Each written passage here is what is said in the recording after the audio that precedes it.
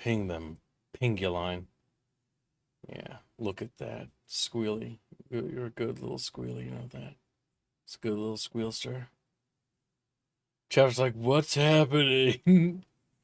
He's such a good little squealy Billy.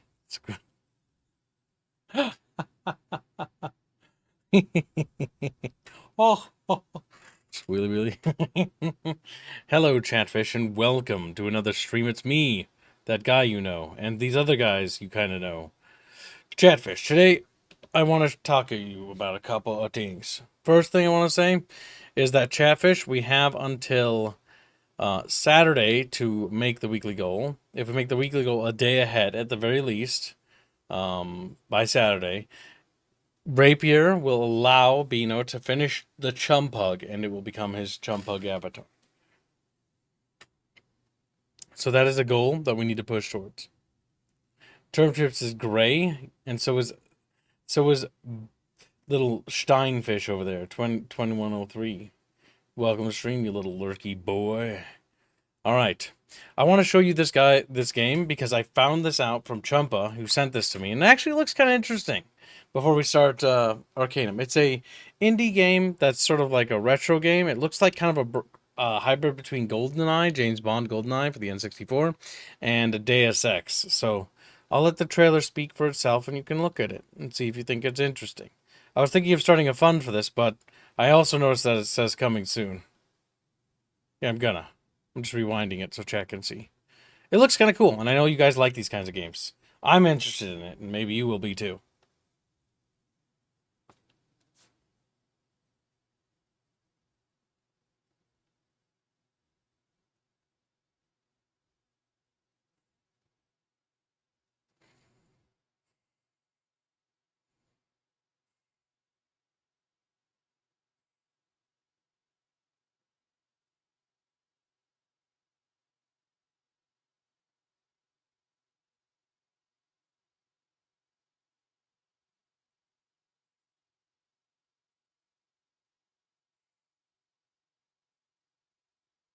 Oh, fuck.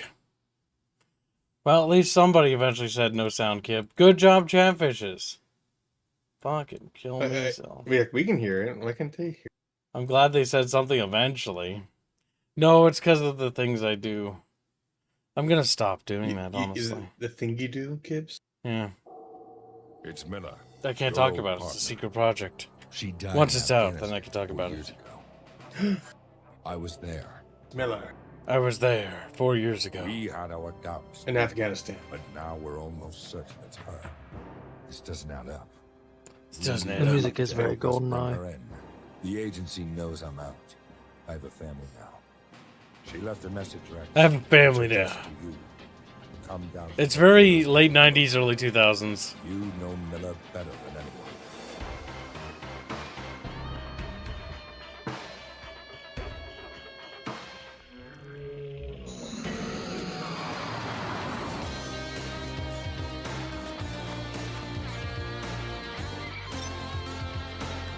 That's 100% Yeah. GoldenEye. This looks cool, though. The Taliban? Oh my god.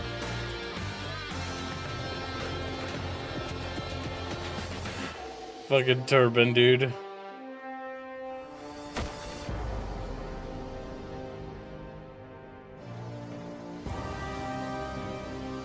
Deep state. He's holding the American flag.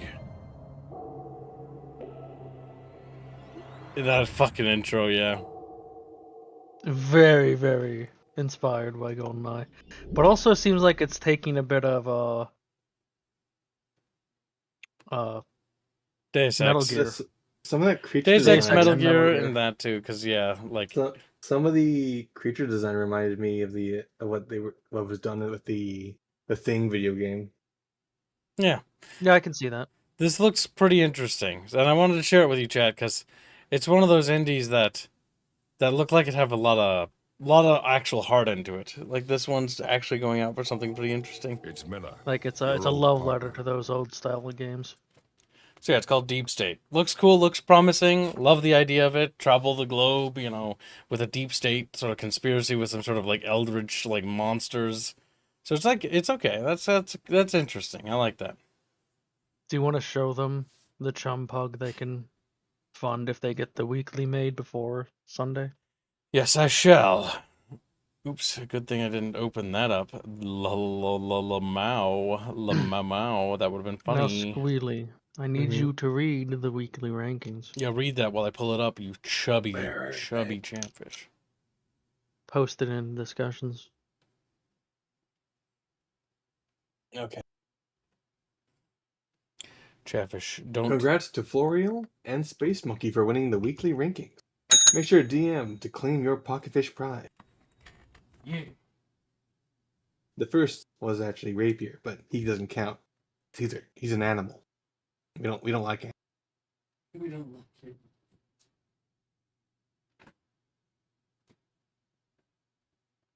How do you feel about that chumpug? Do you feel betrayed? Or your chumpug sins? Squealy should be seen and not heard. So look at this I chat. want to note, by the way, the reason why he's upset with me is because I told Kiv about Pug Chump, and then Kiv started running with it after I the second time I told him. So Squealy has completely given up on that he created the name first. He has given it over to Kibbs. Now look, he's trying to Kiv's divide the us, one Squealy. that Squealy, don't let him die. Ye will not divide us. He will not divide. So, congrats on coming up with the dumb name, Kibbs. Squealy has washed his hands of it. He will not divide us.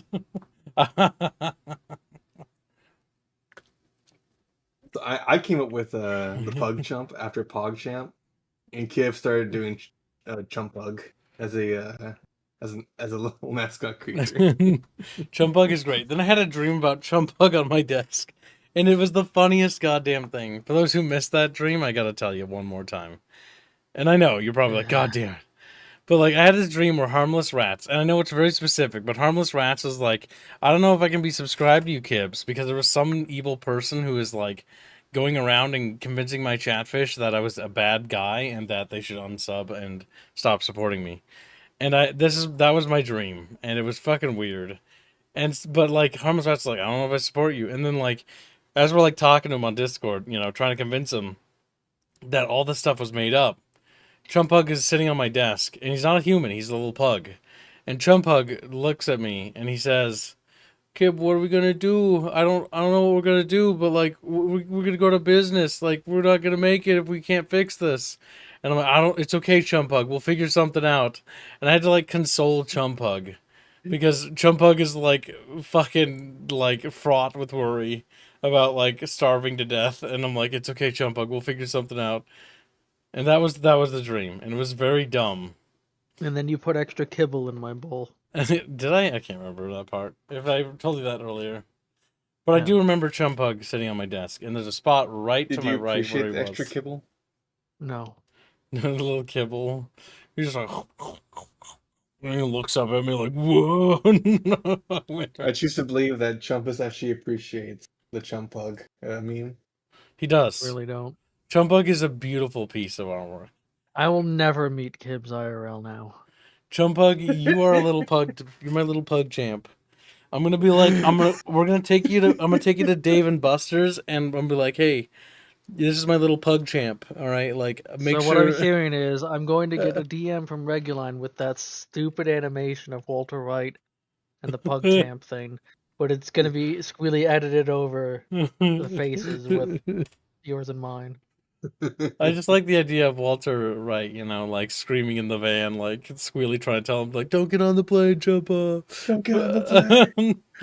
You'll become a Chumpug because Gibbs is a wizard.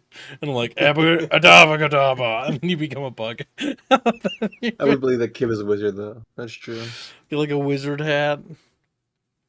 That's gonna be when I'm the older. other form of wizard, Kiv's the internet wizard. Internet wizard? What the heck is that? Yeah. The version of 30 years. Damn. I've got a while before that kicks in. I haven't dated girls in a long time, so we got a while. But If you reach 40, do you become a sage? Yes. see, That was the one singular good joke and good part of the Slime Isekai anime. Like, once I'm in my 50s, then I'm in danger of becoming a wizard. God damn, that's a long time to wait. Fuck. Can I just become a wizard now, just to make it easier? Like, not when I'm And I'll actually cast a ancient? spell. Because if I have to wait to become 50 I to was do that, then I'm born gonna, a like, wizard. at that point, I've given up on any sort of romantic kid life. We've just tossed it out the window. It's not gonna happen. I like to have this vague idea that, like, after the game's out, like, there'll be, like, a window of I'll opportunity. swim in women. No, I don't want to swim in them. Disgusting. I want one loyal one, and that's it. That's just loyal, and she's nice, and she, like, And her name is and Floral. she has something interesting to say, and that's it. Like, that's all. Just a nice Only lady. once. Only one interesting thing to say. Nothing else. She's like, and then I marry her, and then she has nothing else to say. She just sits there. Her And dialogue reverts it's- to when you first met. it's like just It's sits a, there, and it's like, fuck. It's downhill from there. First meeting was great. I know. Really, I want Everything there's a after that. membership my milestone things. for you I to have a read. lot on my list here, right? Like, interesting things to say. Nice lady. Like, can't have both of those, I'm can sorry, I? those are unrealistic goals. Yeah, I know. I'll be So- lucky if I get one. Yellow Berries wants the Davios to make a model of this chump pug. Have someone print it, send it to Kib, so he can have it on his desk. No, So he we can feed his chump also, pug. as a forewarning, don't make requests of artists that don't go through official channels, because A, my artists are paid to do stuff, and that B, there's a backlog. If there's something that's going to be done, it'll have to be funded and exorbitantly paid for. But no, there's no 3D model funds. We need actual models for the Also- tabletop right now. We don't need random goofy models. Erythix India. Sandwich. And thank you, Dinesh. What you imagine the pug out today, Paulo? But yeah, so The, like hooker. the chum pug. Let's get back to the important topic here, right? So like this chum pug is literally you, Rapier. Right? This is what you become. Like, how do you feel? Inbred, poor genetics, can barely breathe. I mean, It is that sounds accurate? kinda Wishes like for you. death every single waking moment.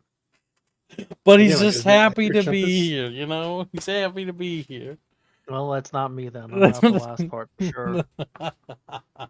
You big baby. Let's just go get him his bowl of kibble, Squealy. That'll change his tune. That'll change it. Come here, little chumpus. Come here. You get a I bowl. already I would imagined you never just go anywhere. with leaning down to Squealy. pick up the little guy. You're forgetting that Squealy is a tiny little palico. He can't lean down to pick up shit. I mean, if you're a pug, you're I shorter. mean, I would just squat a little. And Yeah, no, pick you up, he you could know? he could definitely pick you up in his paws. Yeah, definitely. Yeah, Like how all stupid. my friends are getting furries, by the way. Only I'm the normal one. Indio, I'm not the father. you're scaly when I think about it. No. That's No, line, not me. that's regular, not me. Well, Indio, you have to be beneath No, me. I like monster. You have There's to. some No, Indio. monstrous women do not count. Oh, that's right. We were weirding out Indio last time we talked about this. You reminded me. So when Indio becomes my wife, Okay. we're back on this subject because Indio spited me one too many times. Your Indio boy wife. Yeah. No, he'll be my Indian woman wife. Because in second Kib life, he'll be reborn as a woman. Turn on Hey, all try- of Semper. I feel like he's trying to replace the regular line to me. Yeah. That's good. He is. No. No, Turn Squid's on not being all of replaced. Semper's Squid is my Chatfish. autistic little like Gibbs. child brother thing. Yeah, but he was the target of the gay Kibbs, you jokes. muppet. Turn on what? What? Turn on all of Semper. Semper generously donated. Good, Semper. Your family will be spared. Semper Pemper. Very generous. I see our conversation was that interesting that he had to do what was right. Remember, chat, when you're entertained, you need to just give me at least a pat on the head by hitting the like button. At the very least. Okay, so do you want to go over the mistakes and sins of Indio? Yeah, go over Why them while I not look at show his things. master kitten? Well, first of all, he was born in Brazil. First Yeah. mistake. Big mistake. Fuck the horse. Huge sin. Bam. But so little Blendio, little Blenderio, as we call him, he miscounted last week, and Chatfish didn't make the 100 over the daily goal, I did. weekly goal. Yes. So the new deal now is, well, if Chatfish make Tuesday's goal today, they'll actually get the show's kitten thing. That was Yes. a promise to them last. We have to make Tuesday's goal today. If we make Tuesday's goal today, Squealy will become show's kitten. In name only. Unfortunately, Indio can't count, and we learned that he's worse than basic math than me, so... I have to draw what's up. Yeah, don't make excuses. So what's Get that? We have back to to make work, the daily slave! goal. Oh, that's nice of you, Regular. I'm poor. Kingfisher Harlech is a membership. That Ivy boy was very sad. Very generous. Bum bum bum bum bum bum bum bum bum. Bum, bum, bum, bum, bum, bum, bum, bum, bum. Also, Semper donates to Torment, Tides of Numenaria, Hunt Down, and Dear Passengers. Good, good. Members, chat. Show's kitten. Now write that in chat so I can pin it, because, like, Chatfish need to know about the goals and why they're fucking important. And that is probably the most important goal of all. Show's kitten. Meow, meow. Think about it. How would you feel being called Right Show's in kitten? Regular. Really, how much to tell your mom that that's your fucking nickname? You're gonna have to give me actual money, rather than just them giving you I'll money. give you $3. Like, what would you think your mom would say if she found out? I'm just saying. She'd call me. She'd call you guys gay, first of all. And she's like, "How much money did you get?" How much money did you get? She would come to you. She would look at you and she would say, "Meow meow." Do you remember what you were doing, Gibbs? He just talked to the. Yeah, we gotta dwarf go man to in the wheel. Elven place, Quintaran. Yeah. You gotta go find the. You need to elves. turn on both of The Glimmer Pondazan's Chatfish, by the way. Kids. Pondo bitch. He's like, Pondo bitch is feeling See, I was good." trying to tell him Pondazan, and his response was to give me sass about how he already turned it on, so, I mean, you deserve sass because you were a rapier, but Jano says, but show is a woman, how is that gay? Because Reguline's also a woman. because I'm not a woman. Fuck you. That's the only way it would be gay, if you both were But women. if I have to explain what a kitten is, that's gay. It's a cat. It's a No, you know adolescent exactly what the kitten is in reference to. cat. Kitten. Yeah, that's you, Squilly. Why we keep saying your name? What's going on here? Never forget, Chatfish, that Reguline was ignoring everyone until someone said kitten, and then he responded. That's true. That happened in Discord. It was Oh, like, but wait, Reguline, fuck you. Reguline. Hey, kitten. Yeah, what? It's like, oh my god, dude. Like, yep. There it is. I was away doing other things, not paying attention. You can't defend yourself except become the kitten you were born to The be. unfortunate truth is, though, that you did respond to kitten. Do you respond to Chumpus? Does that make you a chump? A chump hug, if you will. Nope. Nope. He's trying not to. Chump hug. Sad. Chumput inbred. Chumpa boing damage. He's got brain That's, damage. that's actually potentially true. That's true, though, everybody. I know. Kib definitely has brain damage. It's a question of whether Rapier or Indio also have brain. Indio definitely. He's brown. He's brown. Given the amount of times I've had, like, heat illnesses, head injuries, quite possibly. Lost there's a Black Mountain gave me a note and told me to continue my search in the elven village of Quintara. He said that someone in Stillwater might know of its location. Stillwater. Note. The judgment on the Black Mountain clan has been passed. Make certain they are at the appointed meeting place at the agreed upon time. I speak with the authority of the Silver Lady, Queen of the Elves. If all conditions are not met, we will not next meet upon the field of battle. Okay, so Stillwater.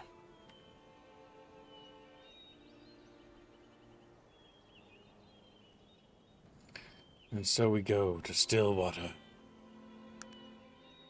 Chat bitches. Like, what? Belly pets.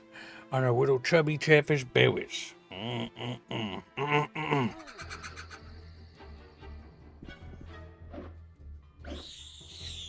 So you met Gunmound.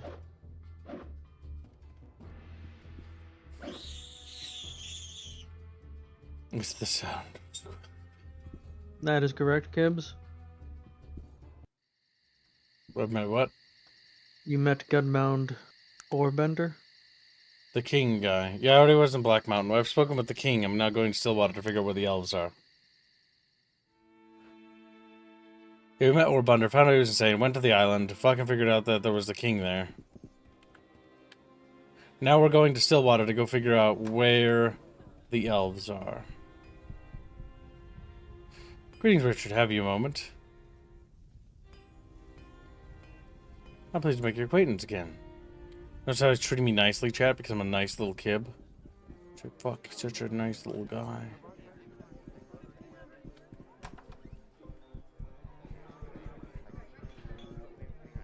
Sir, can I be of service again? Nods head in acknowledgement. Anything happening? No one knows more about Stillwater Giant than Stanley Hippington. He lives in a small cottage north of town. You're most generous. Anything usual to know? Heard about Adkin Chambers' tragic past? To be crippled such a way. That stout fellow truly is barbaric. Many thanks. I'm leaving now. Yes, sir. What Yes. would you have me do? Garth's suspicious of me now.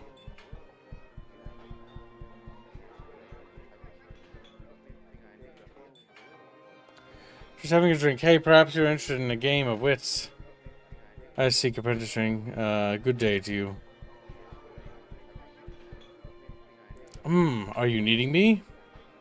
What do you know, friend? Just having a drink. Hey, perhaps you're interested. I'm leaving now. Okay. Back. What do you want? I'm trying to enjoy my drink. And then you have to come here and bother me. I think that's very rude of you. You're going to have to be taught a lesson.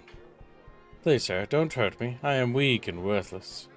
Nobody talks to me like that. To the death! Perhaps you need to reconsider your opinion of me, sir. He looks at you, making an assertion. You're right. You don't seem to be such a bad fellow after all. Good day to you, then. You did meet with Gilbert before, right? I think so. I do not have time for your ilk, dwarf. I'm looking for a way in Stillwater to get to the queen, where the elves are. I don't have time for your ilk, dwarf. That's rather rude. I would like to ask you a question. What is it? Can you tell me how to get to Kintara? I do not know. You might try asking Mirth. He lives a bit north of Falling Hammer. Thank you. I must take my leave. Lives north of Falling Hammer. What the f is Falling Hammer? I return to everyone's like, This dwarf. place. Oh, I don't have time for your bullshit. Get away from me. It's like, I was just gonna ask you a question, man. What the fuck? That's not canon, Von Felsenbrot. Is that Mirth? Ah, excuse me, sir. There, sir. Just what exactly do you think you're doing in my house? Please excuse my intrusion, but I was hoping you could help me. Hope is a wonderful thing, but what makes you think I actually help the likes of you? Perhaps I could help you. What? I don't need your help. Are you mad? I'm in need of no assistance, nor did I ask for any. Please excuse my intrusion, I'll come back later. We started on the wrong foot. Could we start over? What is it you wish to know? Could you direct me to the elven city of Quintara? Quintara? You see Quintara? Yes, that is what I said. Do you know where it is? It's in the in the forest. Even a fool knows that. I realize it's in the forest. Smiling. Then why are you asking me where it is? What a piece of shit! Do you know where Quintara is located or not? Yes. Out with it, man! In the glimmering forest, he noticeably tries to keep from laughing. Where exactly in the forest is Quintara? in the trees, cracking a slight smile. In what trees? In the glimmering forest, he noticeably tries to keep from laughing. There was another option when he went with the top one. We're exactly in the forest of Quintara. In the trees. Please, Please. it's urgent was the. It's urgent that I find Quintara. Why is it so important that you find Quintara, if you don't mind me asking? No, I don't mind at all that you ask. So, why is it so important? Let him wait. Well? Let him wait.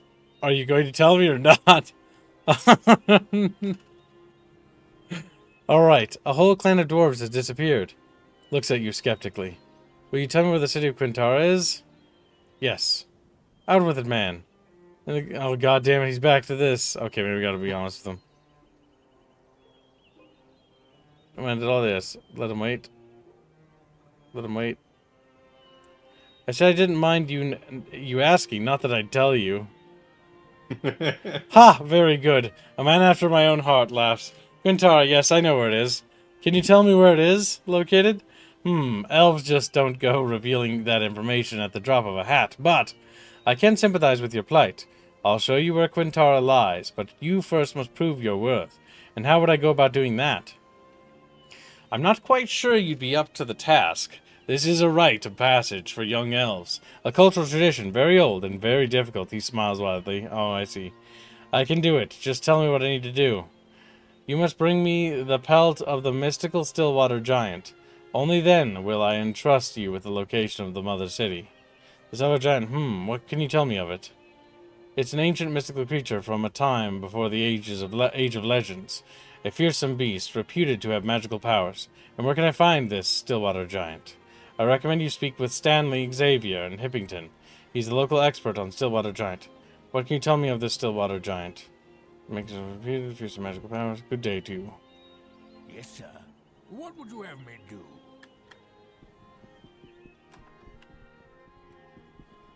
Alright, so there's a person we have to find. What the hell is he? Like, he didn't tell me where he is.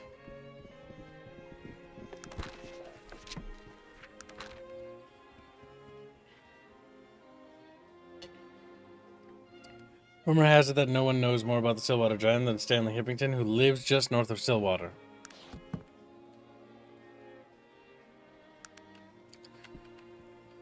Chat bitches. Chat bitches, oh chubby. Welcome to Shrimp Gregorio. Hold on a sec. Oh my god, chubby. Chubby. Kibbs, did you go to the Isle of Despair? You already did that. Okay. Pray tell, who are you? To what do I owe the pleasure of your acquaintance? Pray tell, who are you? I hear you are the man to speak about the Stillwater Giant. That is correct. I am the foremost authority on the Stillwater Giant. I have made tracking the beast my life's work. What is it actually? The Stillwater Giant's a Gigantopithecus arcanus. Is an extremely primitive species of giant, thought to be extinct for over 25,000 years. It was a rather strange offshoot of the Gigantopithecus genus. Strange in what way? Fucking lad. Well, besides the fact that it was extremely hirsute for a giant, it had large horns. But the most fascinating aspect of the giant of the Arcanus is its ability to shapeshift. I need to capture it. Well then, it is fortuitous for both of us that you have sought me out. Most people that feel that capturing the Stillwater Giant would be an impossibility, but I have devised a way. I have tracked it to its lair, and I have been searching for a big game hunter to implement a plan. Why the need for a big game hunter? Couldn't you do it yourself? I wish I had the qualities necessary to effect the beast's capture, but I am only a scientist. The giant is a dangerous animal, and only the toughest and most experienced game hunters would even stand a chance against its fearsome attack. I'm afraid that rules me out. Can we do something else? Tell me what I need to do to capture it. Excellent. I've constructed a special trap here, somewhere. Ah, here it is. Use this to trap the giant. He hands you a small trap. This trap is ridiculous. Ridiculously small. How can I catch it with this? That is the beauty of the plan. We took advantage of the giant's unique shape, shifting abilities. It takes an enormous amount of food to feed the creature of such enormous size, so it changes to a relatively small size to conserve its energy whenever it is in the safety of its lair. So I just sneak up to it and use this trap on it? That sounds easy. It will be easy as long as the creature is unaware of your presence. That is why an experienced hunter is needed for this task. For it smells you, hears you, or even senses your presence, it will immediately shift to its full size and attack ferociously. How am I supposed to get close enough to trap it then? It bears a strong resemblance to a rabbit, of all things. Oh my god, I've seen that thing. Its only distinguishable characteristic to differentiate it from your run-of-the-mill rabbit is that its color is blue. A rabbit? You must be joking. This is a joke, right? It is no joke, and you should not treat it as such. Besides conservation of energy, its small state is also used to lure its unsuspecting prey, as the giant is not the quickest of creatures in its large form. So if you startle it, I suggest you run, as it is likely that you can outrun it. How can I get close enough to trap it without startling it? Here's the scent that you can use to mask your smell from it. I suggest you take off any armor you are wearing and use this before approaching.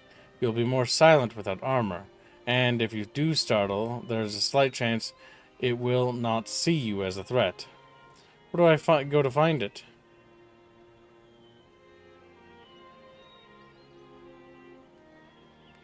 Oh, that's the easy question. A part of your task. I built this house as near to its lair as I dare. Simply take the path behind the back until it ends at a cave entrance. The giant resides somewhere deep in the labyrinth of the tunnels within.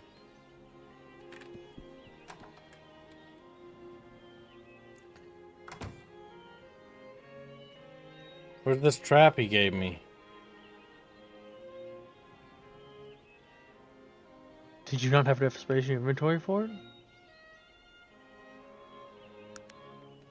That would be funny. What is it that you want of me? Gabe's unable to go through the door because of all his companions. I've seen the pelt of the Stillwater Giant in a museum in Tarrant. Yes, I have seen as well. Quite amusing, actually. It is obviously fraudulent, sewn together from moth-eaten old bear pelts, with some fake antlers glued to its head for good measure. That's gratuitous.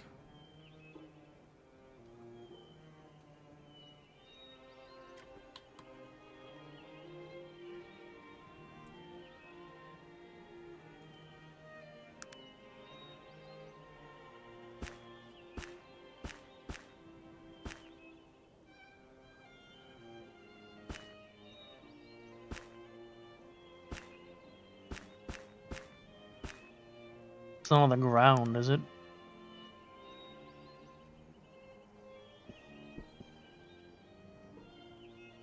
No.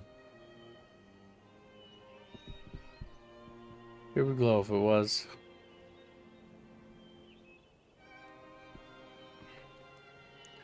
I don't think I have a trap. Guess I'll just beat it to death. See what happens. I think you have to trap it. We'll see about that, Champa. My army of minions say nay. Mignon. And I also think it bugged. As I have no trap. And if I have no trap, then it's bugged.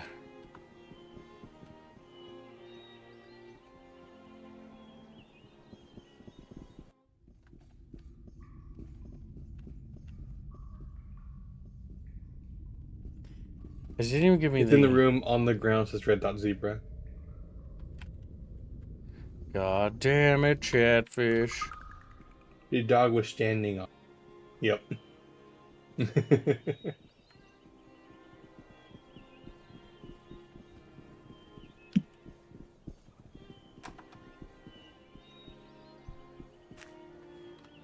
There you go.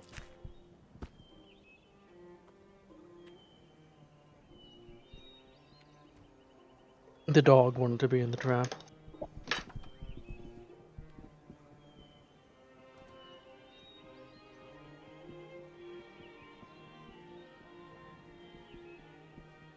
Welcome to the stream, Krister. Christian. I'm gonna save Also, here. Chatfish. Many memberships have been gifted, but none of the bounties have been hit.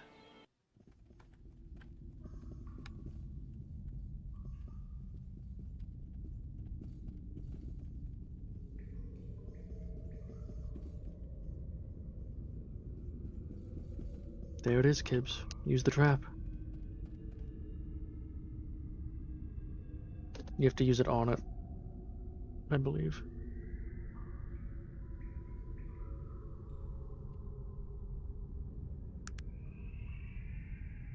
Oh my gosh, it's just a fucking bunny.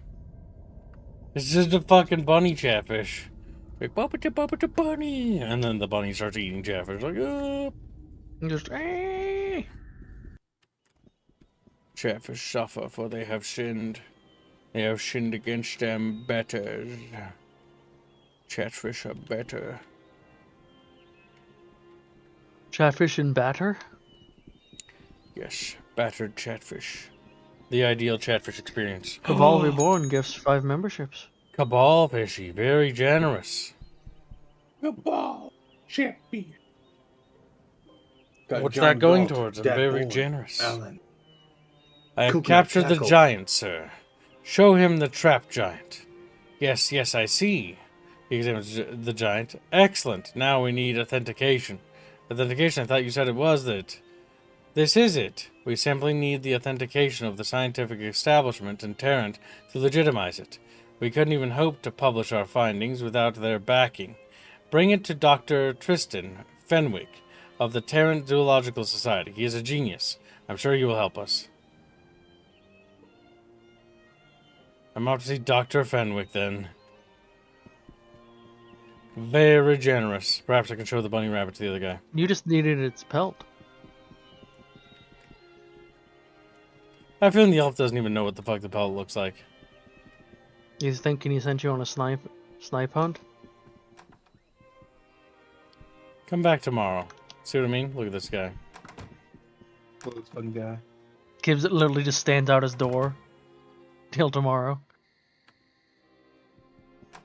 How typical of a dwarf. I captured the giant. Take a look. What do you take me for, a simpleton? You're going to have to do better than that, as if I'd fall for this trickery. This is the giant, but it's in its rabbit form right now. Look, friend, you know what needs to be done. Enough of this tomfoolery. I mean, I enjoy a good ribbing as much as the next elf, but this is ridiculous. Bring me the pellet and I'll show you the information you desire. But, and a dyed blue rabbit's skin won't pass either. Just a few more questions. Very well. Yes, sir. What would you have me? What would you have me do? He doesn't even know what the hell it looks like. Kingfisher Harlot also gets membership. Very generous chat bitchies. Like, chat bitchies. We're very close to the daily already. Cabal Wow. hasn't said anything. He's just silent. He's just a silent little guy. He's a loyal, silent little guy, though. He's like, He just threw his net into the bucket to try to catch a bounty. And he pulled up some lemon fishes and he just tosses them into the trash bin. Like, eh. Into the blender. They scream as they fall. As they plummet to their demise.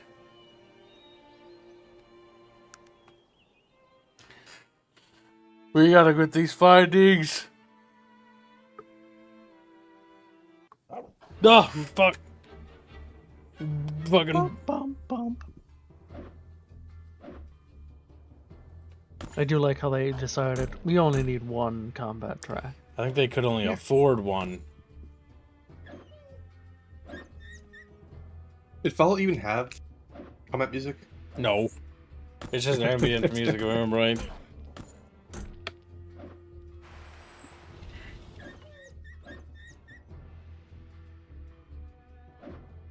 An impressive attack. Oh. Good, Jeff, good. Good, yes, good. Good, Jeff, good. Yes, good. We're almost there. We're almost there, Travis. Come on, Travis. Yeah, Travis. Yeah, Travis. Oh my god, yeah. I'll give it there. Chumpa, where's the Zoological Society? How would I know? You must look at it and tell Kib where it is. Chop chop. It's Dr. Tristan Fenric. Yeah, where is he? Chumpug. How would I know?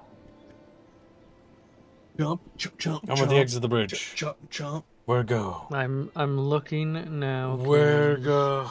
Oh my god. Oh. Oh good, the map doesn't have him listed. Google it. You can Okay, do it's it. 27. I'm looking it up now, Chiblo. No patience on his old bones. It's in the top left of the map. So keep going.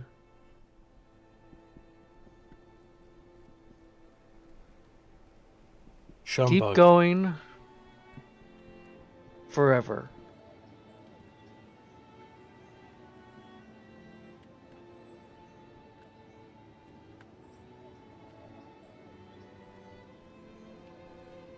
Now go left. No, wait, not yet. Keep going. Now go into the sewers.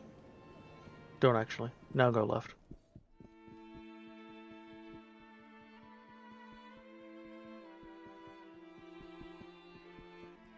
It's that building. This one? No, no. The next, that one. This one.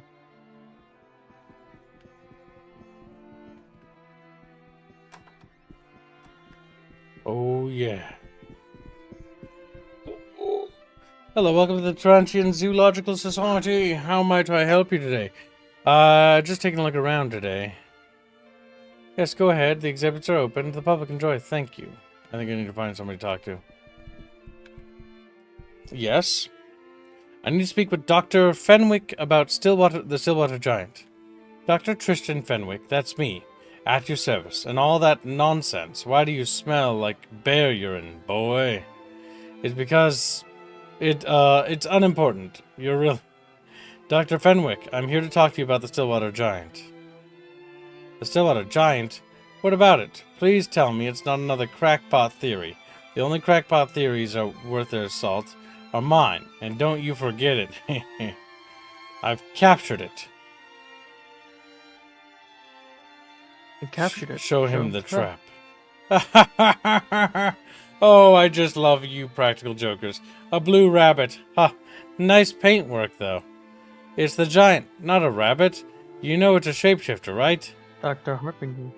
You can't honestly believe all that guff about the Stillwater Giant, can you? Ha! Gagapathicus Arcanus. I love it. The whole thing is a hoax, boy. It can't be a hoax. I need to find the pelt of one. The only place you'll be finding something that obviously fraudulent is H.D. Parnell's museum. I think they actually have a slap-together pelt of the Stillwater Giant on display. I can't believe this. What about Dr. Hippington's theories? Hippington? He has gone completely loon. Poor sod, convinced that the giant is real. His evidence is all based on a badly reconstructed skeleton comprised of giant bones mixed with ape and whoever knows what other odds and ends. He never was too bright. He says that you are a genius. Heh, that proves he's insane. Calling me a genius. Imagine that. If I were a genius, I'd be making some real coin instead of working here. Farewell. Good day to you. Alright. So we need to go acquire that fucking So the pelt. elf was fucking with you. We'll go acquire the Oh yes, pelt. you do need to acquire the pelt. Now where's that fraudulent museum? It's over here, isn't it? Across the bridge. You can go back and report to Hippington. You can also just go buy the pelt.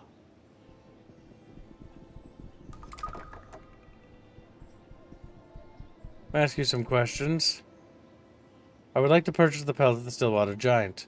Now hold on a minute there, my good man. Stillwater Giant is the first big exhibit I ever displayed. It is one of my most cherished possessions. I couldn't part with it for less than 2,000.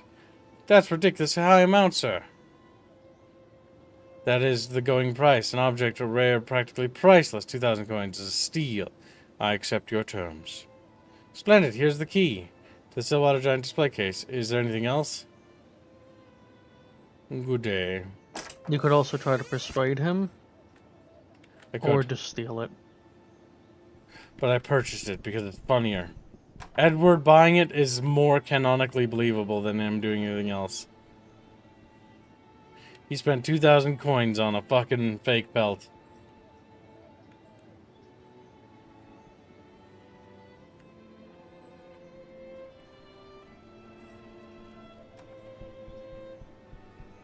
So, go back to Stillwater, and you're gonna want to let the poor man know he's a fraud.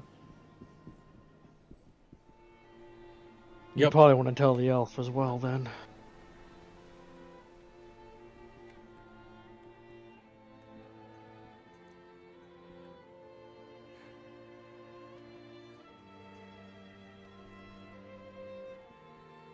Come on, Chatfish. We're almost out of the city. So, wahoo! And then they just waddle across the bridge. That's what they do.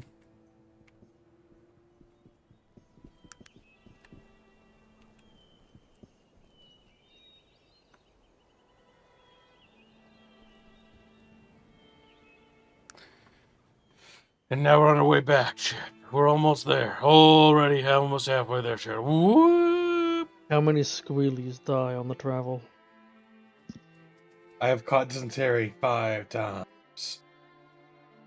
And my leg was broken. Bam, bam, bam, bam, bam. I do imagine that when Kib does his magic playthrough at some point in time, he'll be teleporting around the map instead. That is true, Chatfish. A modded Arcanum playthrough has been... A fund for it has been started. Yes. It will cost 8 billion Chatfish dollars. Like, what Kib the also fuck? would not be allowed to be on the train. He'd be a dirty mage. Hello there. Dr. Fenwick said it was a rabbit, and the giant itself is a hoax. What? He couldn't. I mean, he is a scientific genius. I don't understand this at all. He said the rabbit was painted blue, and that you are insane. Lies, all lies. I've been duped somehow. Perhaps you switched the creature with the rabbit, eh? No, wait, I know. Dr. Fenwick has been possessed by another worldly demon, intent on my destruction. That must be it, unless he, I'll show myself out. No, not demons. He wants to steal my discovery for himself for some reason. I feel there are demons involved somehow. The giant has mind control capabilities. That's it. Or... It's all so obvious. Dr. Fenwick painted the rabbit blue, then told me, no, wait. He made it a shapeshift. And he has sent it back to attack me. He's insane. You never know, it could be useful, kids. Probably won't be, but it could be.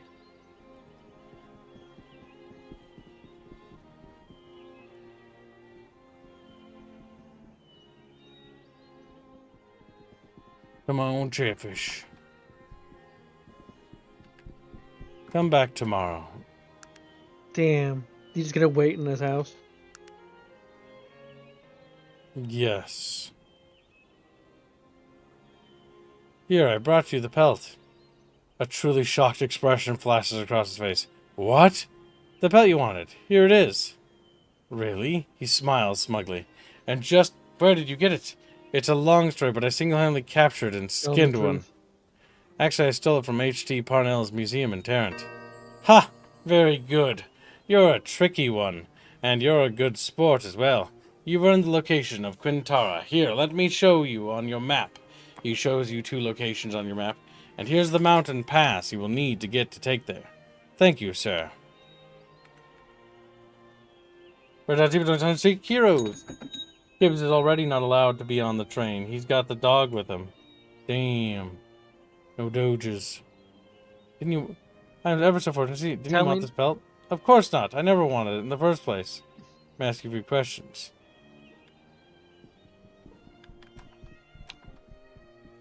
We went That's from what hating you me need to for actually competition, loving me, right? by the way.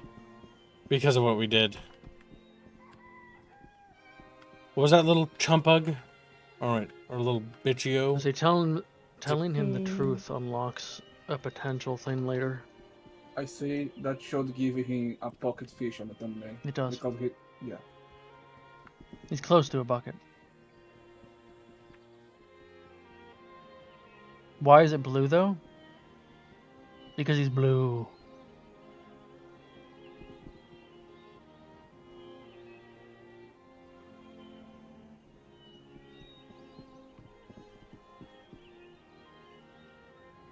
Where's Hardin's Pass? Right there. Apparently there's an encounter that can happen when you're traveling between the two. Between Hardin's Pass and Stillwater.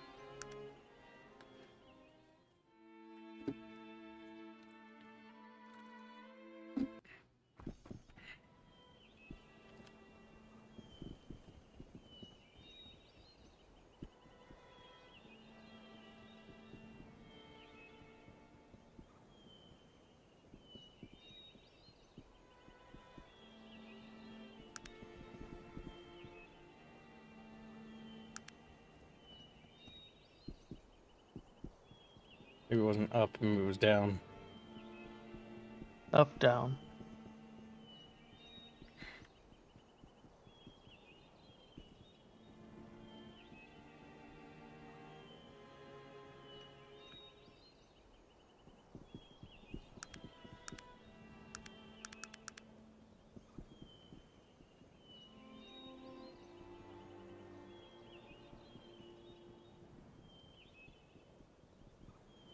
It would be nice if the camera could zoom out more. Yeah.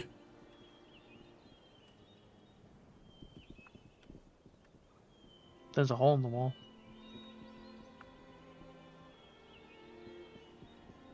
It's not real, but it's holes. It's blue because the biggest con would be to make Psycho correct. I think it's south, not north.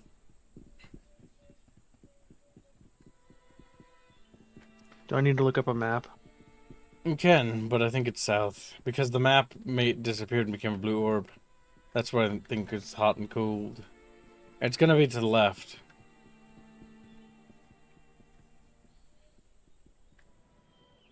Now it disappeared. Which means I'm close.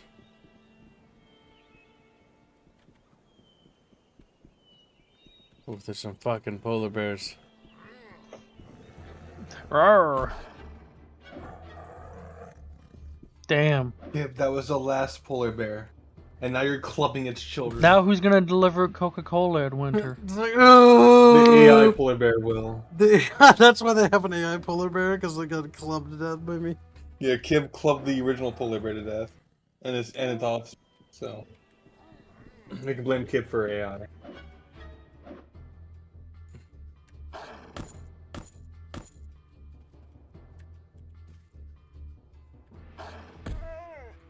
It just splits Damn. out. The dog ripped that wolf in half. Thanks, Virgil. Everyone likes me, but Gar doesn't. He's suspicious of me. Well, yeah, you enslaved him. You enslaved Gar? Yeah, Gar's a slave. Yeah, he technically doesn't want to fight for us, by the way. He would like to be set free. I paid good money for that slave. I'm not fucking... She's like, whoa. He's like, I wonder why he doesn't like you. You're a dwarf LARPing as a gnome. Practically. Instead of an ogre slave, he has a human that looks like an orc slave.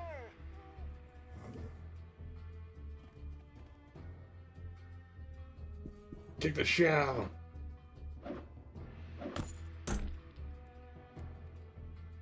No, the wolves and polar bears are working together, Chatfish. The dog is kind of OP. The polar bear screamed at the wolves, "Give me back my legion!" You might be in trouble, to be honest. But those polar bears seem to have the actual push-up. Never mind. Yeah. I'm over leveled for this encounter, I'm pretty sure. They're level 10, I'm level 20. Yeah, they barely scratched me because of my armor. What's weird about the side quests is that they're actually not... Like, I think you're not supposed to do them all, but I did so many. I didn't do all of them. I didn't do hardly all of them. But I did enough of them that I'm level 20 fucking... 24 on my way to level 25. So I feel like I've out-leveled, like, the main story. Now, the Yeti is level 30, so maybe not.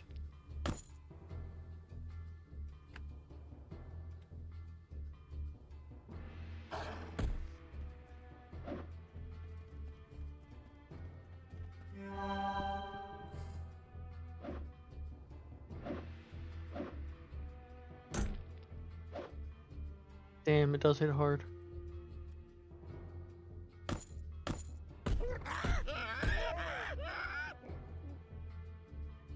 Damn. I'm thinking dogs OP. What happened to me? I think I got trapped or something. It's okay, your companions are just gonna run around and kill everything. We did level, which is good. It increased my beauty. What about intelligence? You can do magic or technology. Silence. It was dexterity. It was dexterity is what determines if you can hit Gibbs. What's it say when you click the plus? You have enough character points. You have to raise your dex. Raising my dex. I'm gonna hit so good. Now let's see my chance to hit. The dog is not OP. He's not buffed with magic yet. Then he's OP. There's harmless rats, the traitor. The most harmless of rats. Harmless Fishy! He remained loyal to keep. God damn it, I didn't get any sleep. So Whose fault exhausted. is that? Who stayed up all night playing Planetary Annihilation? No, after you went to bed, I couldn't sleep. So I just stayed awake in bed. Learning about various writing forms and linguistics. If you know what might make you feel better, Gibbs. I don't. I learned about Bronze Age language and the evolution of it, and now that What I might know make it, you feel I better? think I hate humanity. I think I hate... Whoa. What might make you feel better is if you turn on Harlot's Chatfish. Language evolution is retarded, but it makes a lot of sense.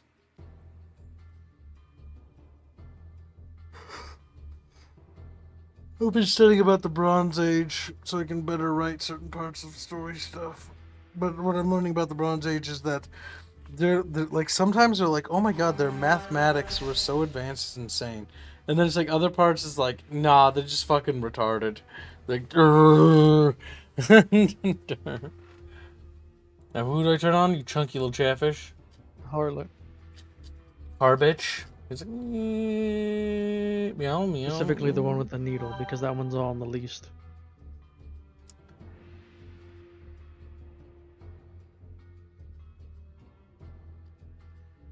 I don't know what that Like a one's kid's. called. Should be a harlot. At least it is on the folder. Chubby chatfishes.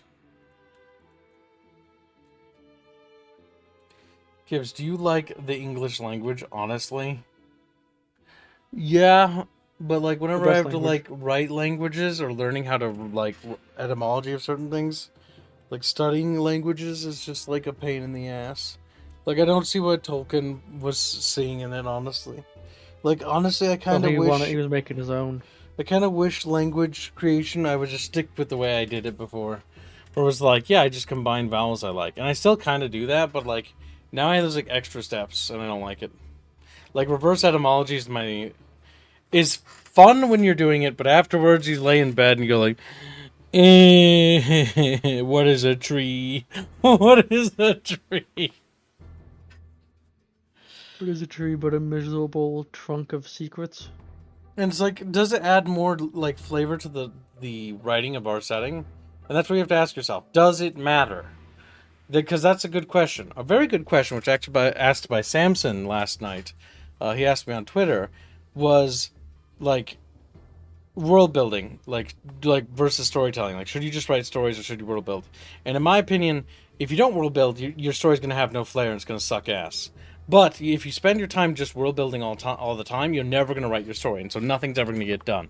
That's why how I view world building is absolutely a must-do thing. You can flesh out some parts of the world like in advance, so you have like a plan, but it should be part of a plan for the story that you're writing. Because a good world building will introduce a way that characters do something that matters and that will permeate throughout the story. Bad world building is something that is referenced once and never again. For example, no, wait, that's spoilers. I can't talk about that. Make up an example. Actually, let's use Lord of the Rings as an example. Smoking. Smoking is one of those things that is a big deal in Lord of the Rings because the writer Tolkien loved like pipe smoking with the tobacco, and that was a big thing for him. And it permeates throughout the world because smoking is something that a lot of the characters do. Not every character participates in it, but there's a lot of characters that do participate in it. And so it's a consistent part of the world.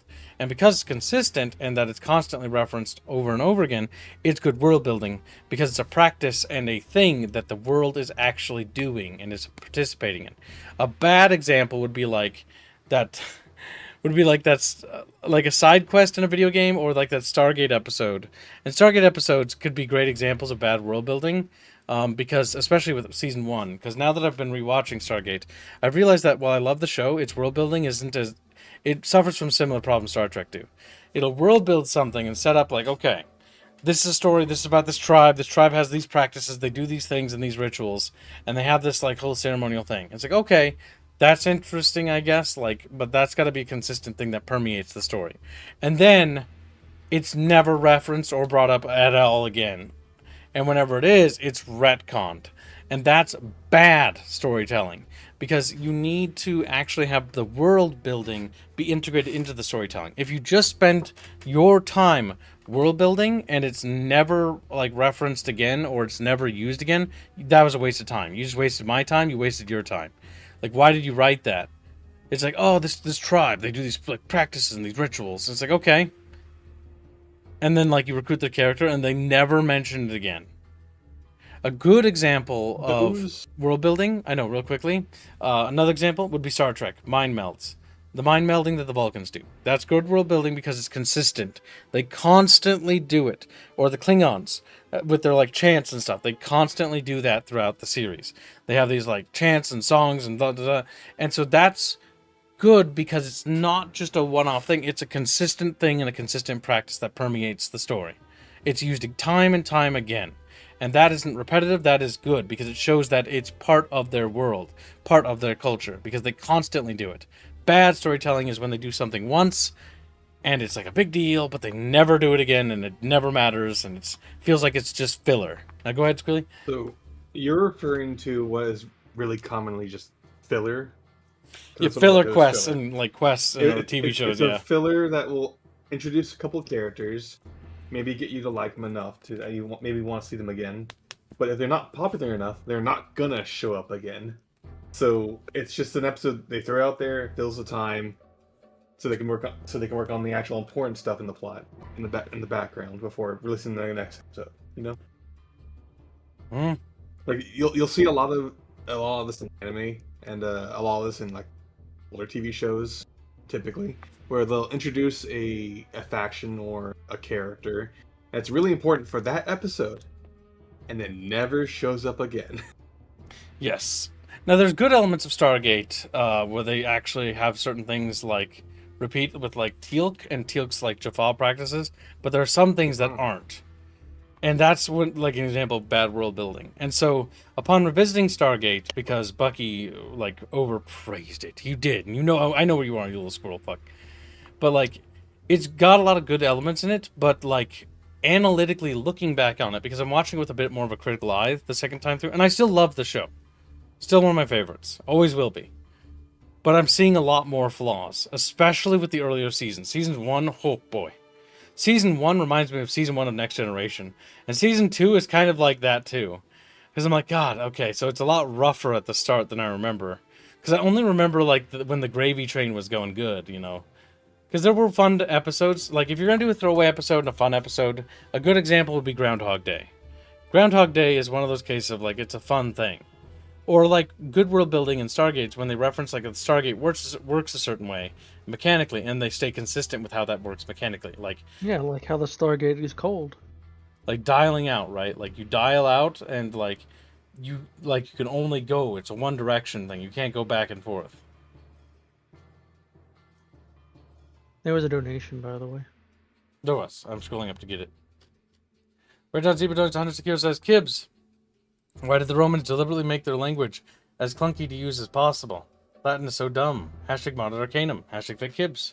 Very generous. I don't know why they did that. Honestly, when I wrote the Astrian language and the Builder language, they're loosely based on modern English, or parts of it, because it was easier to construct them both, and I had a specific reason for that.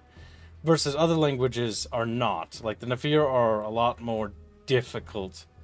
And it's also because I let Carlos help with that by writing some of the, like, That was text. a mistake. And by him writing stuff, yeah, that made it much more complicated, but it could work out interesting in a certain way. We'll see. It's why it's incredibly important that symbols and stuff must be handled by me. Because, like, if somebody touches something and, like, oh, it looks cool, it's like, oh, okay, well, I gotta figure out what that means, which can be incredibly nightmarish. Because, effectively, like, I know it might not seem like much, but when somebody draws a squiggle on a piece of paper, and it's like, oh, okay. But it's like, but that squiggle's like in a big scene, and people are like, what's that mean? Well, I can't go like, I don't know what that means. I have to figure out what that means. So, even though the scene might not have called for something, sometimes artwork will add things, which adds, like, a monumental amount of workload. Like, somebody might be like, oh, Kib, haha, like, you know, like, if I tell Carlos, like, haha, draw me a funny little bird getting turned into a chicken nugget or something. And then he, like, draws that.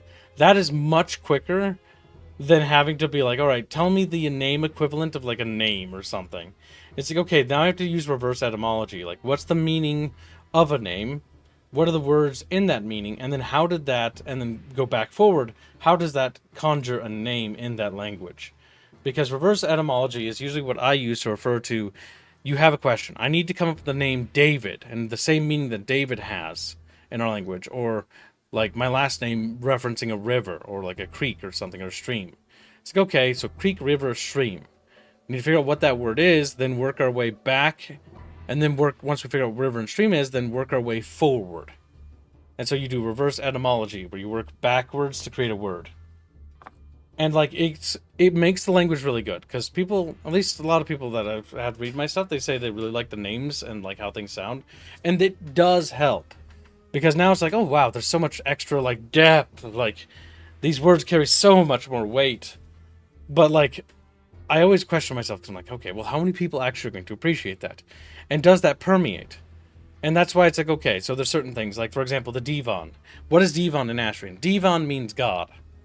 Divan means God. And and now I think you know what Gibbs was working on. Novi means, like, goddess, because the male, it's gendered language, right? So Divan masculine, Novi female, right? So with that idea, it's like, okay, what is a tree? And it's like, okay, I was working on a tree. It's called, basically the translation, it's a god tree. What is a god tree in the Astrians? Well, it's a big fucking beautiful tree. It grows very high up in the mountains. Why do they call it a god tree? Because it's high up in the mountains, closer to gods, you know. It's a god tree. And it produces these special petals, which they can turn into tea and stuff like that. It's very pretty, and it's got these twisted sort of like tree bark and sort of stuff. So it's got this very nice look to it. And so you have to define these characteristics about it. And so it's very, you end up doing language work alongside certain things. But the question is, do the Astrians call the tea god tea, or do they call it Divan tea? And when the Astrians, in the context of like the perspective of Aya, does she refer to the tree as a Divan tree, as a god tree, or as a god tree? And so it's like, okay, Like, see what I mean? Like, there's a lot of things there you got to think. Because sometimes they got to use the right word. Like, Elio means like holy, and Elios, holy city. O-S, city. So it's like, okay, with that, so it's Elios. But, like, why is Rivera, not Riveros, you know? Well, it's because it's slightly different. It's like, there's a whole, like, other tier to it. Or Piria. Yes. You know, it's a fishing village. Why is it called Piria instead of, like, the actual last name carrying the same thing?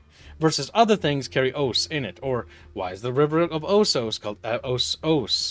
Os in Astrian usually referring to a large place of people, but not always uses that way. Go ahead. I was also going to just say that oftentimes when it comes to certain dialects, people will just use the same word regardless, or use two different words to mean exactly the same thing at the same time. But yeah, so that's like when you're making language for certain factions. I'm glad that the Astrians and the Builders, their languages are mostly like the hard work of the flair of their language is done. Like, I know how they sound. Like Builder is got this sort of Japanese feel to it, which is weird because they're very Western, like, inspired, but they have sort of like a Eastern sort of linguistic like twist. And the Astrians have this sort of like Anglo but kind of like Nordic flair to it, which is a bit strange. And they have some roots with vowels connecting to like Hellenic or like Greek. So there's some Greek and a little bit of pinch of Latin. Ancient Grace.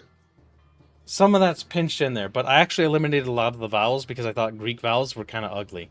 I know that might make some people mad, but I just like, there's certain ones I didn't like, so I was just like, slice that off. Unrelated. We have a comment on X. Yeah, what's that? Like Tarbull says, the card game interruption was a pretty good start to Stargate, but it also tried to make one character in the scene appear better based on political nonsense. Say that again? I didn't quite process it. The card game interruption was a pretty good start to Stargate, but it also tried to make one character in the scene appear better based on political nonsense. The card game? I don't know what he's referring to at all. Yeah, I've never, I didn't even know there was a collectible trading card game. You have to elaborate a little bit, because I'm a little confused. A little bit more details. Is it a masculine apple or a feminine apple? Roman Latin was indeed a silly Billy, says some of his friends. Yeah, gendered language is tricky. Because the Astrians have a little bit of that with their language, because they have a gendered language when we made them. So it's masculine or feminine, and it's like... Disgusting, it's French. Is a door masculine? Like, I don't know. It's like, for example... Depends, is it one that hits you on the way out or no? What was the choice as to why they chose to call it the Devon tree, not the Nori tree? Nori tree being feminine. I believe it's Nori is the feminine word. It's Devon because trees are erect, Gibbs. Devon.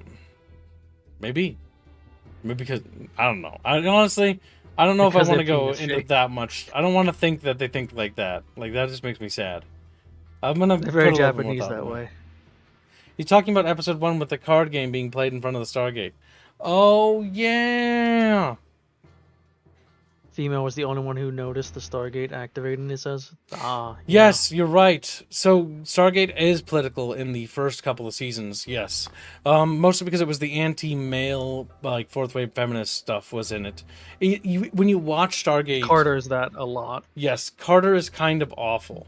As the show goes on, the writers dial it back, and Carter's character is allowed to develop in a more interesting way. The most notable episode that was painful was the first episode where they go to rescue, which is like, I'm a woman. It's like, shut the fuck up, Sam. Shut the fuck up. I don't know, the episode where it's the con or whatever, it was like... The con is the worst one. It's like the second or third episode or something, it was bad. Cringe. Absolute peak cringe. Like, oh my god, I'm a woman. I'm not your plaything. And it's like... There's a better way to handle this than how you're handling it. I also like how that episode they're like, oh, we're trying to learn about like these new cultures. Oh, they don't really value women here. Maybe you should stay back. Culture's like, no, I'm a strong woman. I should be here. It's like, okay. So suddenly now not all cultures matter. Yeah, we have to respect the culture until we don't. Like, I see. Yeah, Stargate's one of those But shows this one hurt that my feelings. first couple seasons are actually kind of rough. That's a lot of sci-fi though, right? Like, hey, Next Generation, same thing. First couple seasons Oh, were no, kind of Next Generation crunchy. first season's amazingly bad. Oh, it's so crunchy. And until Riker gets his little Riker beard The thing going, beard. like Yeah. he's kind of like a potato. Once Riker gets his facial hair, that's when the show actually turns around. That's the marker point. I've actually heard a phrase in regards to shows like that where they start off rough, but then they become good, and it's just called growing the beard. Yep. It's also growing pains because actors got to find their role. Like Babylon 5 is rough when you start it, but there's a couple characters who are really good, like the Narn Ambassador and Malari. Like they are like they steal the scenes because their chemistry between those two actors is like absolute fucking fire. And sometimes you get like that. You get that with Deep Space Nine too, where you got like lots of powerful fucking things. Just a simple tailor, you know, like fucking Garrick. And the Cardassians, like their cast just steals the show. It's why you root for the Cardassians, even though it's like the show's like, you know, they're the bad guys. Like, no, the Cardassians are cool. I'm sorry, you gave them the best goddamn actors. What were you expecting? Of course, I'm gonna root for the Cardassian Union, even though they're like basically evil. Oh. Hey, there's some damn good episodes in season 1 TNG. Yes, and so is the same for all these shows I'm talking about. It's just called Growing Pains, where you have intermixed episodes.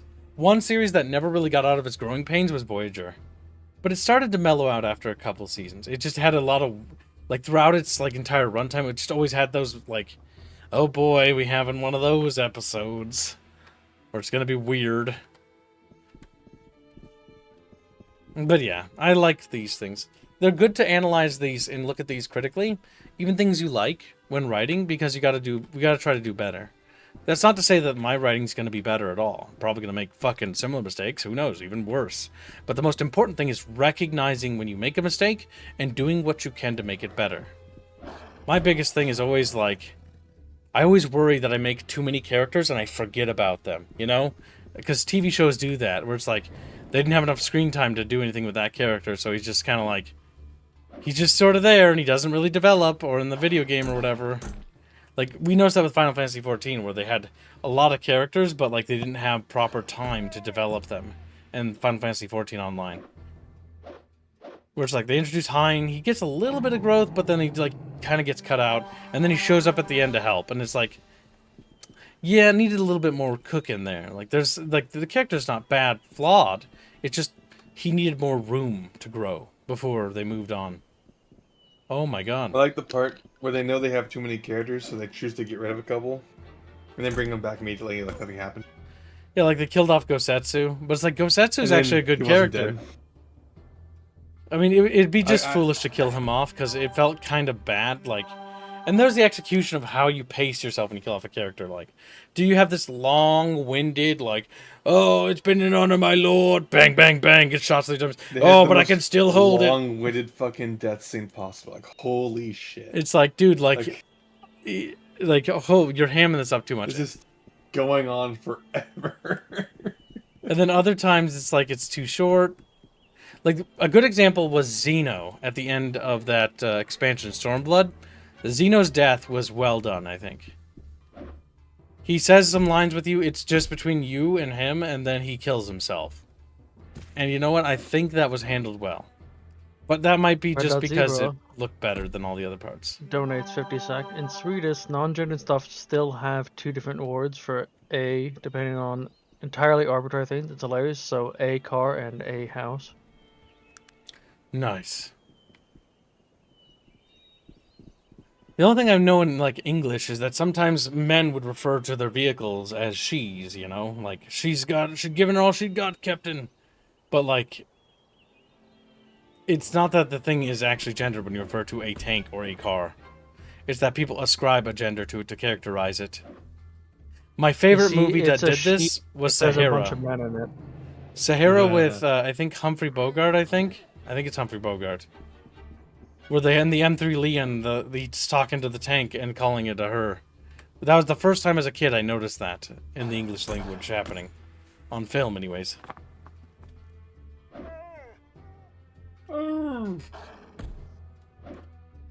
Back when my dad was going through a massive black and white binge like thing, and we watched the Godzilla movies, a lot of World War One and Two movies, a lot of World War Two movies, most so specifically, a lot more of that. But yeah, Sahara was one of those movies that stuck with me.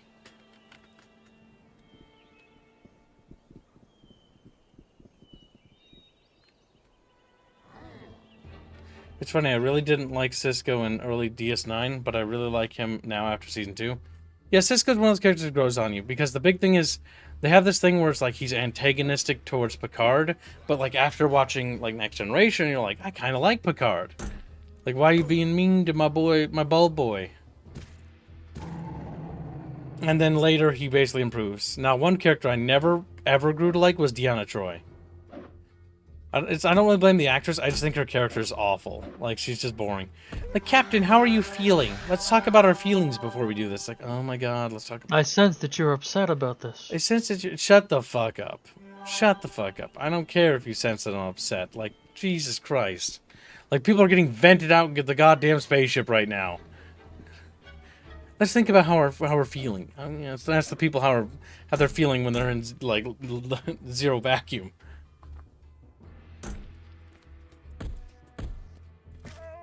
There goes a puppy. God damn, my party's so fucking mean. Alright, we should probably pass the time. Or we should probably... We should probably quick save. Health's getting low. This passage is really, I think, a gauntlet. We're gonna have to waddle back to the entrance. Ooh, not that way. Waddle back to the entrance and then rest outside. And then come back in.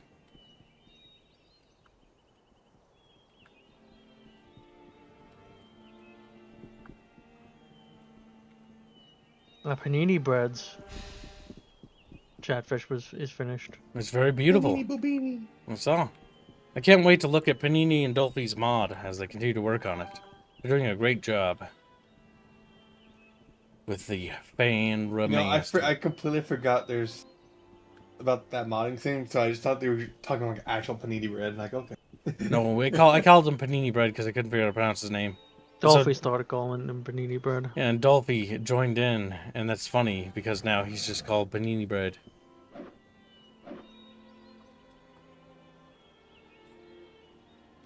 What the fuck is Panini Bread, actually? It's like bread, but panini. Cisco's actor was really stiff later on, yeah. And he also grows on you, his, like, acting. I think Cisco's a pretty good actor. I like him a lot. I like a lot of the DS9 actors. I know a lot of people try to, like, fight between Babylon 5 and, like, Deep Space Nine, but I like both shows.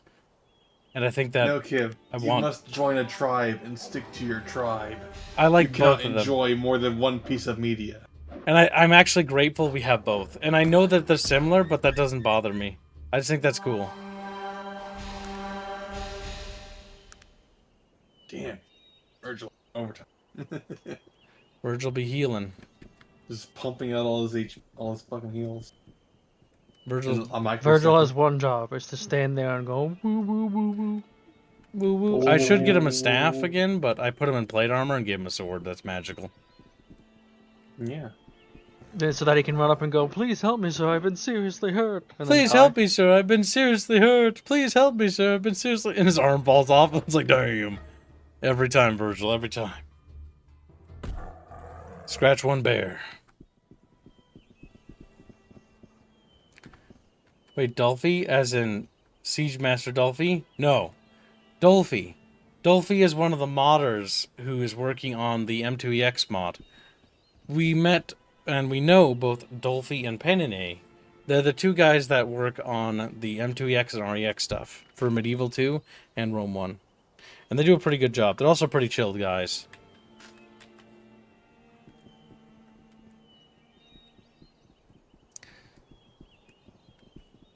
I'm letting them continue to develop, but they're really doing a good job. I'm impressed by what they've done thus far. It's wild how two side characters, Garrick and Ducat, became the best characters. Yes, Garrick is my... Like, I like Quirk. He's one of my favorite, like more comedic-ish characters. Quirk and, the Changeling. I can't remember. That's all the talk of Star Trek reminded me of a meme I saw where Dale Gribble met Garrick. How'd that go? Dale Gribble. It's all true, even the lies, Mr. Gribble, especially the lies. Especially the lies. Garrett can't stand telling you anything that isn't in some way true. He's just a simple tailor. Yeah. Odo. Odo, yeah. Sometimes Odo's great. I think censors make stories better, to be honest. They can and sometimes. Because they were gonna make Garrett gay, and Garrick and his friend gay. Yeah, that would have been bad. It would have That ruined takes their away from the entire story. chemistry. Yes, because It- romance can actually be bad. Like, oh my god, I can't even talk about it, right? Because there's two characters I'm working on in our stuff, and I've got that same question in my head. It's like, there could be chemistry there, but it's like at the same time, it's like, but if you embark on a path like that where there's characters that develop feelings for one another, it kind of completely fundamentally changes how they interact. You know, it's one of those weird things because I think X-Files does this with the male and female lead, where they have like this sort of like, you know, kind of like there's some tension there, but like Will they? Won't they? Yep. And they do that in Stargate with Sam and O'Neill all the time, but then they followed up by Sam being a complete fucking slut all the time, getting all like hot and bothered by the that's, random yeah, fucking Season other 1 and 2. Oh, she keeps doing that for the entire goddamn thing. Like, she does that forever, and they never stop doing it, and it's fucking just cringe. I hate that. Well, I mean, it is a woman in the military. I know. In the Air Force specifically. Yeah, true. Air Force. They're all hoity-toity up there. Fly boys.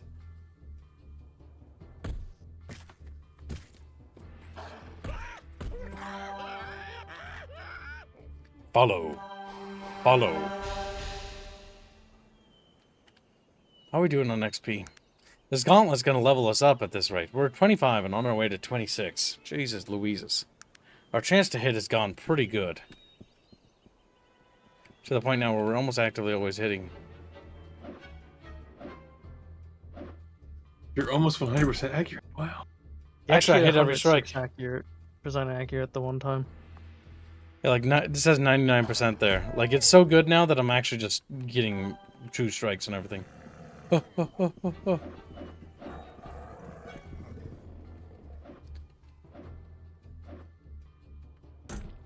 Bonk. Oh, god damn it. Wait, what? Do I have two dogs? Oh, one of them's conjured by a sword, I forgot.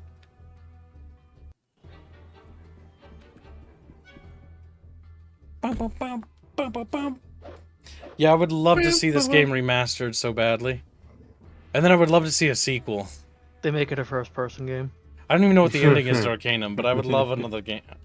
No, I would be very unhappy. Kib, you need to see the ending first before you ask for that. It If mi- you want a spiritual successor, that's in the cards, probably. I feel like the world might end, considering how the story seems to be going. Given who the current hero is, yeah. Also, like, there's the this- whole god This situation fucking going on. dwarf creature. The special needs dwarf.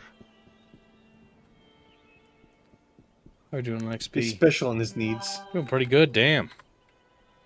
We're only 6,000 XP, which is basically nothing from leveling. And with my hit chance being as high as it is, 101%. yeah, we're racking up serious XP.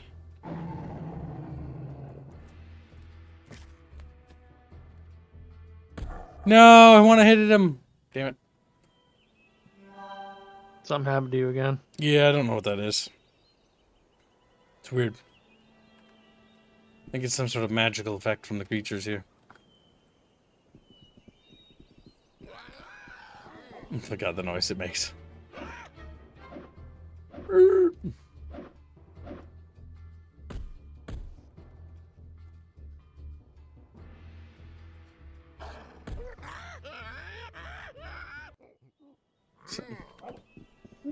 Urgh. The hell is that thing? It's called a Frigadon. Demon. It's Or dead, is what it is. True. Yep, already at Yeah, it's got a 3.8k. lot of this game has a lot of side quests, and it does feel like the game wasn't designed with you playing through the side quests in mind. Yeah, that's one thing why it needs kind of like a remake more than a remaster in that regard, because that's where I'll agree with Skrilly on that, because the problem is that side quests, because we've had this conversation on our game too.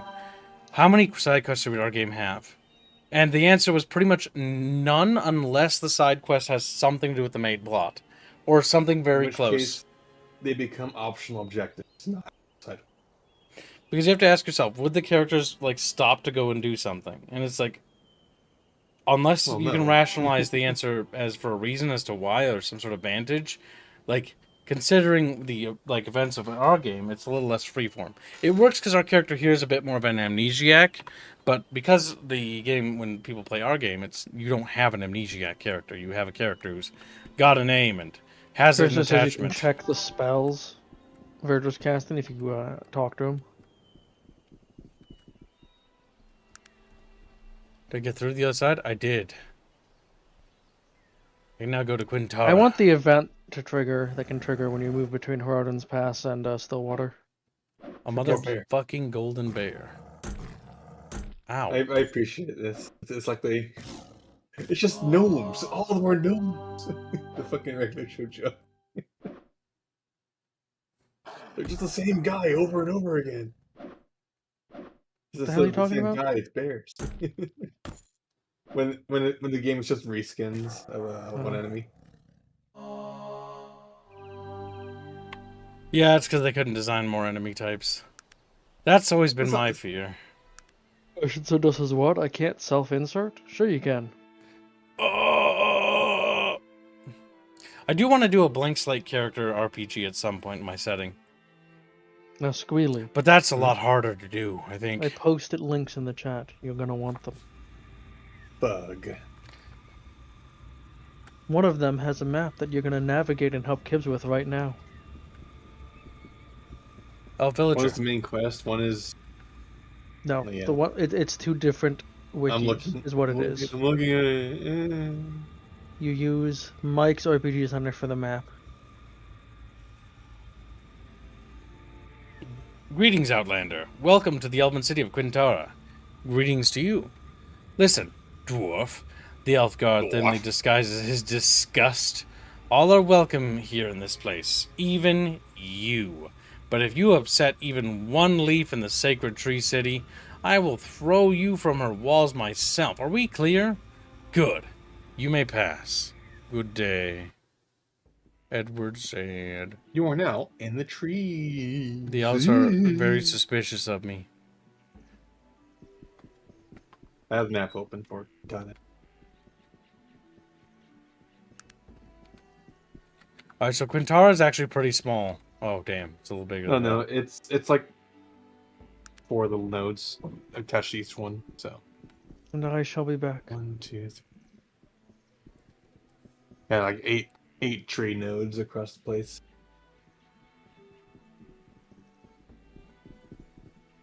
Dwarf Wizard. What can I do for you? Possum donates $5. Blank characters are easy. Just say that the player needs to find his father or son. Yeah, but you want to make it more compelling. That's... I know you're right, you can be lazy about it, but, like... I think Arcanum does a good job. It's like, okay, there was an accident. Your character knocked his head during a plane or a Zeppelin explosion and crash. And so, but you survived the fall. And so you kind of lost some of your memories as to who you are and what was going on. No. Kib, he was referencing Fallout 3 and 4. I know he is. With that. But I was saying in comparison. I know that. But I'm talking about Arcanum. I'm talking about... I think Arcanum handles it well because then it's like... It's like, okay, they do it, but they move past it relatively quickly. And it's not like, oh, you're going to look to find your brother and your sister thing. Right? I think BioWare's Mass Effect actually handles this relatively decently. As in, you actually have a family. And you have an established character. But, like, you're allowed to deviate slightly to... more Renegade or Paragon. The idea is that you're still an enforcer for like Earth and stuff like that, but are you doing things the, goody guy way or the meanie Tushu way? You're still a good person, though, regardless. Even if you do renegade, you're still just being a little bit harsher about certain things. Or even colder. What can I do for you? I'd expect to find one of my dwarven blood here. This is my home. What do you wish of me? I'm looking to find the elves responsible for banishing the BMC. I know nothing of that. I renounced all my dwarven affiliations to come here and study the way of magic. For information of that nature, you would need to consult with Raven. You're a mage. This seems a bit unusual. I have been drawn towards magic for my entire life. Unlike most dwarves, I had no affinity for things of a technological nature. So that's why you live here? I am under a tutorial agreement to my teacher, Wrath. I am unable to leave until my contract is finished. You sound as if you want to leave now. I cannot take living with these elves. I thought my magical bent would make me akin to them somehow, but that is not the case. I need to find a release from my servitude before I go mad. What exactly is the term of your contract? My contract runs until the end of Wrath's life. In exchange for training in the magical arts, I agreed to serve him, but that bitter old elf can last another 2, possibly 300 years. Why did you agree to such an interminable length of service? No elf wanted to take a dwarf as an apprentice. It was the best offer I could get. It wasn't bad at first, when Wrath was simply surly. Over the past 50 years or so, he's become increasingly bitter and difficult to work for. I do not know what I will do if I can't convince him to release me soon. Why don't you just leave? I would never dishonor myself, so the only thing that can release me besides his death is his word. Perhaps I could convince him to release you. Thank you for the offer, but your interference would only serve to anger him, and which would lead to greater torment for myself at his hands. If you're certain, I suppose I'll be on my way then. He's just a sad little guy. I didn't think being a slave would be so terrible. And thank you for the donation, little possum fishy.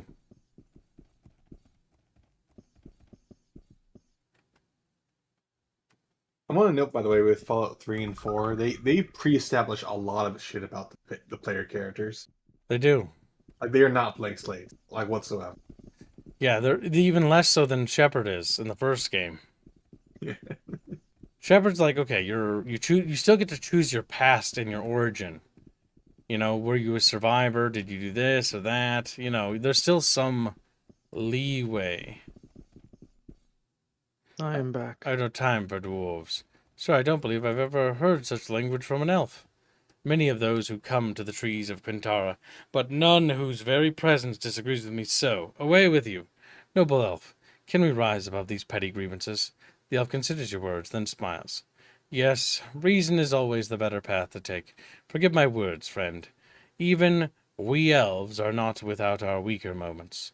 Of course, all's forgiven. And might I ask who you are? As with most elves, I have a very long name, but in your tongue I am called Elumen. A pleasure to meet you, Elumen. Might I ask what you do here in Quintara? I am a craftsman, good sir. I work with wood and metal to create objects of magic, weapons and talismans, the occasional piece of decorative jewelry. We all play our part here in the Quintara, and that is time. I can see where you get wood, but where do you get metal? Well, I have many suppliers. We trade often in Stillwater, when the need arises. But just lately, I've run out of mithril. If you know anything about the metal, you know that it's rare. I'm having trouble finding a new source, and many of my objects are incomplete without it. What is mithril? Why can't you use regular metals like iron? Mithril is a very special kind of metal. It is very light and very strong. But its most interesting properties are in respect to magic. Although it is not inherently magical, mithril is very conductive to magic, and to holding magical spells. There's nothing quite like it. I see. Perhaps I could assist you in obtaining more. Oh, the time moved forward. I was like, whoa. Yes, I'd be very grateful for your help, if you can find the cave of the Wheel Clan, and bring me back some mithril.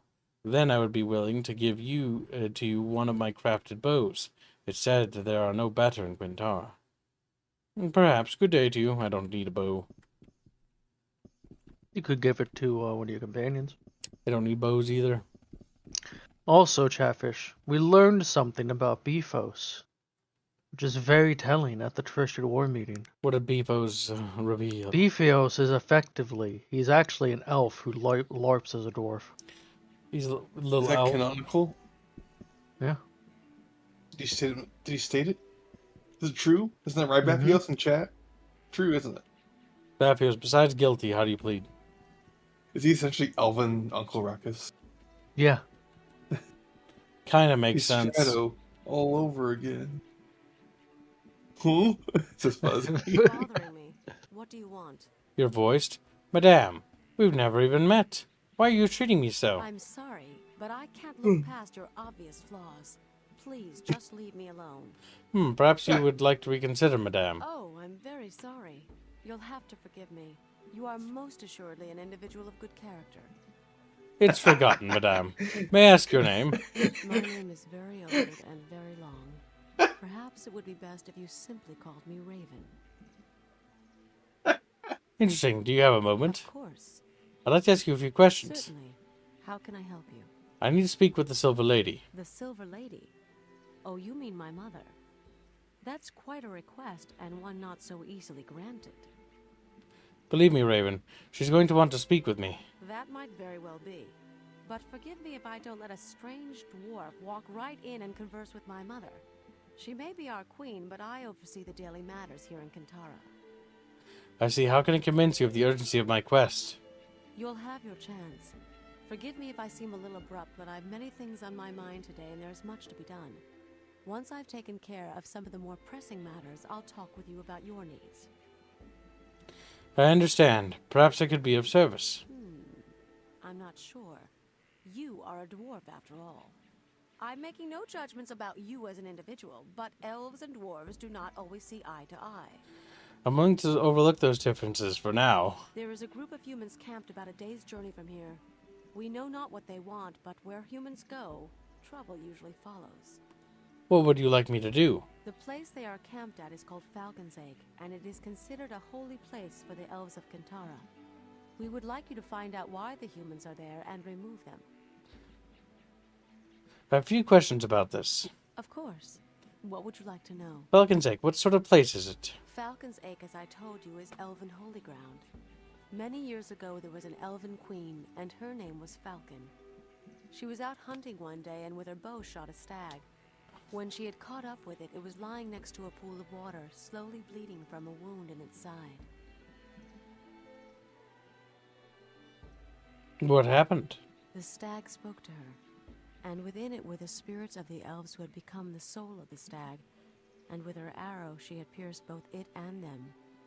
And they were both sad and afraid, as the stag's life was their own, and when it died, so would they. What did Falcon do? She could do nothing. She sat with the stag's head in her arms, sang its stories, and washed its wound with her tears. And the ache in her heart grew as the old elven voices faded, grew so much that when they finally passed, she passed with them. That's a sad story. A few more questions about this business. Of course. What would you like to know? These humans, how should they be removed? It doesn't matter to me how you remove them, but you must understand this. Under no circumstances are you to shed blood on that ground. The spirits there exact their price, and you do not want to pay it. Do you understand? Do not raise your hand against another. No murder hoboing, Gibbs. All clear. A few more questions about this business. Of course. What would you like to know? How do I get to Falcon's Egg? It's not far from here. I'll mark your map with the location. Thanks, I'll be back when the job's done. Chat bitches. Like, boo-boo-boo. Yes. Gibbs has to do something without murdering them? Every time Gibbs approaches an elf, it's like, "You filthy heathen!" But I'm cool. Okay, you're cool. I explained to them, like, hey, have you seen all the quests I've done in my alignment? Like, alright, you're a pretty good dwarf, I guess. I guess we'll tolerate your No, they race. say call you filthy, disgusting, and then they look at you and they just see the lack of understanding in your face. They're like, oh, wait, Edward's he doesn't even retarded. understand what I'm saying. Yes, sir. Then they feel bad. What would you have me do? So, like, Sog likes me. The dog's neutral towards me. Virgil likes me. The dwarf's neutral towards me. And Gar's Have you suspicious. tried talking to him? Maybe greasing the palm a little? Yes, I don't know if I can. What would you have me I'm do? gonna ask you a few more What questions. can I answer for you? What can you tell me about this place? Kintara, city of the air in the old elven tongue. Oldest elven city in all of Arcanum. I wasn't aware you knew the old elven tongue. Well, I wouldn't say I'm fluent in it by any means, but I've picked up a few things over the years. Do you have time for more Yes, questions? sir. What would you have me do? What can I answer for you? Yeah, that's all I can ask him. What is it that you want of me? I'd like you to try and answer a few What can I questions. answer for you? He's asking about himself. Wait, that's not that one. What is it The that you other want one. of me? Questions. What do you know about this place? Are you serious? This is where the elves live? You know what that means, eh? Elven women. Oh, I've heard tales, I tell you. Damn. Just a few more questions. What is it that you I've heard tales, I'll tell you. I like how this place is just can killed I answer for Squealy. What should we be doing now? Where the elves in the trees? Now that we know the location of Kintara, we should go there as soon as possible. This could prove to be interesting. I've always wanted to see the ancestral home of the elves. It is said to be breathtakingly beautiful. It's kind of mid. Looks like Kashyyyk, honestly, if you ask me. It's brown and with Okay, some what? greens. Yeah, Let's see what the dwarf we thinks. have to help How can I Kashyyyk help you? against the droid attack on the Wookiee. Few questions. What do you need to know? Kantara, home of the elves. I don't know anything, nor do I care to. Thank you very much. I'd rather not speak of it anymore. I'd rather not I speak like of it I like anymore. Magnus. He's a dwarfaboo. I don't care for it much at all. Kind of lame, to be honest.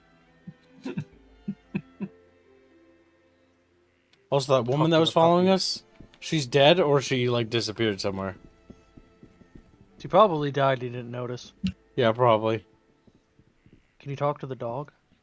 I have no time for your race, those of your race, dwarf. Excuse me. Oh, you're an adventurer, aren't you?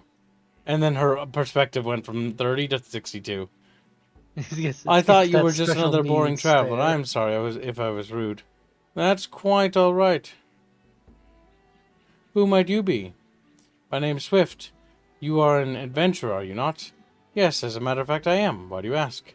Pray tell, have you ever been to that fabulous city known as Toronto? Yes, I visited there.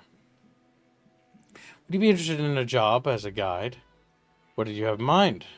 I will pay 300 gold coins to bring me safely to Toronto. Sounds like an agreeable arrangement. Oh, I get to go to Toronto? I'm so excited. She begins leaping up and down and then hugs you. Just how old are you, actually? I'm 150 years old. Why? Isn't that a little young for an elf to be out on her own? What are you trying to say? I'm mature enough to make my own decisions. I am sure. Are you ready to go? That's open to debate. She starts to cry. Why are you being so mean to me? I'm not being He's a mean. little I'm simply child. realistic. I can't take. I'm sorry. I didn't mean to upset you. Are you ready to go? Yes, I am. Let's go then. All right, we're. Actually, just child. Look at that portrait, Gibbs. Oh, that's a portrait and a half. She's level 9. She's gonna die. I never asked why you want to go to Toronto. Everyone goes there. I was bored with Quintara. I needed some adventure excitement. Of course, I should have guessed. Huh, what do you mean? Nothing. Let's be on our way. She's gonna die. Likely she will. Just like the last woman that Gibbs had in his party. It's the fate of all women in my party. Now the question is, how do I leave? Probably from where you came in. Where did I come in from? Squealy, you have the map. Squee. I found it. I didn't. Oh, Jorman's dead. This is the... Who?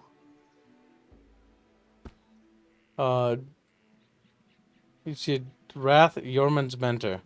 There seems to be no sign of violence or struggle. There's a suspicious little cup. Was there anything on their body besides that? Nope. That anything they had equipped? I'm gonna take it back to that fucking little dwarf down here. I'm gonna interrogate the shit out of him as to why he's dead. Because he killed him, obviously. What business have you here? Jorman is under arrest for murder. Murder? Who is he meant to have killed? He killed Wrath, his mentor. Jorman's dislike for Wrath is well known in Quintara, as well as his wish to be released from his contract. It doesn't prove he killed him. Who else could have done it?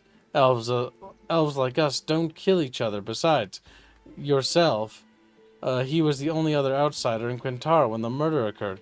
Elves like us? Are there any other types of elves? No, there are not. You must have misunderstood my meaning. How was he killed, if you don't mind my asking? We haven't determined that as yet. At this point, all we know is that we can find no evidence of any injuries or weapons. What magic? Quench life would have done the trick. No, we of the Quintara are acutely attuned to the flows. If any dark necromancy has been used, we would have felt it. This is all very interesting. May I go in and speak with him? Sure, go on, but don't try anything. I'll be listening around here. I'm leaving. You've returned. I don't believe you were guilty of killing Wrath. Just believe him. Why do you say that? He's not even sure. I just don't think you would kill someone in cold blood.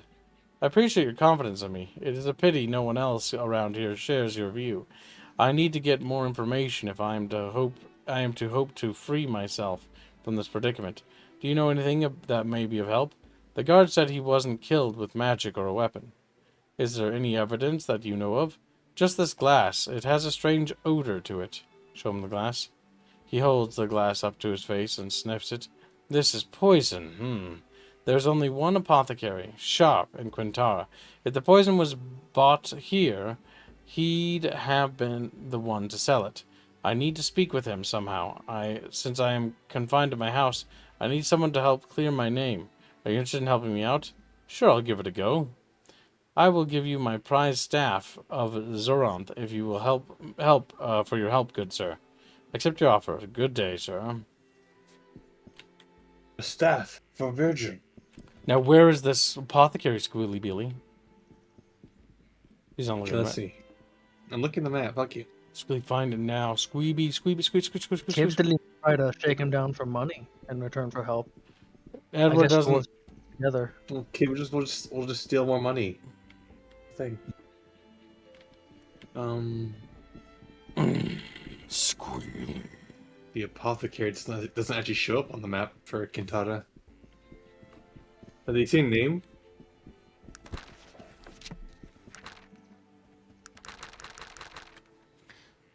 Let's see. Accepted. Secure Jorman's release by finding Wrath's killer. Check notes.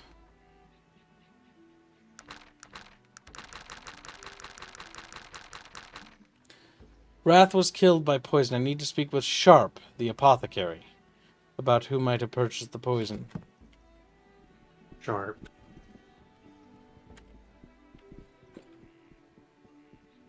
Hello again. It's so very good. So very good to see you. I'm not seeing Sharp on the map. My new companion's name's Swift, not Sharp. I know, but I'm just explaining back. Sharp. Oh. I'm looking for a Sharp. There's Elliman. Elf villager I don't know the name of. Yes, what do you want? I'm looking for Sharp. Sharp was called out of the village suddenly. I am his wife. Can I help you with anything? I needed to ask him about a poison, showed the glass. Yes, I recognize it. Very distinctive odor. Do you sell that type of poison here? Yes, we do. I don't know if we have any at the moment, though. The poison in this glass killed Wrath. Did you know him? Wrath is dead? By the gods! What can you tell me about him? We had a history. The three of us were friends long ago, but he became angry when Sharp and I began living together. Who killed him? That dwarf? Student of his? Why did he become angry when you began living together? He said it was offensive and damaging to the village for us to carry on like humans, as he put it.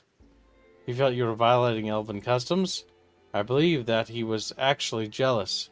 Sharp and him fought often in later years. Did Sharp hate Wrath enough to kill him? It was the other way around, actually. I think Wrath became a bit unbalanced, of course. We all know that elves do not have it in them to wantonly murder each other over things like jealousy. Could Sharp have poisoned Wrath to protect you? If he had felt I was in danger, I believe he would do anything to protect me, even sacrifice himself. But as I said, elves would never think of killing one another. We take a wider view of things. As you know, this life is only one. There's only one that elves exist in. Wow, excuse me. Nice kill. When we die, we go to another level. So what purpose would murder serve? But you yourself said Wrath was unbalanced. This is disturbing me. I don't wish to speak about it anymore. Is your distress because you know Sharp is guilty? I'll just keep trying. Oh, I only have you. I would thank you to leave my store now. I'm finished speaking with you. You finished talking to me when I say you are, harlot. Damn. Combat engaged. Oh god, when was the last save? A while ago. Probably not a save. You have an autosave. How recent was it though? Wipe your choice cookie and sour ball. Very generous, Rifford. Damn it, I have to go fucking find the dead body again. Time to do the quest. This is why we quick save off in chat. Indeed. Because Kid likes to engage in combat. Kids I like want to to call him a call random harlot. women harlots. You harlot.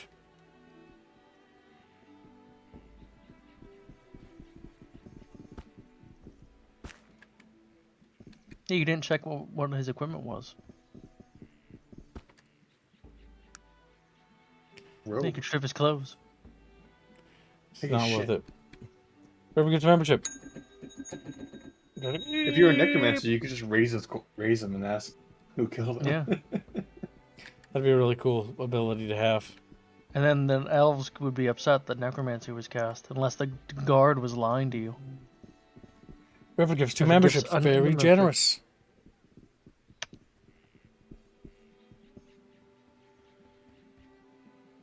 Right, I'm putting that to help Hands with his kingfish. I believe. As a reminder, Chatfish, Squealy, because of the miscalculation, the show's kitten fund was not made last week, but Reguline has said if we make tomorrow's goal today, he will become show's kitten. Yep. We have to make it today, though. Otherwise, Show's kitten will slip through our fingers.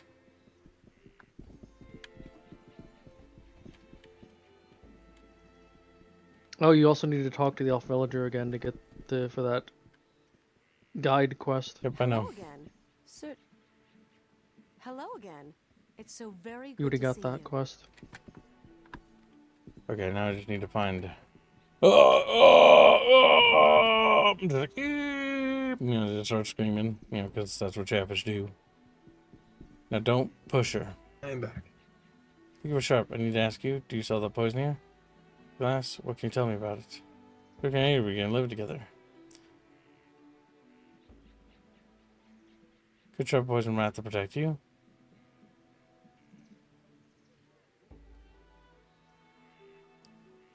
Murder isn't logical. Isn't a logical act. It's usually governed by violent emotion. Perhaps those of your race can be pushed to murder, but elves are above such things. No one's above such things, not even elves. I would thank you to leave my store. I think that's it.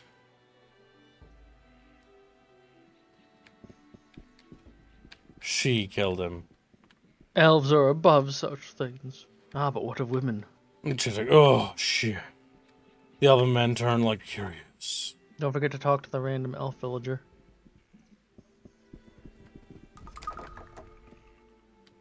Boss. Shumpug. Shumpug. Shumpug. She wasn't that way. And I just want to say Shumpug a few times to make you know it. Shumpug, Shumpug, Shumpug. It was like, eep. I'm gonna just start calling you Dribbles. What is it that you want of me? I want you to get the fuck out of my way.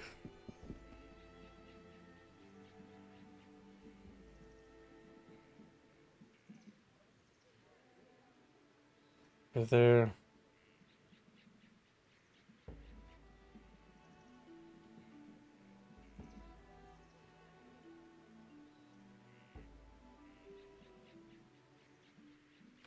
There That we picture go. screams I'm in my rebellious phase. That does.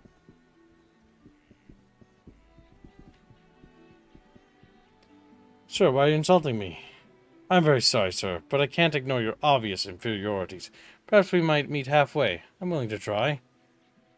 The elf takes a step backwards, bowing slightly. Forgive me as well. Perhaps we can speak like civil beings. I'd very much like that. And who are you, sir? My name is Wind, the master of the hunt. It's a pleasure to meet you. He looks at the sky, seems somewhat distracted. The pleasure is mine. You said you were the master of the hunt? We have a group of hunters who supply Quintara with food and other supplies. I am their commander. I see. Are there a lot of hunters here in Quintara? No, we are a small community. Here we never have need for more than 3 or 4 hunters at any given time. Again, he looks up.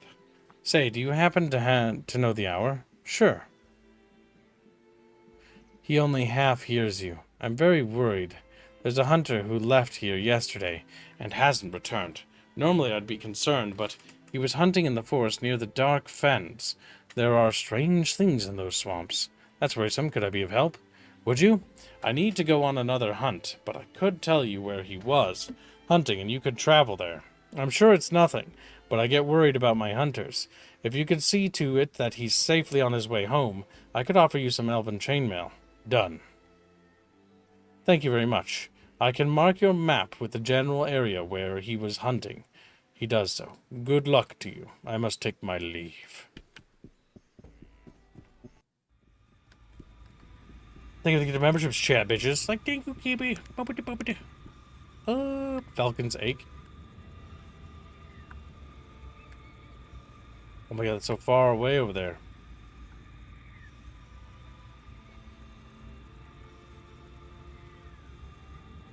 We'll go to Falcon's Egg first.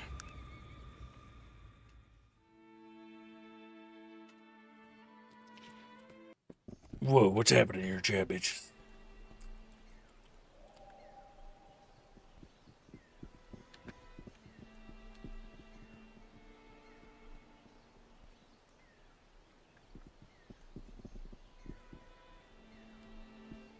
Chat bitches.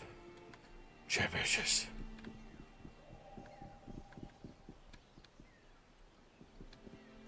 Why are they bitches?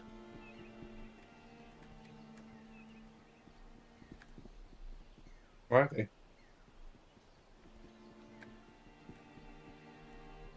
Maybe it's down, not up.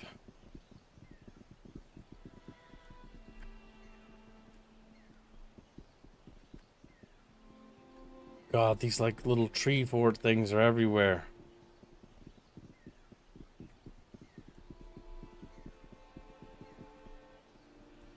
It's kind of a crapshoot if we're even heading the right way.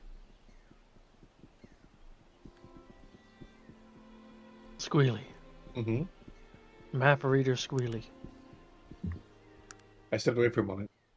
Which map are we looking at? We're trying to find the right path in Falcon's Ache.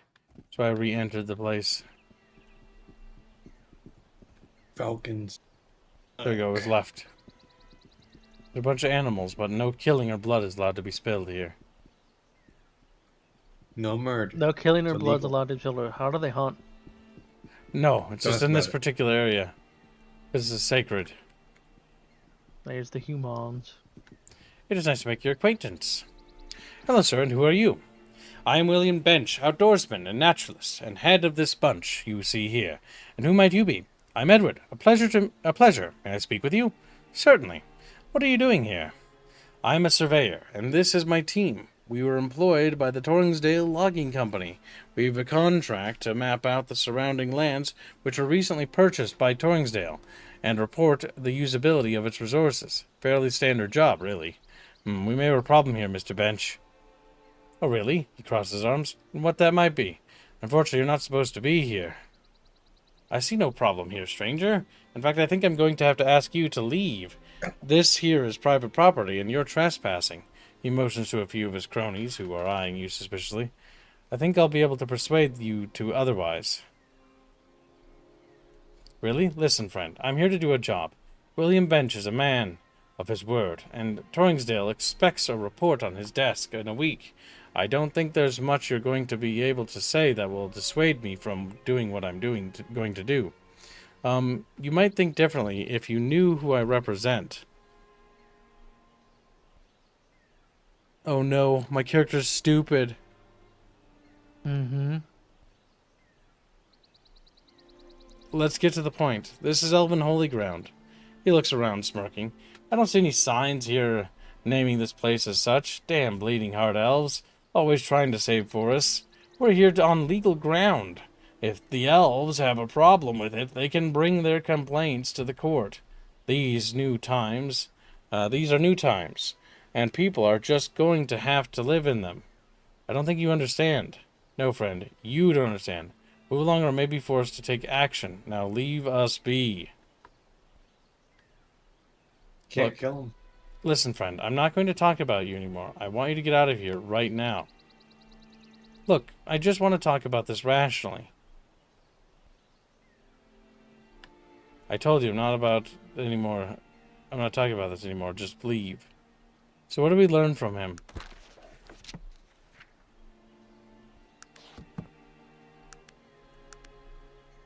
Yeah, we just don't have the intelligence to convince him otherwise. I can try the other path, but I think it's not good. Yes, yet again. This is the last time I'm going to say this. We're not leaving. Nothing you can say or make to make us do, so now go. I'm not threatening you, but you must leave this land. I told you I'm not talking about this anymore. Just please leave. William ignores you. Bench, talk to me.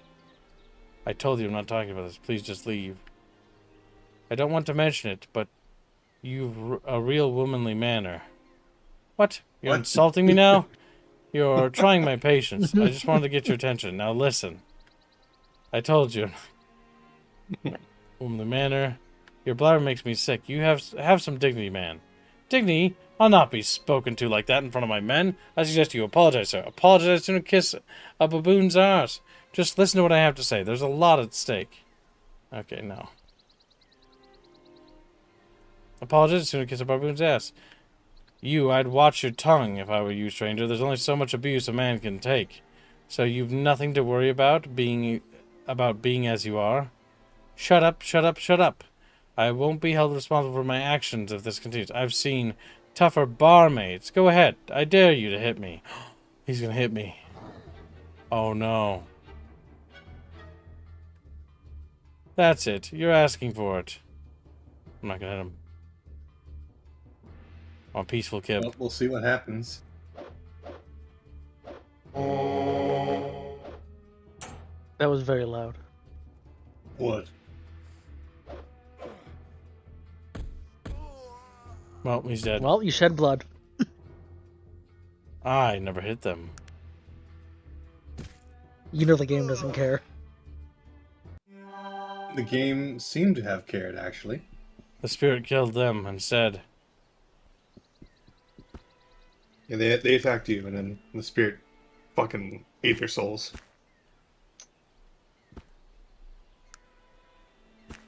Fortunately, my NPCs didn't count. Otherwise, I'd be cooked. What is it that you want?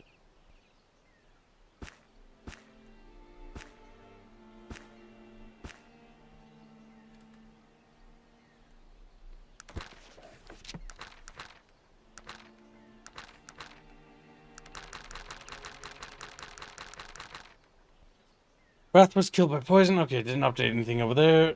Didn't update anything over here. Mr. Wynn wants you to ensure that lost elven hunter is found a way home. Swift wants you to bring her to Toronto. Remove the humans from Alcan thing. So yeah, they struck me. I taunted them into doing it. Gibbs is evil. Also, Chatfish, don't forget the soda fund. That's true. Remember, Chatfish, you're chubby. Like, yeah. Well, sure thought about that. I did quick save, so if that fucks us, we're in deep shit. That was my mistake. I will remind Chatfish that my name change hinges on Tuesday being bad. You can make fun of me. Yeah! For terrible reasons. If you actually make Tuesdays go. But I don't think missed it will the happen. work. I don't think it will happen. Good luck at work, Have a good Champa. one. Thanks for the nation. How'd it go, Chumpus? He's dead. Hope you have a good day at work, he says. It's too late. Chumpa's having a bad day at work. He's getting fucking mauled by bears. Sorry, chumping away. They fucking bears like, holy shit. I'll get the fuck out of here.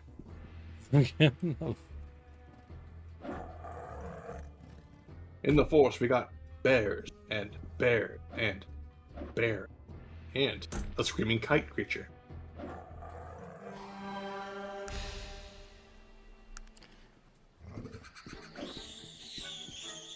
Well, that was short lived. That was short. Game starts. Can... Game ends. Good, good.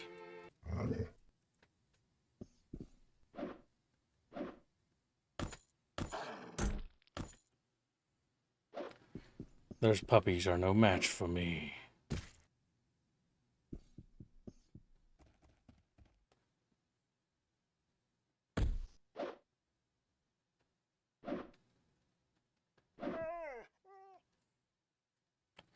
Good. Puppies are fleeing. As all puppies should.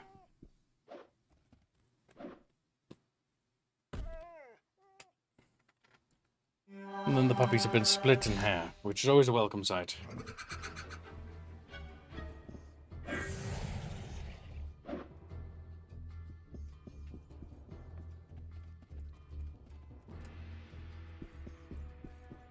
Bum bum bum bum bum bum bum bum bum bum bum bum. I leveled nice. You can get more intelligence, so you're not as dumb later on.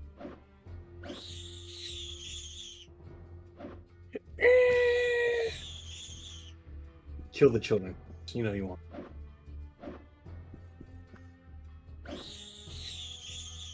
Good. I want to share what happened yesterday with Chatfish, right? So those who weren't there, I and a couple other people were talking about Bloodborne lore, and I basically summed it up as you spend the entire game killing kids and eating their umbilical cords. And Kid got freaked the fuck out by that because he had no idea what we were talking about. I was cooking cheeseburgers in the kitchen, and these fuckers are talking about eating babies, and I'm like, what the fuck is happening in the VC? God The damn. kites have reminded me of screaming children.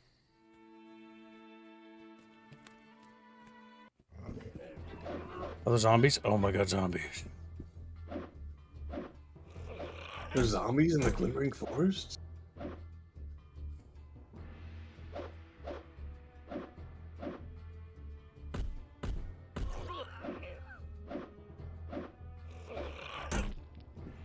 I see Raker, he's gone. Yes, we don't have a Shumpug anymore.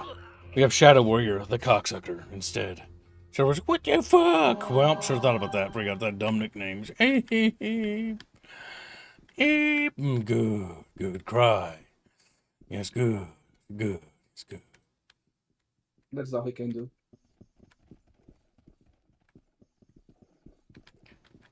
How do you feel, Shadow Warrior? Do you feel happy to be property of Kibbs again? He's like, yes, my lord. I am glad to be property and not have rights. I like being a little slave. That's so specific. But thank you for sharing.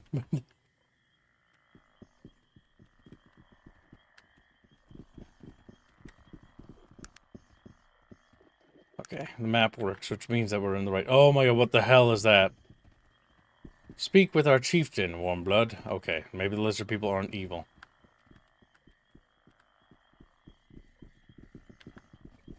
Greetings, Warmblood. I am Wardamon. I'm here to find out what happened to the elven hunter. You'll have to speak with Kankari, our chief. The lizard man's eyes you with warily. Only he will know of such things, Warmblood. I believe you now. Reno, we have entered the village of the lizardmen. You are one of them. Then where's the leaders of the women? They look exactly like the lizard men. But they have the puss. No. They have 6,000 peepers. 6,000. You counted every single one, right? They must be very small.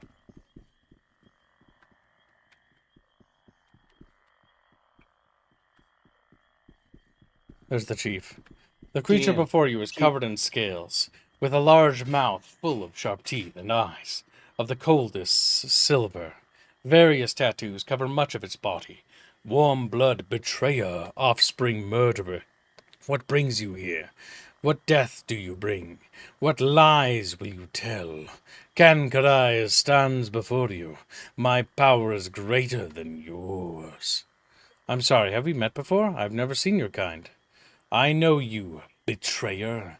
I know all your faces, warm blood. All the same, all liars and murderers, all bringers of death. What do you mean you know all of our faces? Listen, perhaps you should tell me what's going on here. You know, warm blood, pits lined with teeth of metal nets to catch the women, your weapons of flash and pain. You hunt the children and the old. Kankarai is no easy target. Face me, warm blood. Pits with teeth, nets. Are you people being hunted? Hunted? Yes, our women and offspring, the old ones. Now Kankarai will hunt. I have already captured the pale, sharp-eared Warmblood, bound him with my power. You will be next, and then Kankarai will go to the Warmblood tree village and burn it to the ground. You think the elf was hunting your people? You mean Sharp-ear, pale Warmblood? We captured him, sneaking into our swamps, planning more death with his weapons and his strange ways. But Kankarai fell upon him, and my ways were greater than his, and I brought him back here, tied like the fruit of the hunt. Like the fruit keys. These Sharp-ear, did he attack you? No, but they come to the dark fens with weapons and powerful words. Why have they come here? They have their tree and their forests. Why do they come to our swamps? Always it has been this way with the Warmbloods, always wanting more, always bringing ruin. The elves, they have brought ruin? He stops for a moment, considering. No Sharp-ears have not killed Bedokan before, nor have they ruined the land, but we are not easy prey, Warmblood. A hunter in different skin is still a hunter, and Kankarai goes not quietly. He... Hold a moment. Neither the elves nor I have done you harm. He is silent. Yes, the words you speak are true, Warmblood, but his hand moves to his sword. That does not mean that you will not. Agreed. I am called Edward. He inclines his head stiffly. And I am Kankarai, chieftain of the Bedokan. What brings you to our village, Warmblood? Have you come in defense of this elf? Yes, I believe you are imprisoning him wrongly. What know you of their ways? You assume that elves are innocent, and Bedokan are evil. I know this, all Warmbloods think like you. They fear the cold-blood ways. They see us as beasts devoid of love or reason. Please forgive me. I meant no offense. What has happened here? You would hear our story? Very well. As I have said, the Bedokan have lived in the dark fens for as long as the seasons have turned, and for all that time we have kept to ourselves. We knew of the elves, but they harmed us not, and we accepted their natural place. But something happened. You said your people were hunted. Yes, 4 winters ago, Warmbloods came to our swamps and set out things of death and shot us with their weapons and collected the bodies of dead. Who were these Warmbloods? You said they were not elves. They were like elves, but a little darker and not as tall. Oh no, they're black people. They had no words of power, but they had strange weapons, and they rode strange beasts made of wood. I see. Men in wagons. Where did they come from? From the south. They came from the south over the mountains and into the dark fens, and the land cries out wherever they touch it. They know not the way of the land, or the cold blood ways, nor do they care. What did you say these men did with the bodies of your people? Kankarai is silent for a moment. You can see the anger seething in his silver eyes. They skinned them, Edward. They skinned our elders, and our children, and our women, and then they threw the remains into the swamp. No rites of passage, no guide to the Snake Fathers. Dear God, poachers! I'm so very sorry, Kankarai. I believe your words, Edward. Perhaps you are different. Perhaps you might be able to see the cold visions. I will regret having to make war on all warm bloods, if there is even one like you among them, but I will do so nonetheless. Make war, but it is only these men. Yes, but there is a price in warm blood that must be paid. Men will die, and then all their offspring, until there are none left. Only this will quiet the fury of the Snake Fathers. Elves are warm bloods. They will die as well. Please, you must allow me to convince you otherwise. Are you threatening me, Master Kankarai? Are you threatening? How, Edward? I respect your words, and I see the truth in them. But how can you deny the evil of what has been done to me and my people? Do you disagree that a price must be paid? No, but not all must pay the price. Let us talk about the elves. Yes, let us speak of this. The snake and the lizard are both of the Snake Fathers. Both live in the reptilian dream. Men and elves are also the same of the warm blood, and therefore live by the same code. Only a cold blood would think that way. You must listen.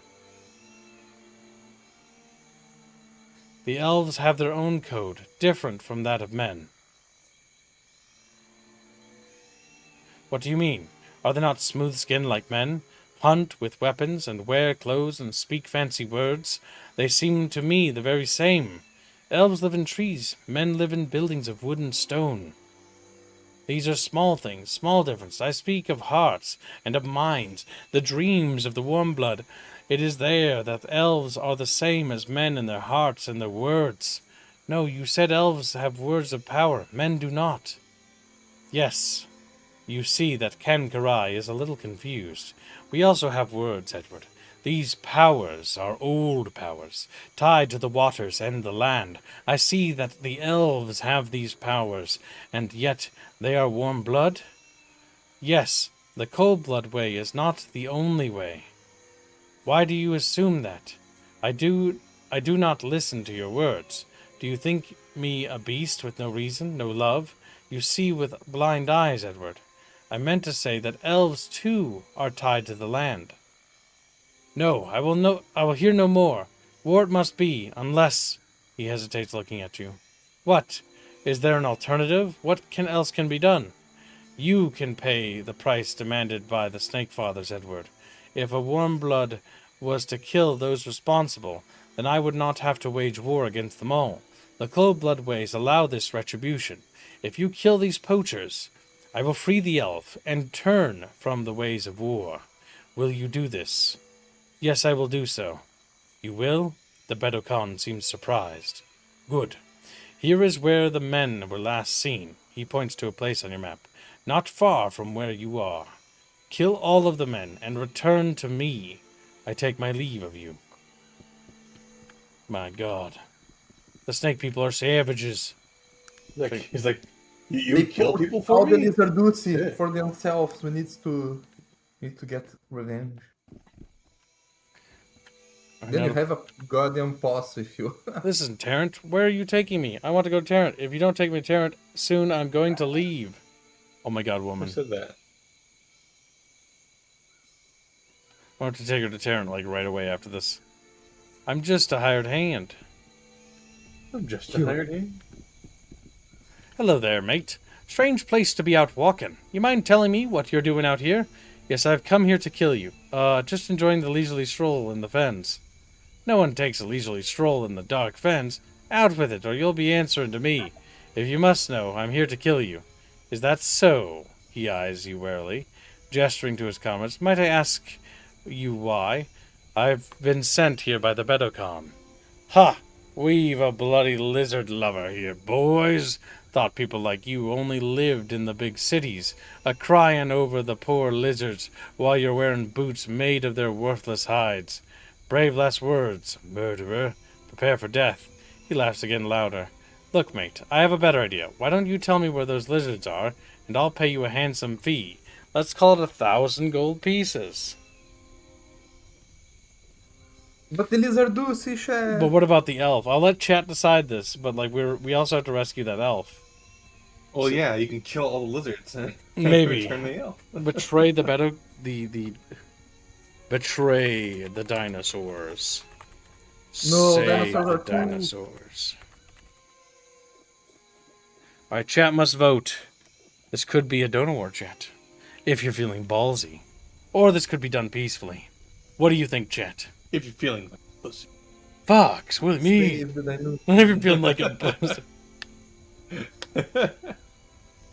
Oh no, just a moment. I'm gonna stretch my legs while chat votes. Oh no, momento, papa. Oh, that's good.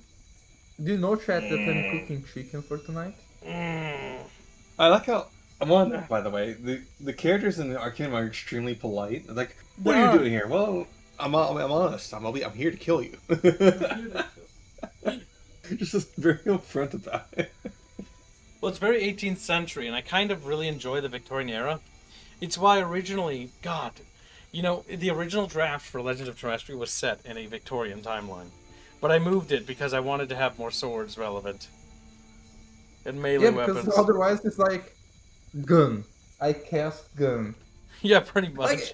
Which is one thing that I hate about how people in settings that have guns, they're like, oh, we don't need magic, or like magic is useless, or this and that. Like, man, magic used with guns could be so fucking cool, man.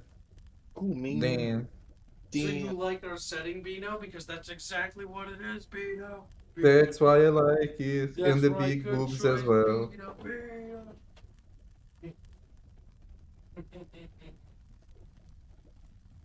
Me being no. So far, Chav seems to be wanting to save the lizards. Stand by the cold blood. Alright, chat. Chatfish is out of sky, this I see. Chatfish, you have 60 seconds to send those lizards to hell. And to contest. If not, when the poll closes when I come back, because I have to take a leak. 1 second. And then the poll closes. So choose wisely. Think about it, chatfishes. Who is going to be the slave race in Elder Scrolls if the lizards are gone? And you're like, what? But The the Khajiit? different setting. Yeah, but the Khajiit, they have fur everywhere, you know? The lizards, like, they don't throw fur everywhere. Think they don't shed the Argonians? Like, okay, the best part about the Argonian lore is how, like, if you really, really, really, really hate an Argonian, right? You can go and beat him up and take him to the swamp and, like, turn him into, like, a female and then sell him or something like that. What? What is Benno What- trying to talk about? What do you mean? Is Benno making stuff up, chat? No, because in Argonian lore, they if they go to the swamp, they can ask their tree or whatever to turn them into women or men or some shit like that. That is not Elder Scrolls lore. That is lore from fucking ESO. It's not fucking No, canon. what does the E and S stands for in ESO? It stands for bullshit. stands for Elder Scroll. So- Oh my god. So ESO is probably the worse than WoW, really, when it comes to retcons and recontextualizations of lore. Like, they are fucking awful. I heard I ESO is fucking bad. hate ESO story. Terrible. Yeah, but I like that part, so You like the trans? Oh, I can't say that word. you like Don't the trans say wizards, it. Bino? don't fucking say it. You like the You trans goddamn- wizards, Bino? Is that your favorite part? Are you? My favorite part, like, my trans favorite part is that chaser? you can NTR the lizard from his, like, steal his lizard woman from him and then turn him into a woman and sell him as a smack slave. Yeah. Bino actually likes gender bending, by the way.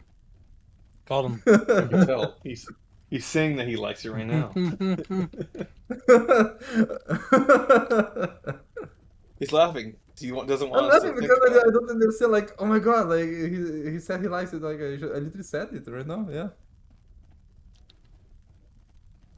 All right. Chad has decided to save the dinosaurs. It means you're gonna kill these humans.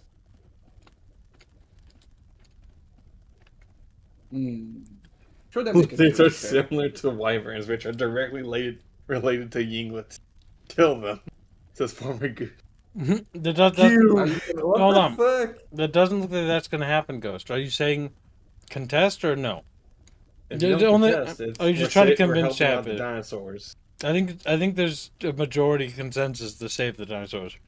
We're killing poachers, by the way. They're poachers. I'm thinking make a deal with the chat. What? What's the red line deal? Again? To change my name to Show's Kitten, or Show's Master Kitten, and as it was yesterday, is to make it to Tuesday's goal today. Tuesday go today. That sounds very fucking dirty. Holy shit. I did mess up yesterday. And I feel a little guilty. So I think I will join you. And I'm gonna change my name to Master Binjo if they do the same. That's rare. Master Bindio. Only because I feel a little guilty. You feel a little guilty. I assume it won't be for a week. It is a very minor goal to reach. I will But I play it. assume Chavish, if they really wanted to, could make it to. No, my That's fair phone. enough. Did he drop the phone? I can't see the avatar moving. As he dropped the phone. He was like, Yeah. "Ooh." The avatar went down while he dropped the phone. Yeah, I can leave for 2 weeks. Let's see.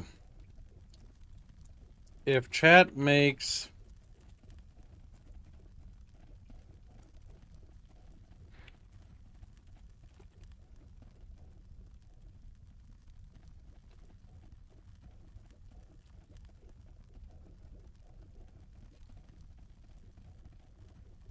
If chat makes what, Kib? Kib. I thought Don't the think this is internet just- died. I'm What the happy. hell?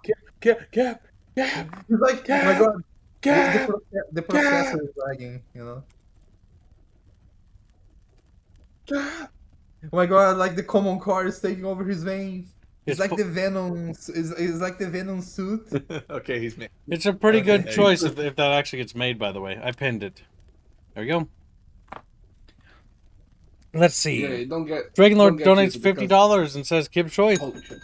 Very generous. Think about it. How far away is CTR from being finished? Crash Teams. Where is it? Where is it? It better be Um, generous, Dragonlord. It's no longer listed, so I assume it was made. And Kib fucking dies in the background. Oh, good. I choked on the milk. I'm choking on the milk. I had some peanut butter cookies and milk, and I just inhaled the milk instead. You can't die yet. You need to release the game and then like pass away and then like the game goes up after your demise. It's like born. Let me see. I mean, he can Very get, milky. A box of fish.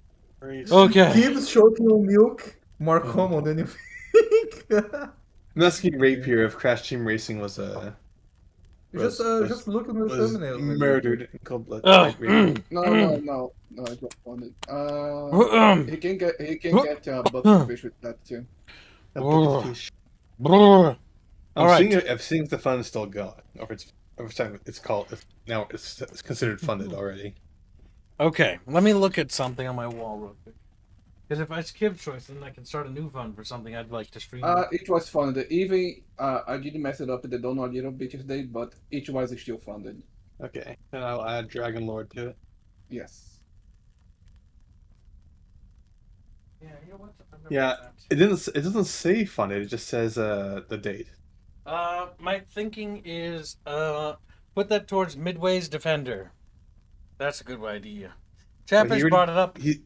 But Kip, he just got his Chatfish on the thumbnail for Crash Team Racing. I said it's Kip's choice, though, didn't it? Then I'm removing him from the Crash Team Racing. Put him on putting the thumbnail for Defender. Defender. Where is the Uber. bucket? Defender. I don't think it started. It's called Defender by Midway. Not the original Defender. Chatfish brought it up, and I kind of want to play it again.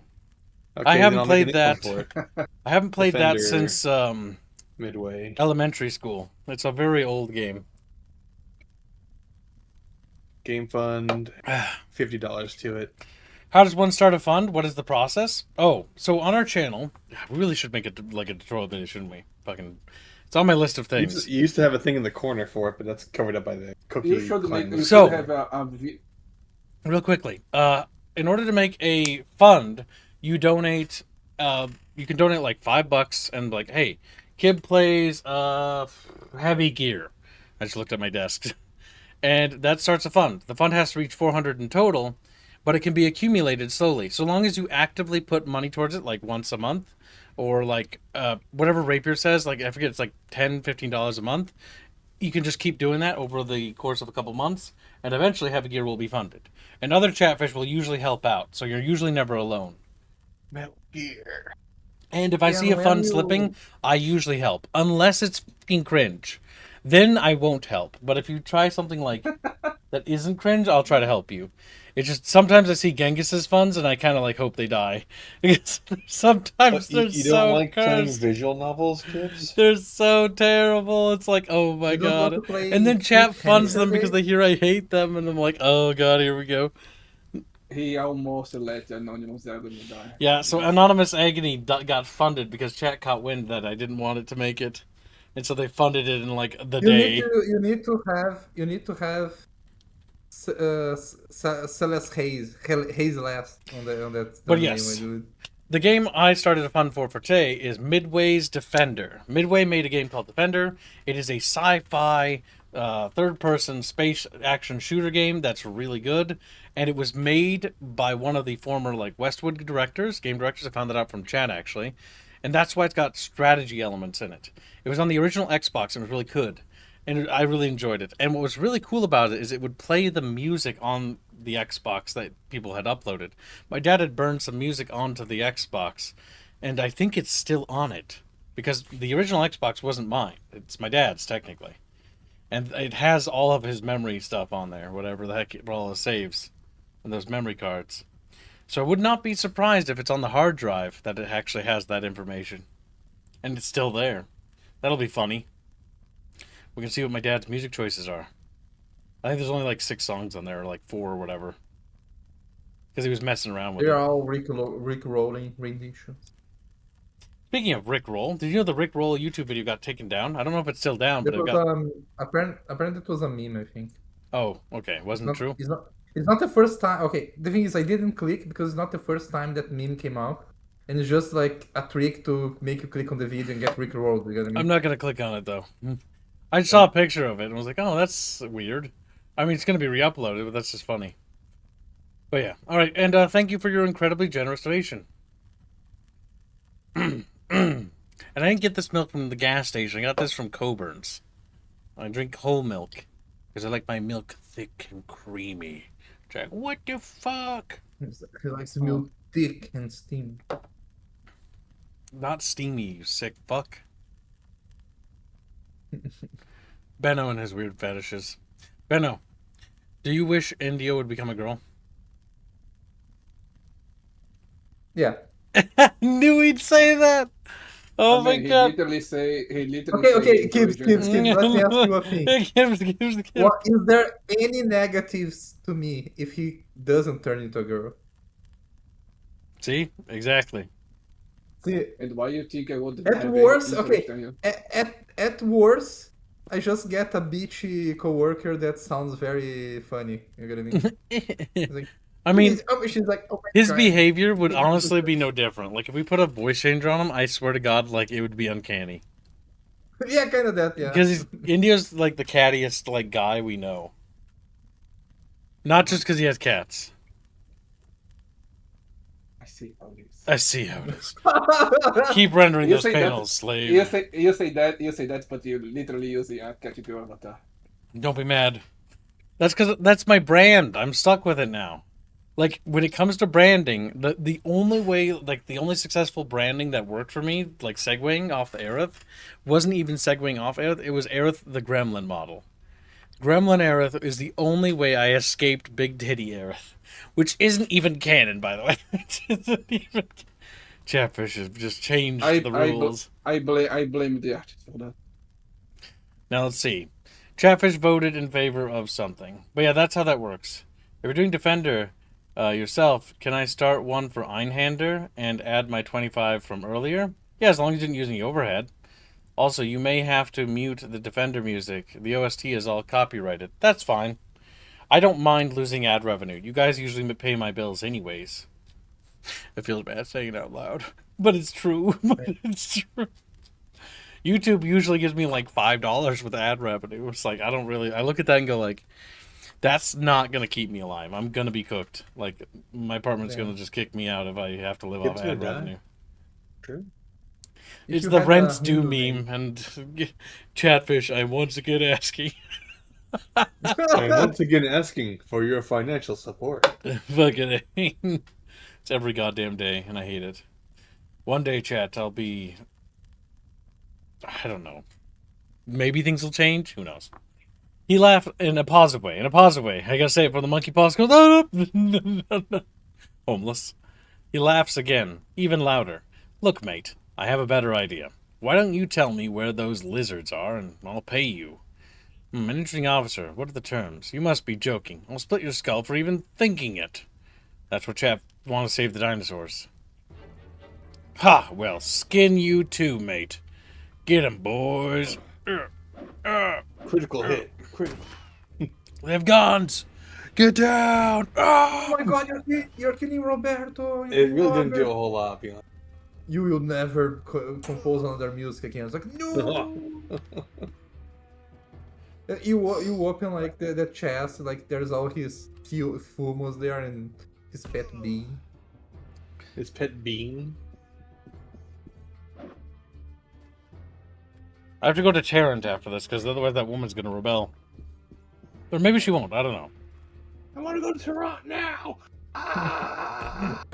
Imagine there's an option to beat slap curse to come or not.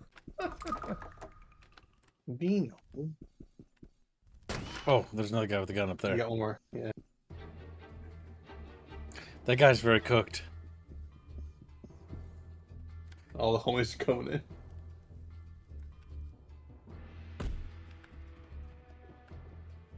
Sell his fumos, make him watch. Don't sell them. Be even worse about it. Not that somebody else owns them.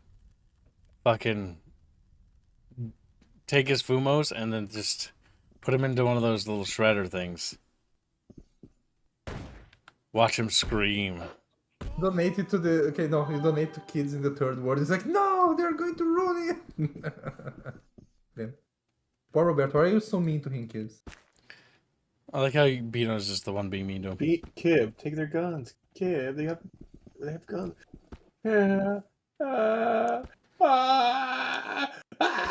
They do. It's the first time I've ever found people with guns in this game, actually. Robert It's Melton. weird, because guns are pretty strong. What? I think that Oh, there's another guy down here. man's come back. Wait, since when you have a dog? I don't. But I've killed a bunch of people with guns. And so I'll be taking their guns. And selling it Selling. for money.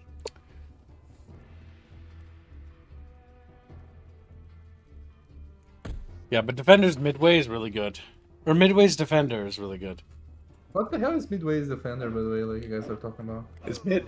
It's published by Midway. So you remember the arcade game Defender, right? You know of that. No? No. So Defender No. is an arcade game. Well, it used to be in arcades way back when in the Atari days, right? And you basically have a little spaceship and you have to go from left to right, and there's little people that are being abducted by aliens coming down and grabbing them and pulling them up, and you have to shoot the aliens and then save them and like whatnot, and defend the Earth and all the people on it. And the Oh, what map the hell, circles like full it- around. And so it's kind of like a Right. quaint little arcade game. You fly a little ship and you shoot things to save people from aliens abducting them.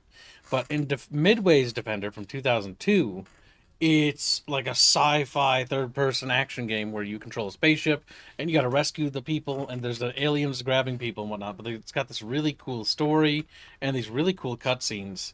And like, if you rescue colonists, you can put the colonists inside of factories, and then they'll produce things, and they'll get in tanks and stuff. And then you can drive them, or you can pick them up with your spaceship and like set them down. You can recharge batteries and stuff. That basically allows the turrets to stay online while they shoot like aliens and stuff. It's really cool. And That basically, you have to sounds take the game's the 2002 version starts off where Earth has been lost and all humanity is left is on Pluto, and you have to take back Pluto and then slowly go back and fight back your way back to Earth and take back Earth from the aliens. It's pretty cool. Former Goose gives 5 memberships. Trying to steal my kingfish, I see. He wants to make you into Mest Bindu. Oh yeah, he's Ma- a mashed as well. Okay, my Yes, he's Kingfish a is monster. the guy that's never going to get the Kingfish. I see. And Oh, thank you for the it is. gifted memberships, little former fucky. Sandwich, add Reggie to Dear Passengers. That's gonna be a And fun game. Cook Gibbs. We tested that submarine game, by the way. It was awful. We'll be skipping that one. It looked bad. Yeah, it wasn't very fun. The passengers game looks fun though. We never get in Battle Trauma. I never 3, saw anything about the passenger game. Did you know This, Defender had a sequel book? No, I have the Game Boy Advanced version of Defender as well for 2002. And I also have the Sega Saturn Atari collection game, or arcade cabinet collection, so I can actually play that version as well. But those are the only versions of Defender I own. Yeah, Hey, Patty but is it's a membership. in a membership. It's Trent. I do want to know, what is Baffio's gifting? It's P-Lens, okay. Yep. Very generous, Bappy. Bappy trying to snipe it in front of Indio. Bappy actively trying to fuck over Indio's base. Is it 25 P-Lens or is it Yes, sir. 15? Just look there. Mashed a Buffy one.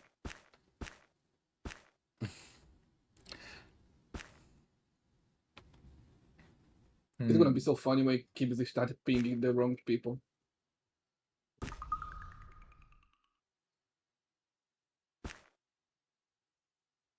I feel like I'm forgetting something. It's 15, okay. I thought it was less. $4.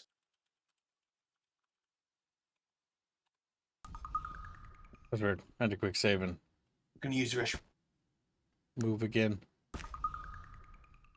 Congratulations, chat. You did it. You saved he lift her tails, people. Very generous, chat. Oh my god, maybe this is how Lift Her Tail is born. Like you come back and like. Oh no, Beano's thank you. making it about his weird fantasies again.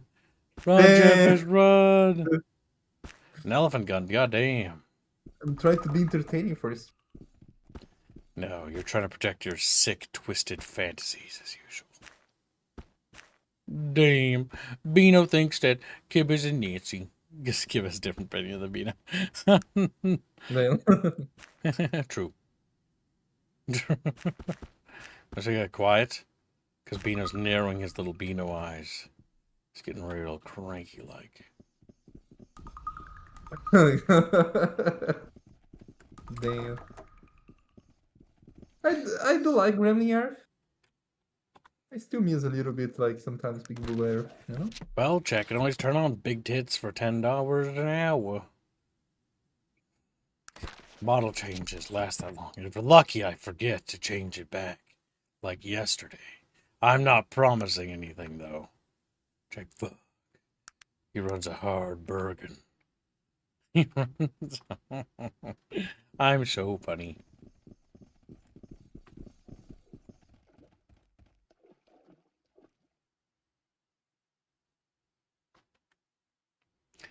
Wow.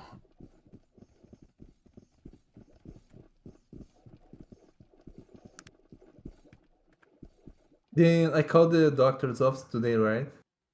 And is there any way to see me earlier? It's like no. It's like okay.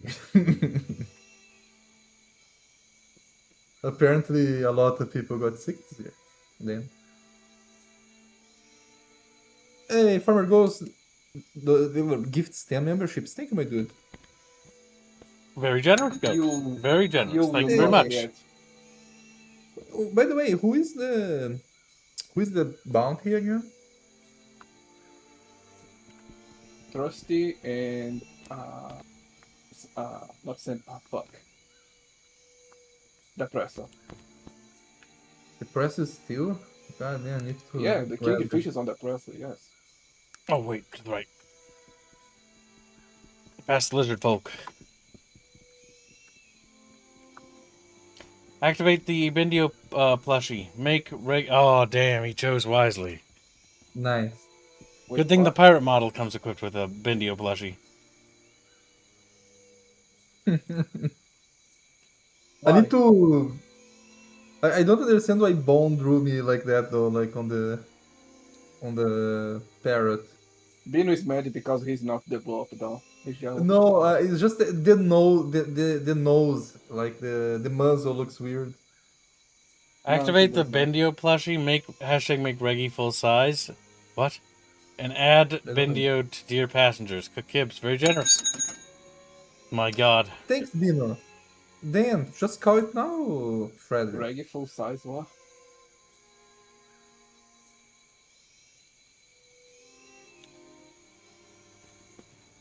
I don't know. I don't know what that means, but I gotta turn on former ghost chatfish. A, B, C, D, E, F, G. That's for former fishing for you and me. You have 2 animated fish, or do you have 3 ghosts? I don't remember. He has 3. Yeah, I got him. There we go. Beautiful. What? Oh, Why I you have use good a- news. I don't know if Mamu's here, but I did talk to Palu, and for all the other chatfish concerned, Palu is reopening animations. He is now available to be commissioned for animations for the overlay. $80 per animated fish, the standard rate. So animations are back on the menu. Bino's not the only one drawing them now. Yep. We have 2. But never 3 because I Now want to be everyone will go to Palo, and I will never have 20 mates again. Damn, Bino's sad he'll be left behind. Ah, my blue is whining. Be right back. Let's See, look, he's get gonna it go. out. He's like, goes to the bathroom. He's fucking crazy. He literally made the sound. Oh my god. He's fucking bawling, chat. You broke him. That's kind of funny. There's just an elf dude stuck down there, just vibing. Where the fuck is your chieftain? I forget. Also getting rid of those panels and reducing my backlog. I'm gonna make some animation just to tease chatfish. Well, you're gonna finish Chumpa's pizza before you tease them. Maybe. You owe them Chumpa's pizza. Chat made the goal. You promised. I'm holding you to You that. promised it. I'm paying for your sins, but yeah, I will deliver Yeah, that. no, you agreed. I asked you if it was okay, and you did. You literally come to my DMs. Yeah, I'm like, saying would you that do I it? wanted to do And then you told me you would. You little fucking rat.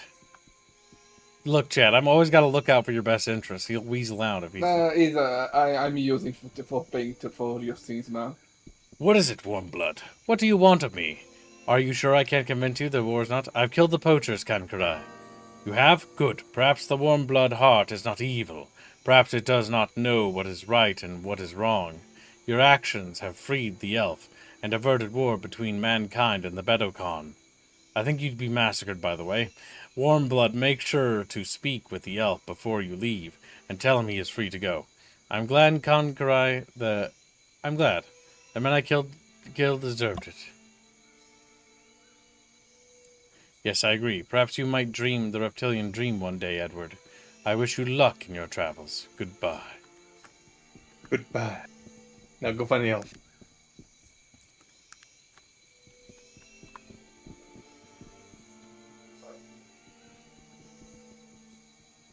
Let him out of the fucking giant hole. I thank you, stranger. I'm going back to Quintara. I recommend you do the same. I just might do that. Good day to you. These fucking legs. And you're the woman demanding that you go somewhere else. Alright, we should resolve that quest next, because I think she will eventually leave. This is gonna kind of suck, but it's gotta be done. Yeah. Walk all the way there. At least I can fast travel through it now.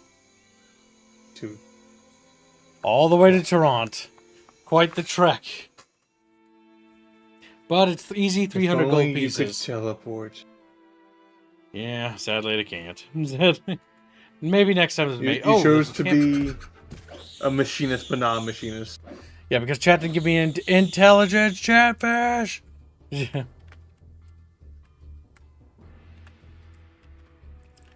Very generous, Ghost. We appreciate it.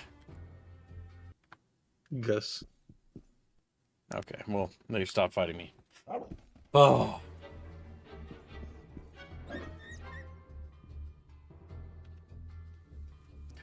The puppies are running, chat. They're fleeing.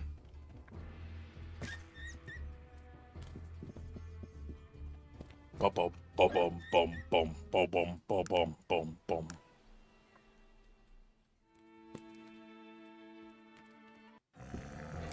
The bear.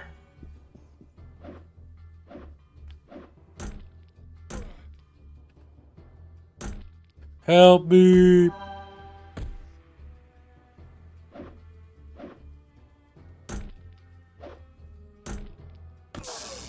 I died. God damn it! I have to talk to the elf again. Alright, we're gonna save in between each combat encounter. They got lazy. I might just do that. Good day to you, sir. Also, Dear Pastor is like $7 off from being funded. Well, there, it's getting close. Yeah. Is 20 activating? How yeah. Oh, did I not turn your Chatfish? I must have misclicked. A, B, C, D, E, F, G. The good news that I didn't burn my food. Yep, there we go. It's on now. One of your Chatfish is on. The bad news is that I don't have taps. I need to go buy it. Yes, it's 25 to activate Chatfish. Or wait, you know, you donated 50, not 25. Really? That should be both. There we go. They're both on. Excellent. And very generous. And then they just look at the bell. They glare at it because it is loud and noisy. They're not sure how to feel about it. You're tracking, right, Reguline? I didn't track the last one, but you took yeah, Ghost did that one. I was peeing. But I should let you know.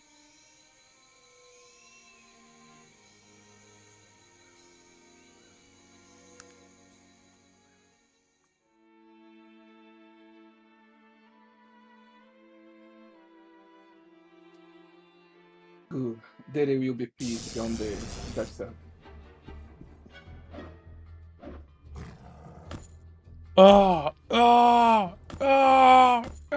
They're beating the shit out of me.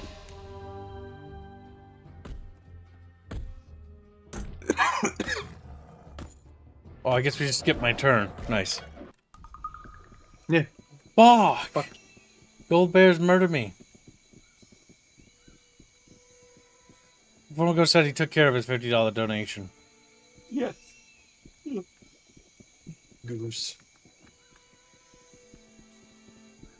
Death to Goose! Alright. Goddamn.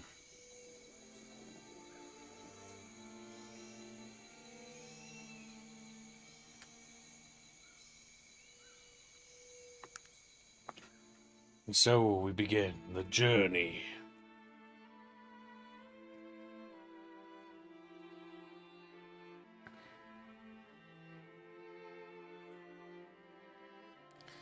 Kev, you travel so much farther in this game if you just use the highwayman.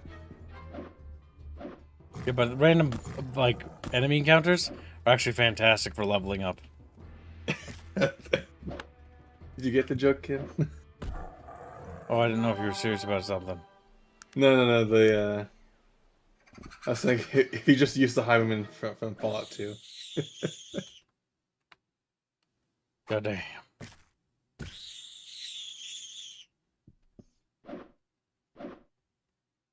Howdy to all fish who said howdy earlier. I was eating shrimp Alfredo. You chubby little boy. Very ghost-like thing to say. Ghost is eating our species. Yesterday he was eating fish. Today he's eating shrimp. You're a shrimp. Damn. No, I'm not. No, Dad. I have good posture when drawing.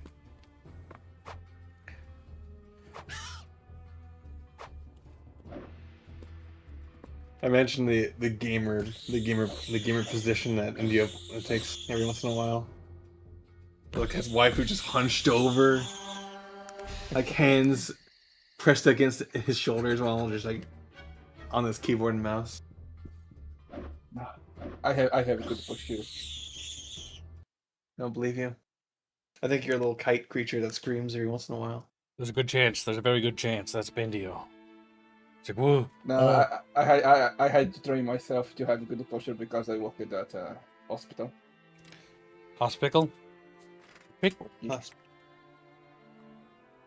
I think no, I didn't get sushi yesterday. I was closed by this time. We left to go, so we had Italian. I may get sushi today to make up for it, but I don't know if I feel like leaving my house today. The sun is being very oppressive.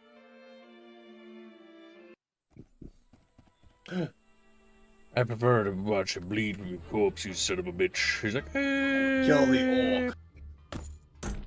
Extra bonkies.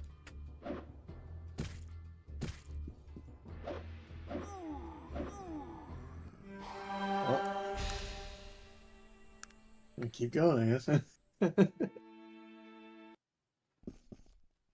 I talked to the lady.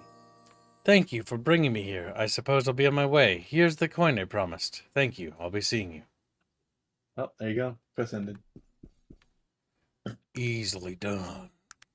You're leveled up. You got it too. I didn't level. You're level 26. Yeah, but I've always been level 26. I don't have any things. You stupid little squealy. He's like, fuck.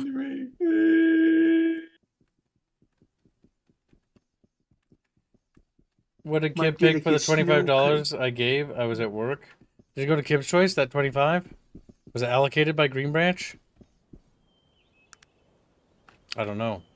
That might have been Chumpug. But if it either went to finishing Crash Team Racing or it went towards Defender, but I only put 50, so it can't have gone towards that. It went to Defender. His 25? No. Yeah, I don't know what Chumpa did. Was that? Was it a Kib's Choice thing, or was that somebody else's choice? I wasn't there for that one. Okay. Yeah, I don't remember. I know it was tracked. Your animated fish is on too, because I saw. We'll see it later tonight when Chumpus autistically goes over the shoot again. Also, the only one who has a bucket fish on Defender is Dragon Lord. Dragon Lord. I almost said Dragon Claw, which is a different chatfish. Which is a different...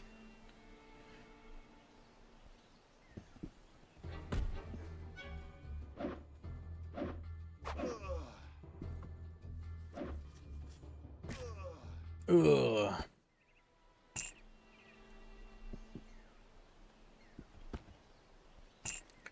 The Malachian handle. Ugh. Buh, buh, buh.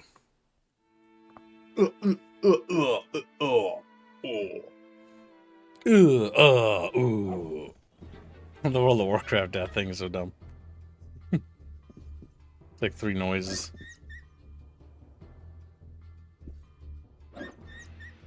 Me and Indy have been having fun referencing the Bloodborne sound effect of people dying.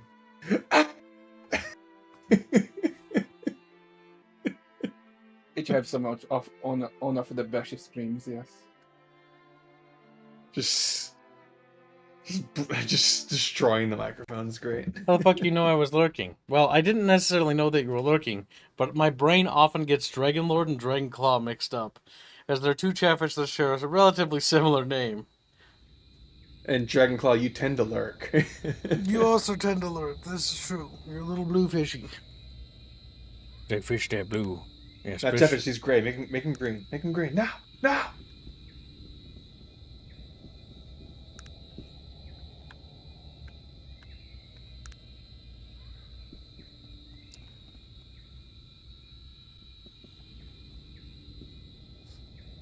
Greetings, Outlander. Welcome to the Elven City of Quintara. Greetings to you.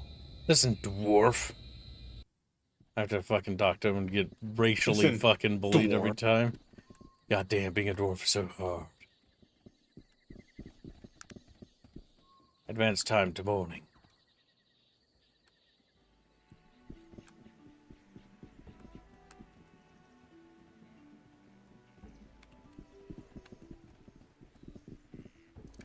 I sometimes forget what the quest giver for the hunter dude was.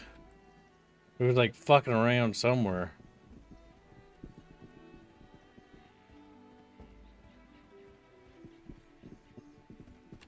Well, that's that person. Wow, Dragonclaw called out. Yeah, because chubby.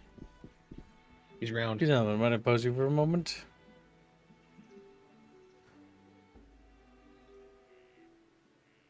I have to get the mithril for them.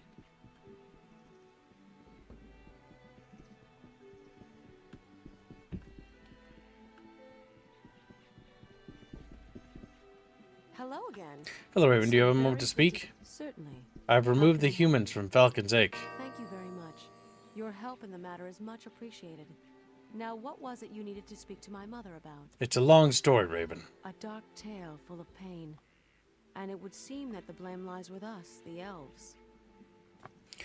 There are elves involved. Do you know the name of Min-Gorod? I do not, and none of the elves who live here bear it.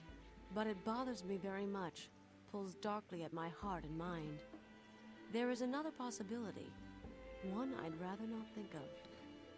What, Raven? Do you know where I might find Min-Gorod? No. You need to speak with my mother of these things. She will know what to do. All right, where might I find her? She's just beyond the large door behind me. But be warned, my mother is a magical being of great power. Her spirit swims in the flow, and sometimes she is more of that world than this one. What she sees is not always what we see, so her answers might seem strange to you. Ask what you wish to know, and listen. When you're through speaking with her, come and find me. I will, Raven. Thank you for your help. Hello. I welcome you, traveler. Greetings to you, Silver Lady. I thank you for this audience. I know you've come far, and I've expected you for a long time now. What do you mean? I've seen you approaching from both east and west, traveler. And you bring them with you, all of them. They've no choice but to follow. Please, I don't understand. I know. We speak different languages, you and I. The things I see, wrapped in the past and the present, and shrouded in the veils of magic. I cannot translate my visions into your own. You must listen, traveler. Listen and learn to see. I will try, Silver Lady. What is it you see, traveler? Do you know if I'm the living one? The living one? Oh, traveler, why would you think I would know of such a thing? It's a prophecy. I assume you can see what is to come. It's an interesting thing about prophecies, traveler. They're no clearer to one such as myself, living both in and out of the stream, than they are to you, walking the shore. The flow swirls around them until they are ready. And in the end, really, is it going to matter who someone pointed a finger at? That would be comforting if people weren't trying to kill me. These people can only see what follows in your wake, traveler. Pass your hand through the flame and it flickers. If you've tired of the mantle, then shed it. Disappear. Otherwise, don't be surprised at what people do. You've a point there. And the Black Mountain Clan. Yes, I can see them. But the ravens are circling, and the storm rages but subsides. And yet there is lightning, and then shadow, and then the storm howls again, tearing. I can't even look at it. That makes no sense to me. Wait. Oh, look. They've taken in a small child with machine dreams, and hands of hinged metal, and a heart in which coal burns brightly. That's Gilbert Bates. But that was in the past. I don't know of what you speak, traveler. Please, listen. Try to hear with my ears. I don't know if I can. I see a flame atop a hill, burning so brightly. And below, a field of wheat around a pool of water. And the flame spitting fire and consuming the wheat and the lake, and losing itself as well. Is there anything else? The clan. Do you see anything else? It's dark here. So dark. And the flame is here too. But this flame burns black onyx and cold. And shadow is its child. Are they here as well? I can't see that far. What else? A plane of mirrored glass. A sky of white. A lone figure. Wait, which is the reflection? I'm unsure. You're speaking in riddles, Silver Lady. That is all I see, traveler. The riddle is created by you. Do you have anything else you'd like to ask? Mingorod, what can you tell me of that name? Mingorod. An old name, traveler. Oh, a man is screaming and carves a key with his fingers, and the birds have plucked his eyes out. And the wolf watches, motionless, his paw in the air. Is it Mingorod? Is he dead? And what does the wolf mean? A tear in the curtain, and only darkness beyond. A ragged wound, mended with a ring of blasted stone. What else? What else do you see of Mingorod? A hand that sees, but is blinded. A man draped in truth, wearing a mask. You've lost me, please. And they hide. The lost children, they hide. A gray mist, even to me.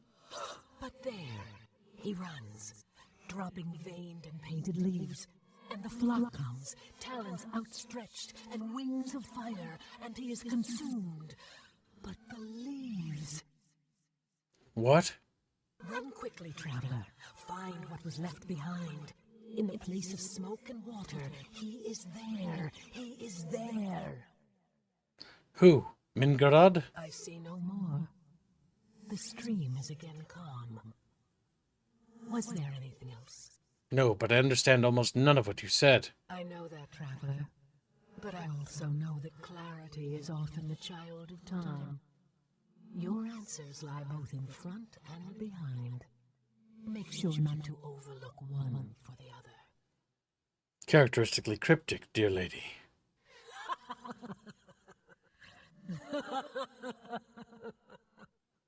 I go now, traveler. We will meet again, though I'm not sure on which side. No matter. Farewell.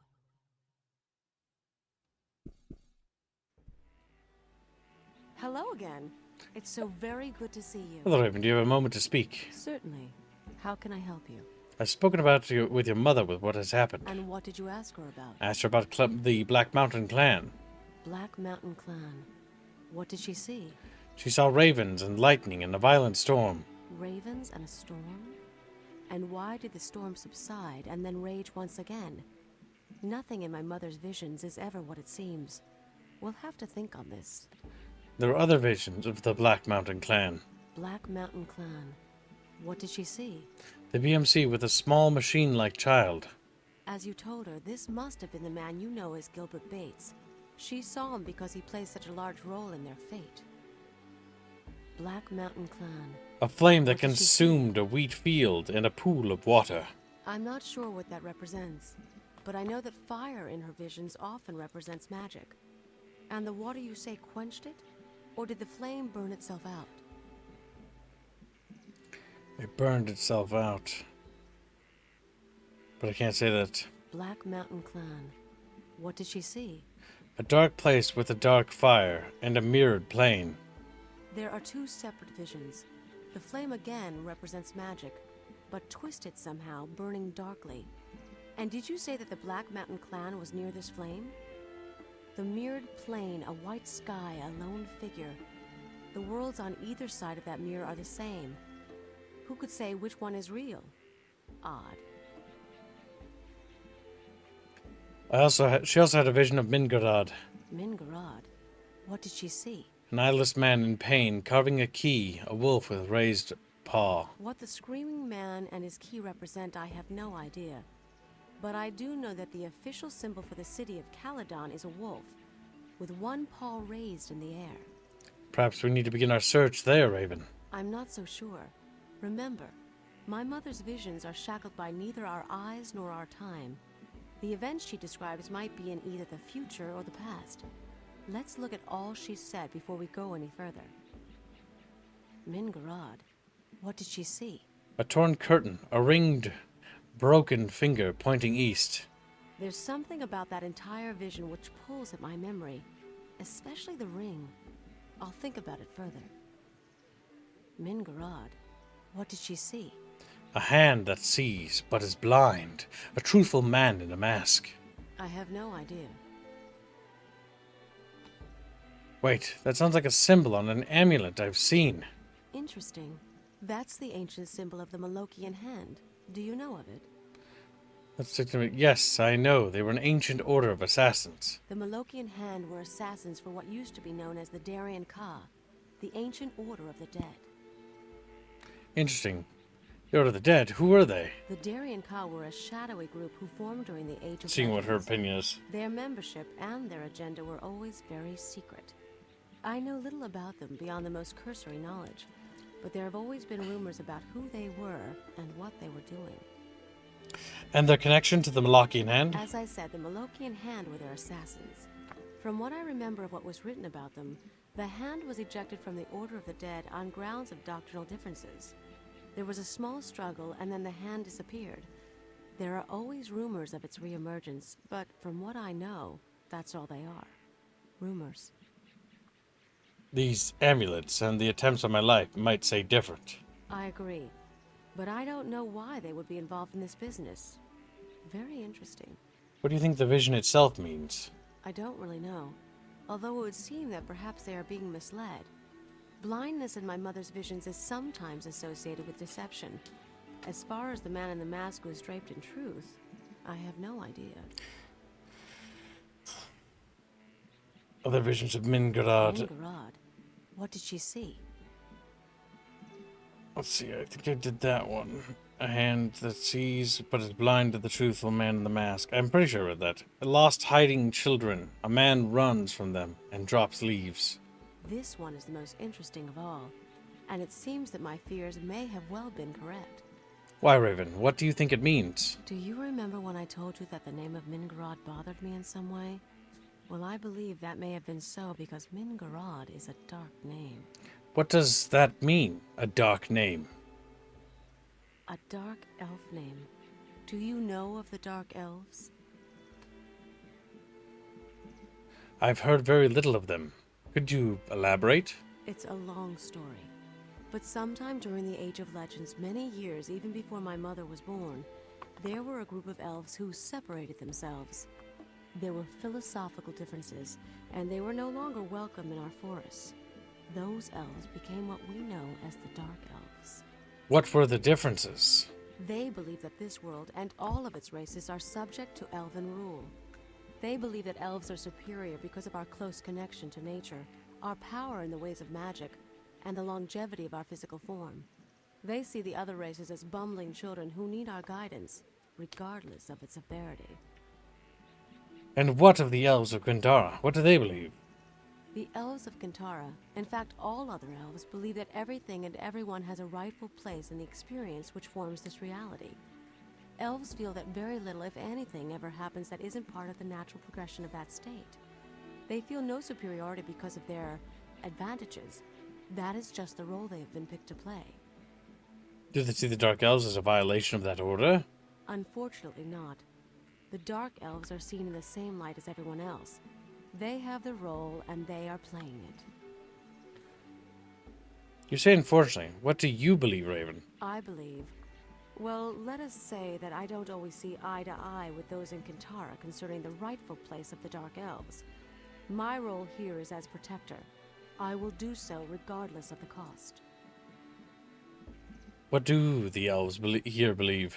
The elves of Kintara, in fact all other elves, believe that everything and everyone has a rightful Yeah, it's the same. place in the experience which form... Unfortunately not. I says, The get back Dark to your Elves mother's are seen vision. in the same... My mother's vision of the lost children was referring, I believe, to the Dark Elves. They were hidden from her because they are hidden from all of us. Through magic and isolation, we've not seen where they live for almost 500 years. But who was the man running from them? There was a man many years ago who had come to the Glimmering Forest to study the elves, and I remember that he was very interested in the Dark Elves especially. There were rumors about his capture by them and an escape. Who was he? As I said, he was a researcher. A strange little man, a bit overdressed, but kind-hearted and very intelligent. I was young then, a mere 160 years old. He was the first human I'd ever seen. Damn, she fucked. Do you remember his name? His name? It was a long time ago. But I remember because he said it so often. I think humans just like hearing the sound of their own names. Terwilliger. Dr. Renford A. Terwilliger. I can hear him saying it even now. What were the leaves he was dropping? I don't know. It almost seemed in the vision that the flock who consumed him were more interested in the leaves. And my mother even said to find what was left behind, these leaves might very well be what we're looking for. What of the place of smoke and water? She could mean almost anywhere. But if I were to make a guess, I'd say she was talking about the human city of Tarant. It lies in the Gulf of Morbihan, and its, what do you call them? Factories are always belching smoke into the skies. That and I know that Terwilliger was from there. Well, what now? You have a place to begin your search, my friend. It would seem that if you need to find this Mingarad, you're going to need to find the village of the Dark Elves. The only person who might know where they are is Renford A. Terwilliger. He may or may not be in Tarant, but it's a good place to start looking. Then I will find the Dark Elves. To Tarant I shall go. You impress me, my friend. Few are those like you who would take this burden upon themselves. You've earned my respect.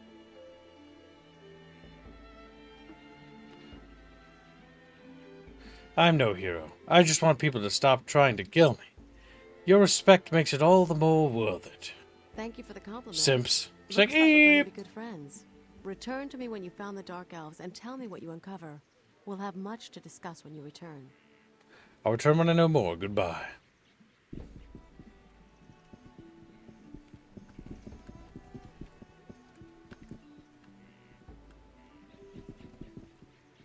Now to remember how to get out of this fucking treehouse, chatfishies. Eep.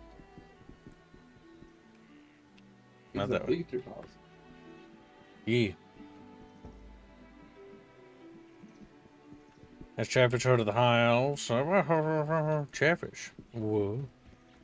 Pika fishes. Pika fish.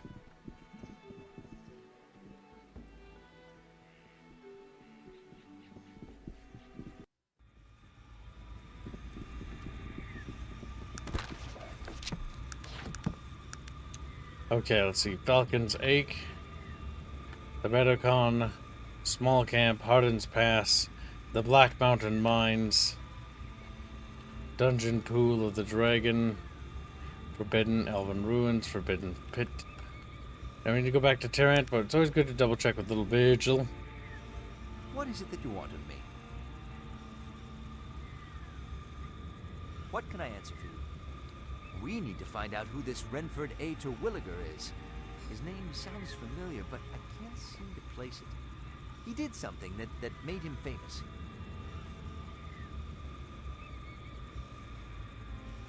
What is it that you want of me? Alright, so start in Toronto.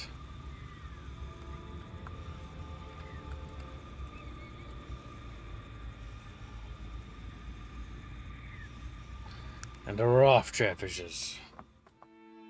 That map of this game seems pretty big.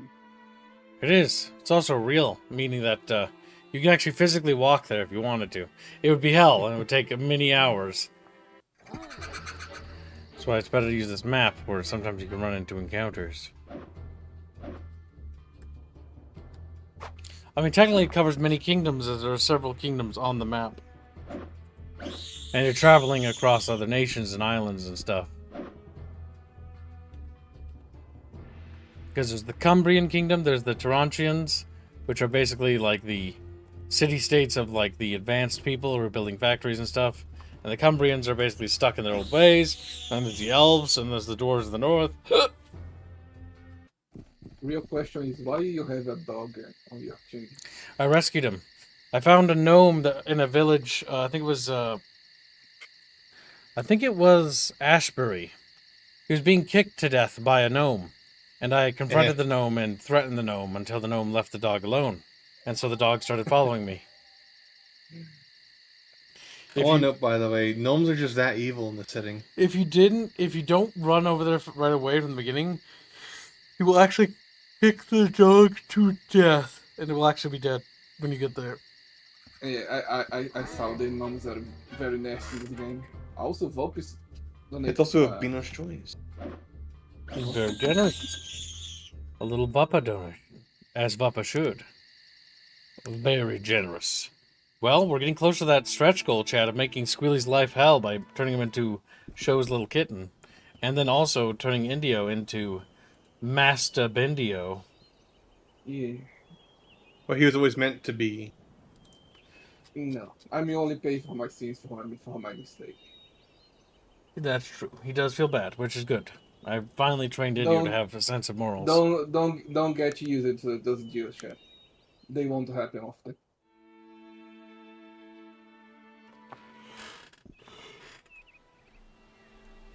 You'll be sorry you found me, fool. There's a weird bunny there.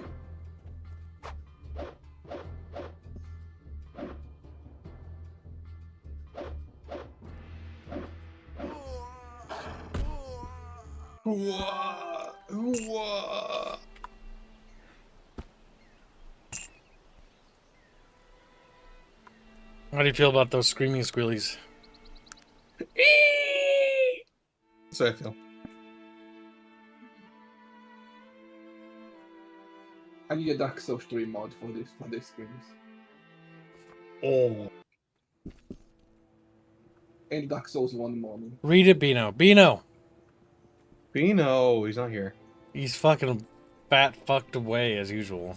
Yeah, Beano. Vulpes donates 25 euros. Mandatory Monday dono. Holiday greetings from a nice hotel room. From Vulpes and Fuko. Okay, Fucko. Beano's choice. Fits cooking. Fucko.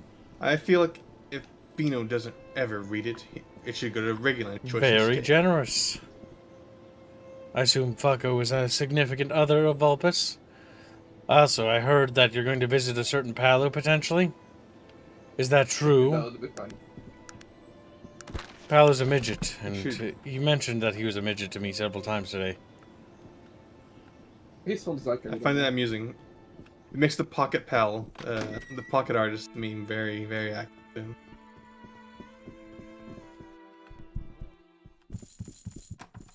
You have returned. Tell me, what news? I've talked with Loghair of the Wheel Clan. What did he tell you? He said the elves did the actual banishing. They allowed elves to banish dwarves? What in the name of all that is holy is happening to this world? He was pretty upset about it as well. Well, what do the elves have to say about all of this? I'm departing. You have returned. Tell me, what news? You have returned. It's strange, because technically I know what the elves have to say of it, because I spoke with them.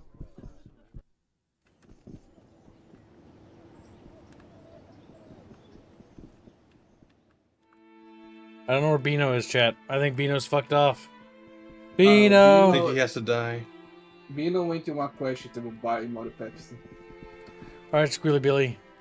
Your time to shine has come. You already read it, though? No. Oh, what are you looking for? Raven told me I need to find an individual named Renford A. Terwillinger. Terwillinger was a researcher who was researching Dark Elves. Raven believes anyone would know where the location was.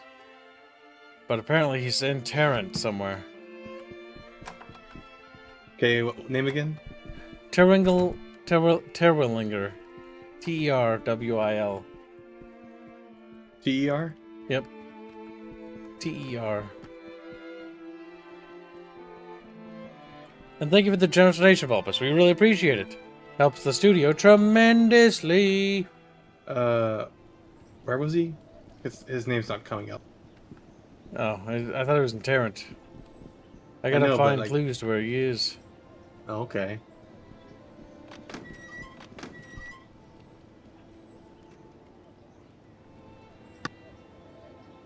We gotta find him. Hugo, he literally said... Because I have the locations of all the places, but I don't have a person locator. I just have to ask around. He literally said that he didn't have Pepsi and he had to go out to buy more. That's not a Slender. The goddamn Beano so full of Pepsi. He is full of Pepsi.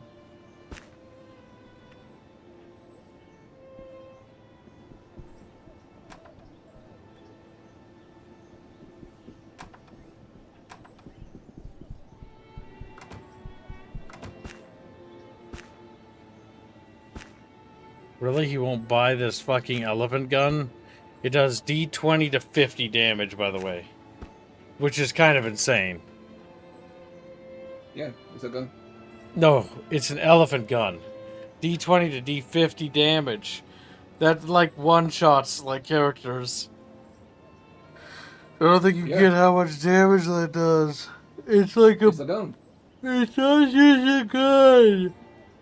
It's an elephant gun. It's for killing elephants. It's because regular guns can't kill elephants. You notice how big elephant guns are, you dingus? Yeah, it's a gun. Of course it will do damage. Gives Pebino less so he leaves the bucket less often? That would help, wouldn't it? If I didn't pay him, he would definitely leave a lot less because he'd have to conserve fuel and food. He'd have to be like, oh, the mushrooms are growing in the bathroom again. Time to harvest. It's like, fuck.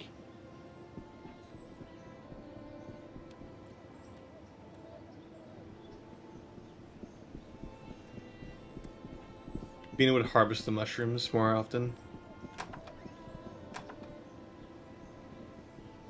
Really gotta find where Terwillinger is.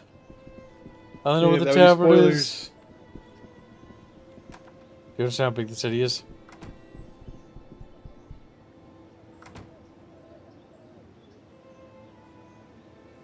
Cedric Appleby's laughing stock of the city. He couldn't make the steam engine to save his life.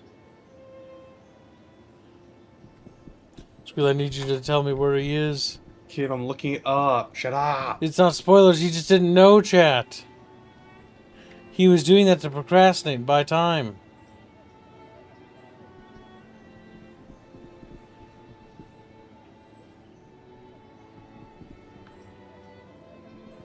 Okay. What is it that you want of me? Kitten. Let's see. Let's go to the library.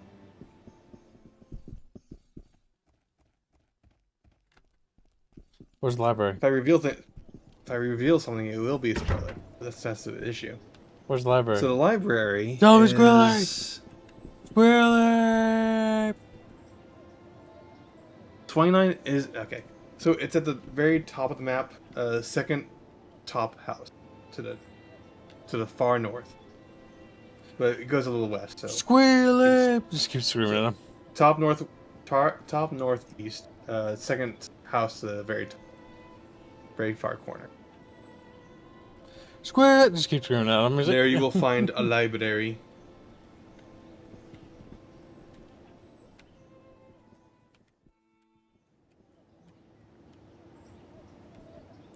What the fuck? Please listen to me. There are noble things. Your presence here is exacerbating. Please, you must listen to me. These noble beings. Greetings, citizen. What is going on here? The totalitarian captain, Wheeler, has some noble orcs who are striking for their rights trapped inside. A noble gnome? We're striking for their rights trapped inside the factory. Captain Wheeler, what can you tell me of him? He's the captain of the Tarantian Guard. He believes that the orcs aren't fit to live, let alone have any rights. That's what all this is about. All the orcs want is the right to unionize. I'm trying to keep this from deteriorating into what happened last time. It was a massacre. Captain Wheeler mowed the protesters down with a mechanized gun. It was horrible. I suppose that is why they chose to hold up inside the factory this time, instead of protesting in the open. For Wheeler to get inside, he'd have to sacrifice some men, and that would look bad for him. What happened to Wheeler after he killed the protesters? Nothing. Someone in the council actually wanted to give him a medal. That's shocking. Yes, it is. And what is more, I feel it is directly responsible for the situation that has arisen here today. Why is that? The orcs feel that they have to do things like this to draw the attention to their plight. They feel they cannot effect any change through political ends when they are seen as expendable beasts. It is all the more the pity, as Mr. Throg could be just the man we are looking for.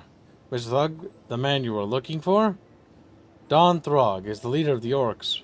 Because he has human blood, we can make a case for his rights to unionize before the council. There has never been a case to determine the rights of an half-orc under the law. If an half-orc can pass for human, they usually keep their heads down so that others won't think of them as orcs. And if they look like orcs, well, I see, so Mr. Throg appears to be human. He is unique in that his features have a distinctive orcish cast to them, but instead of making him look like the dumb brute, it actually gives him somewhat the appearance of a swarthy rogue. And I've never met a half-orc with the charisma he has, or near anyone else for that matter. So what can be done to defuse the situation? Don Throg must be convinced to give up this foolishness and work with us. This way he has chosen leads to death. Captain Wheeler will not let him leave that building alive if given the choice. So the choice must be his to make. Mr. Throg needs to slip out in the night to be certain that he may live to fight another day. Why don't you go in there and propose your plan to him? Because, as a council member, I represent the establishment which is holding him down. He will not speak with me. An outsider, such as yourself, however, could gain his ear. Okay, I will speak with him. For what do I need to do? I simply go in there and propose my plan to him. I am certain he will listen to reason. He hands you a key. They've locked themselves inside, but I convinced the owner to give me the key. I'll return once I convinced him.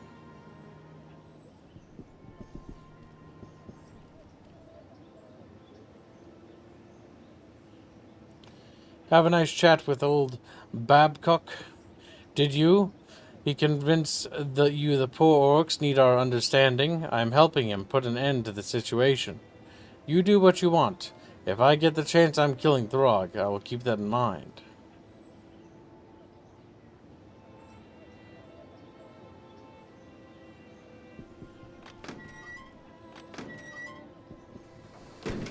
Who you? What you doing here? Wheeler sends you speak or I kill you. Good. I am sick of your whole race. I'm here to kill you, worm. Well, chat. Do we help the Orky Borkies or do we not? Ghost asks, should he get sushi? No. You don't deserve sushi. You're too chubby. He's like, oh. Gas station sushi.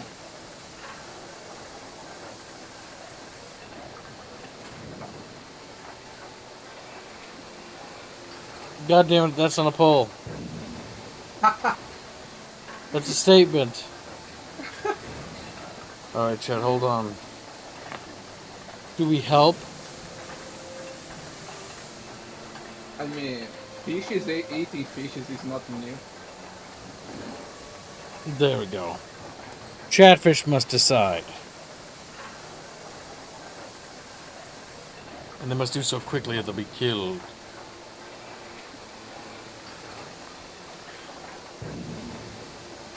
Ow, ow, ow, ow.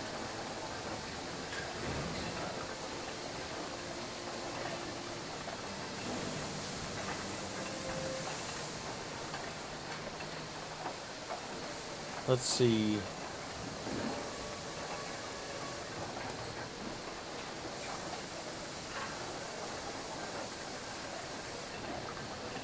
How does it make you feel, chat? Sushi from an actual sushi bar, you Discord kitten. Do you think you deserve sushi, Ghost? And what kind of sushi would you get? Pray tell, little Gussie.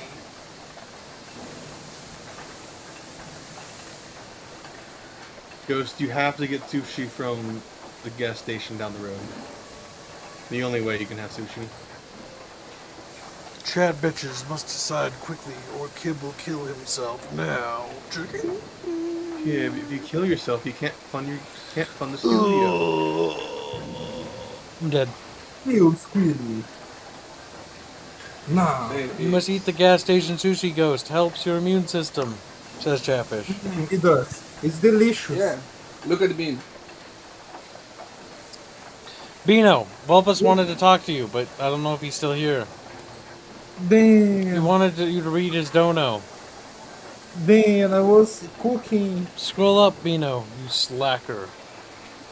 Damn, I was... He went to buy text. Alright, chat. Well, I did, but I Currently, helping the Orky Borkies at 56%, while genociding the Orky Borkies is at 47%. Now read. My cousin Vuki donates 25 euros. Mandatory Monday dono. Thank you, my dude. Holiday greetings from a nice hotel from Vukus in Fuku. Ah, nice, man. Hope you're enjoying it. Bino's choice, fit cooking. Thank you, my dude. I don't know. Now you can allocate that, Bino. You little slut. Where you want to put it? Let me see where I can help shit. Okay.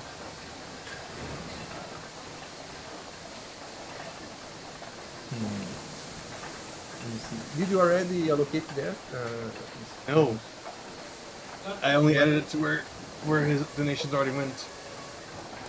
You abandoned us and you're out of need, Bino. I need to cook, my dude. I need to cook.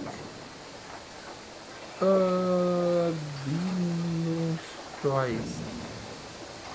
I think Bino's choice. Von Felsenbrot. Crash Team Racing's already done. He also wants to kill the orcs. Don't forget it puts a Vulpus pocket fish on whatever it funds. Yeah, I know. Yeah, the game is funded, but he can still get fish. Also, thank you for the donation. PTR was finished being funded. I started a new fund if you're interested for Defender, unless you want to start one of your own. Midway's Defender. I wonder if it's emulatable, or if I'll have to play the OG Xbox. We'll find out.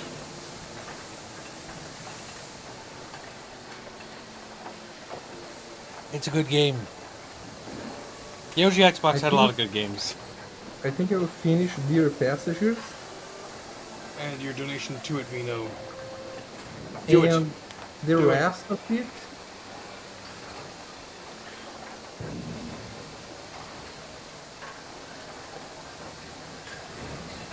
He's putting it towards Arcanum modded. He's helping out the chat bitches. Is there Arcanum modded? That's for Von Felsenbrot. Unless you want to do that too. Add the donation that do it, Bino. You do it, yeah. Where's modded? Alright. Good job. Currently. Oh, a donor war has started. Oh no, Chatfish. Scream. A donor war has started. Update the war bar thingy-majiggy. Cookie sandwich. Yeah, Bino, add it. I already listed kill orcs as a do it quickly option. Better do it keyboard? now. And where is the not? Where is the save the art keyboard? There's no option. No, no one's donated towards it. Also, I put Vulpes Chatfish on Modded Arcanum. Very nice. But yes, Thank you, Nadine. there's currently £5 to killing the orcs. I can't see what it is in dollars on the bar. Beano, add it, Beano, do it. What Do do you it, mean, Beano, add it. Show it, put it on the bar, Beano. Bam. Sadly, it's not that amount, Florial. Squealy's extension goal is the Tuesday's goal today, in order for that name to apply. Yes. Same Like I goes said for before. Indio. Sadly, yes. We are getting close, though.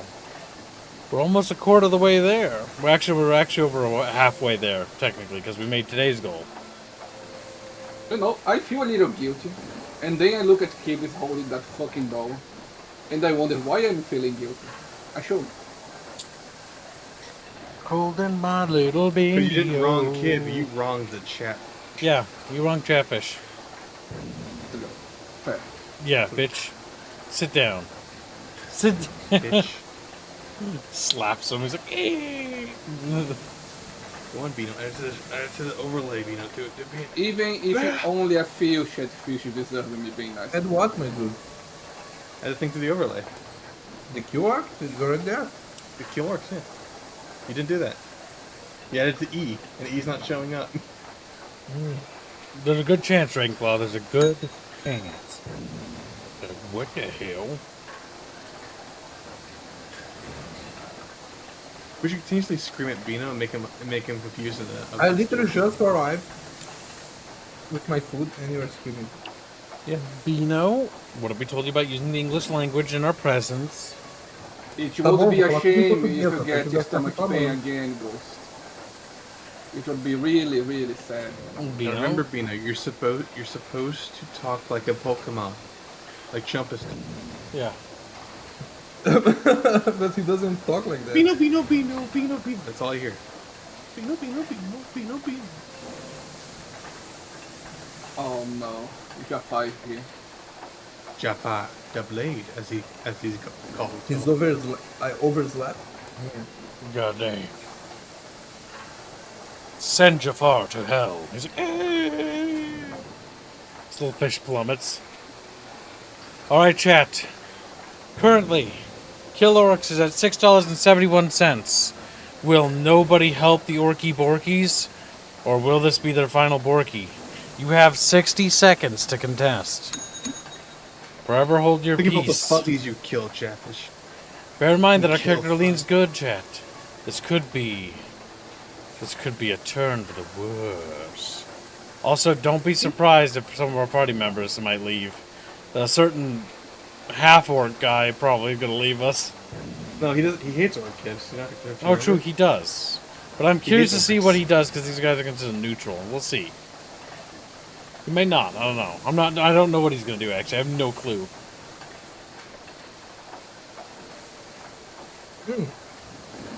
What's the context of this again? Of these These orcs are basically they're basically protesting because the orcs were gunned down with machine gun fire, and they don't feel like their voices matter, and so they're trying to organize a protest. But if they exit the building, they'll be attacked by the guards. Bear in mind, this is Victorian era where there was a lot of like this is where unions began, and this also before unions became fully rotten. But again, at the same time, you could argue they kind of were from the beginning. It's one of those cases of like it's the early days. to be honest, like there Would you are. kill Fuzzy Chat? Before the law caught There up. are, right? So like, they're just a step above. You know, to be honest, I like orcs more than like them. To be honest. I mean, the orcs are innocent. They're just dumb. Yeah. They're just dumb. Yeah. I You think should save or kill Fuzzy. Yeah, think about it, Chatfish. if you Save or send me kill to review, Fuzzy. All right, in fact hurt both 30-second last call, chat. Fuzzy's people will be executed. If no one will rise to the challenge, von Felsenbrot's murder it brings upon us. He's still greasy for catfish. It ain't easy being cheesy, Chatfish. You know that. True. Edward will fall from the path of light. I don't see any contention. No fishes contesting. That means the time has come, chat, to call it. No Chatfish came to Fuzzy's aid. They let Fuzzy, so Fuzzy die. was executed for his sin. Fuzzy is going to be killed now, chat. We are going to kill Fuzzy and all of his co. Damn. Can you join? Can you join the shooting? Use the elephant gun. Alright. Oh, Baffio's gets a donated membership. Donated membership, Gibbs. What's that for? Is Baffio's trying to save Fuzzy? He just doubled down on killing. Kill Fuzzy. Is that what he said? He didn't say I don't anything. know, he's loading. Nothing yet. Baffio's. I had a destination. What are you doing, Baffio's? Are you coming to double down? Give up. Double down. Kill orcs. Even Fuzzy says they're sub-orcs, so it doesn't matter. Alright, it appears that there is no love in this stream for these orcs. Unfortunate. We tried, chat. We tried to pitch the idea. But, nay, said the chat. Alright, that concludes it. Fuzzy gets to live. He's one of the good ones. He's one of the good ones, alright. Good. Who you? What you doing here? Wheeler send you? Speak or I kill you. Good, I am sick of your whole race. I'm here to kill you, worm. You dead fool!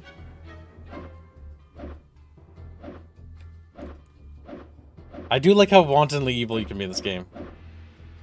Yeah. Oh my fucking god, I almost died. For the first round of combat. They're also orcs, kids.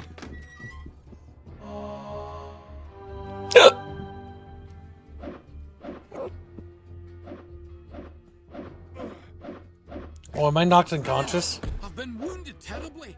Quickly. Oh my Doing your god. healing. That did not go well, chat.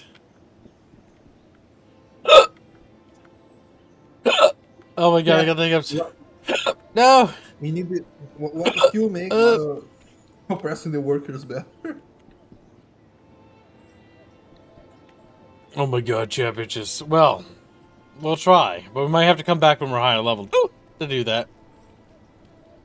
No, I must live for a little bit. And secure food for the house. Alright, man. Good luck at the grocery store. Yeah. His family forced him to get Burger King again. I have no time to talk. We have a problem on our hands. Labor agitators, do you understand? Labor agitators? What do they want? The orcs are striking for a union again. Okay, so if you talk to this guy first, I think he'll help you too. Maybe. Orcs striking for a union again. Won't they ever learn? A look of realization crosses his face. But that's no excuse for a lack of manners. Now, is it? He offers his hand for you to shake. I'm Captain Wheeler of the Tarantian Guard. I'm Edward. May I ask what you intend to do here? If I were certain it were possible to do so without the loss of any of my men, I'd raid the factory and kill them all. Damned orcs. They are simply reacting to the deplorable work conditions. Perhaps I can help. What is the situation exactly? This is what happens when you employ mindless beasts. Exactly! Now, most times they're docile beasts, but it's too easy to get them riled up. Throg has again. Throg? Yep, Don Throg. He's their leader. He's too smart for his own good. It's the human blood that's made him this difficult, ironically. He's a half-orc? Yes, and instead of being a part of society, as his blood would allow, he has taken it upon him, to be the champion of the orcs. He lives with them, works with them, and basically he refuses to be treated as anything but a full-blooded orc. We need to rid society of his kind, for the good of humanity, or of everyone. So what can be done about this standoff? Without endangering my men, the only thing to do is starve them out. Perhaps I can help.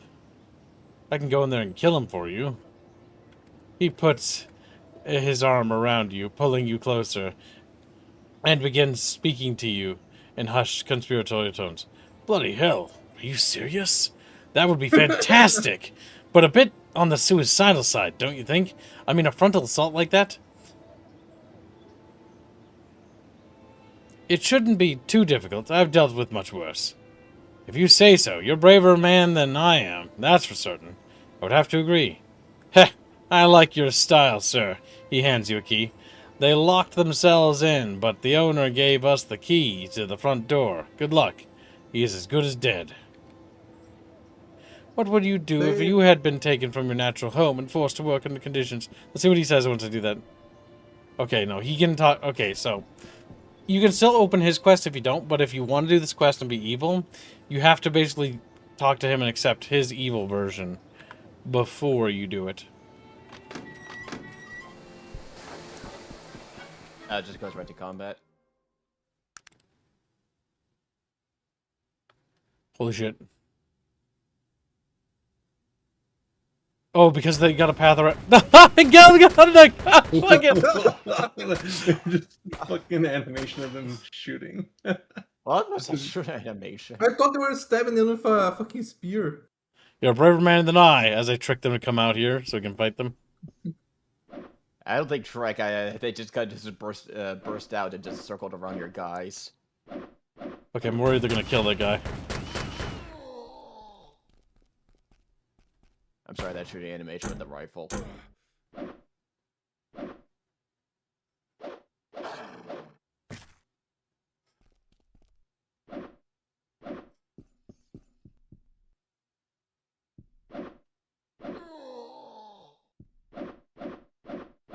Okay, survived. Good. Well, that went much smoother than last time. Did it even have anything? Alright, we're gonna save, and then we're gonna pass Hey, talk to time him. and go inside. Talk to him. We hadn't killed Throg yet.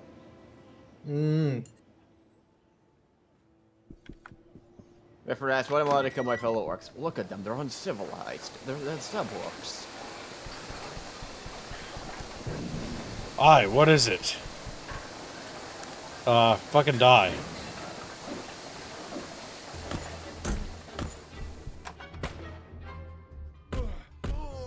Damn, the dog just fucking tore off his arm. You have a pit bull over there. Fuck. He was a lot less tougher than the others. Fine revolver. I'll take that.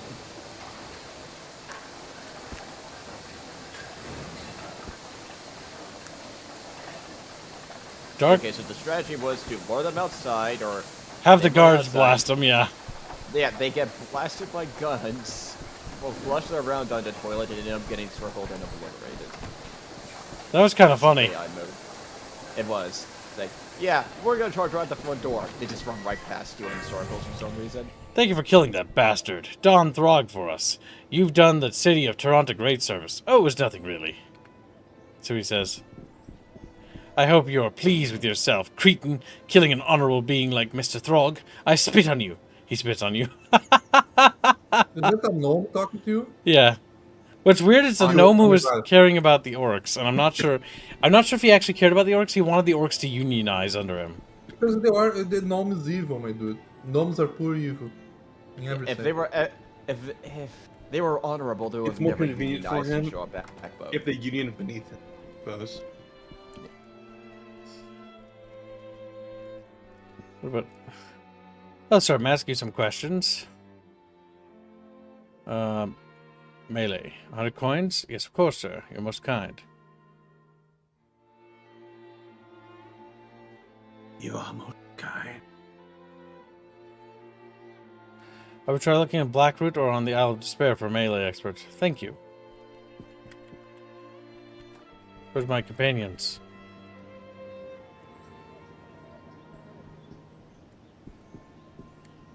Oh no, have they bugged? Is there an enemy actually inside this building? And they're locked into like a combat encounter with them? I can't even access the door. I think so. Is it even openable? I'm not sure. The best way to find out for sure is just to pass the time. That should move them. Still over there. That's strange. We shall try to go to Mr. Bates' house and see if that causes them to work.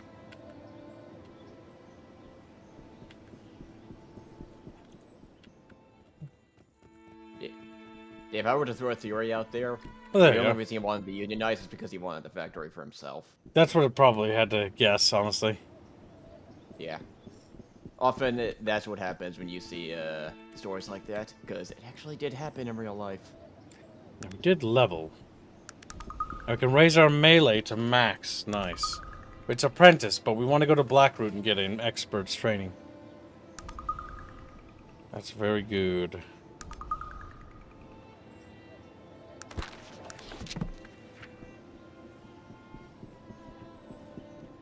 Good.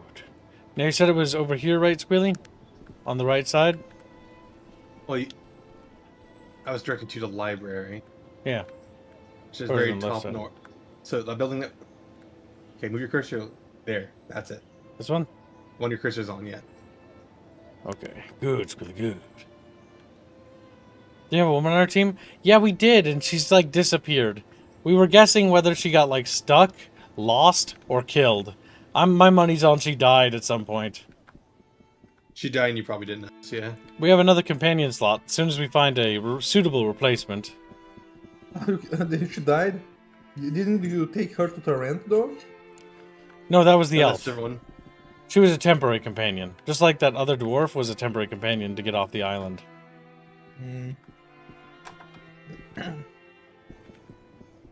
Alright. Librarian's not a gnome. Good. Greetings. Allow me to welcome you to the Library of Tarant. Could I interest you in becoming one of our esteemed members? Membership? That is correct. Anyone who wishes to peruse our volumes of knowledge must become a member. The Library of Tarant contains a myriad of books which house many diverse subjects. How much is it for a membership? A lifetime membership costs a mere 1,500 coins. I would like a membership. Here's the fee.